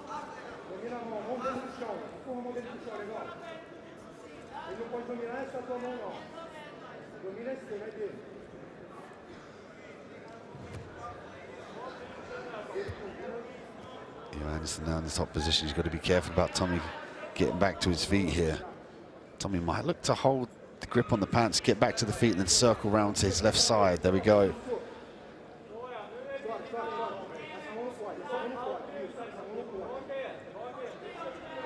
Three minutes and 30 seconds left here. The King of the Mats final from the Copper Box Arena.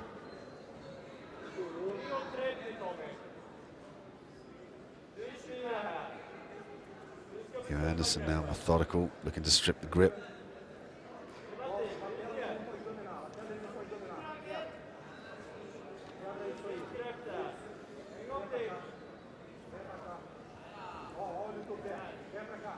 Tommy Lanigan looking to attack the legs here. Might use it to get to the top position. Anderson's got to kick that leg back now.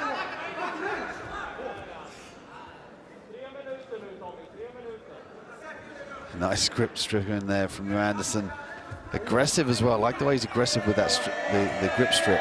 He's very insistent with it. You can hear the crowd react now as Anderson looks for the guard pass. Tommy Lanigan done a good job of inverting there to regain the guard.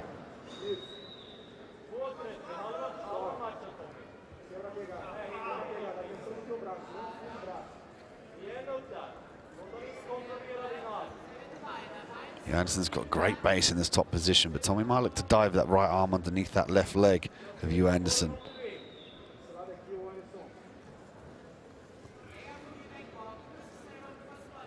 Tommy with the grip on the sleeve there, and also the belt, the brown belt of Anderson. To gain a lever point here on the body. Anderson forcing the leg down of Tommy now, trying to sprawl on top of the legs. Tommy looking to go underneath, turn it into a single leg.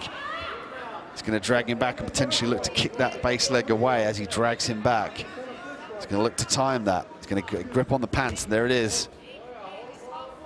Anderson straight back to his feet here. Ultimately, he's got to try and get his leg out of this position. Now he's got to try and turn into his opponent to try and face him. Use the whizzer. He could also use the trip as well to get the takedown, but he might risk the back take. Great work from Anderson to try and throw a spanner in the works, but we see an advantage point for Tommy. Anderson now trying to expose the back. Tommy trying to roll through. One hook in for Anderson, looking for the second one. He's got to try and base out with that right arm to try and get himself square on the back of Tommy. He wants to try and sit low on his belt line and be square with his hips.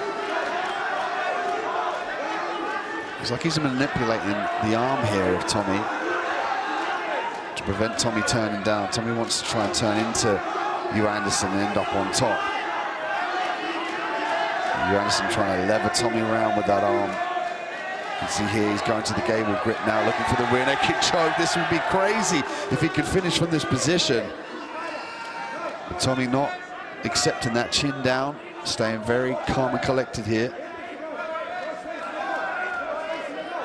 And just one hook in for Anderson as he looks for the rear naked choke. He's going to opt to just squeeze here. 10 seconds left now. Tommy 1 point up. Anderson at the top, squeezing, looking to submit Tommy. Doesn't have one hook in, however. Difficult to see if that's completely under the chin.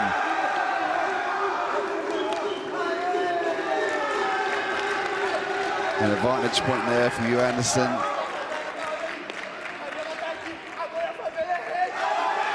And given he was the last one to score, that's going to go in his favor as he does a victory dance to the crowd, and they respond in kind. What a feather in the cap for that young man at brown belt as well, coming up against the best of the best at black belt.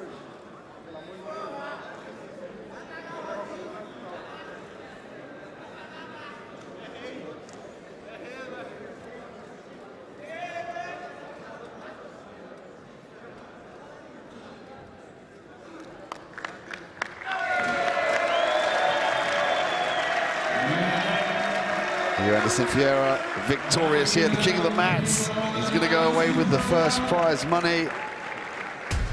What a great win as we look at the replay here. Anderson was in the top position. He tried to pass here. Tommy worked off of his back. And this is where Tommy looked at the back here. There was the trip from Anderson. And he turned towards his opponent here. And here's where he exposed the back, and the key was that he manipulated that arm of Tommy to prevent him turning into him. Here was the manipulation of the first hook here. He kicks down the hips, gets underneath the neck, looking for the second hook. Anderson looking up to the coaches there. Here was the end of the match. Didn't have both hooks in, he was looking for the squeeze. But that gave him the advantage there at the end of the fight. And he got the nod, first place, and the king of the mats.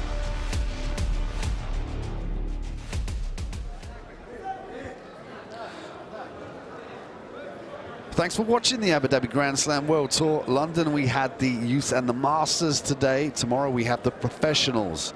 And of course, a new king of the mat was crowned in Anderson. And they will take to the mat now for the official ceremony.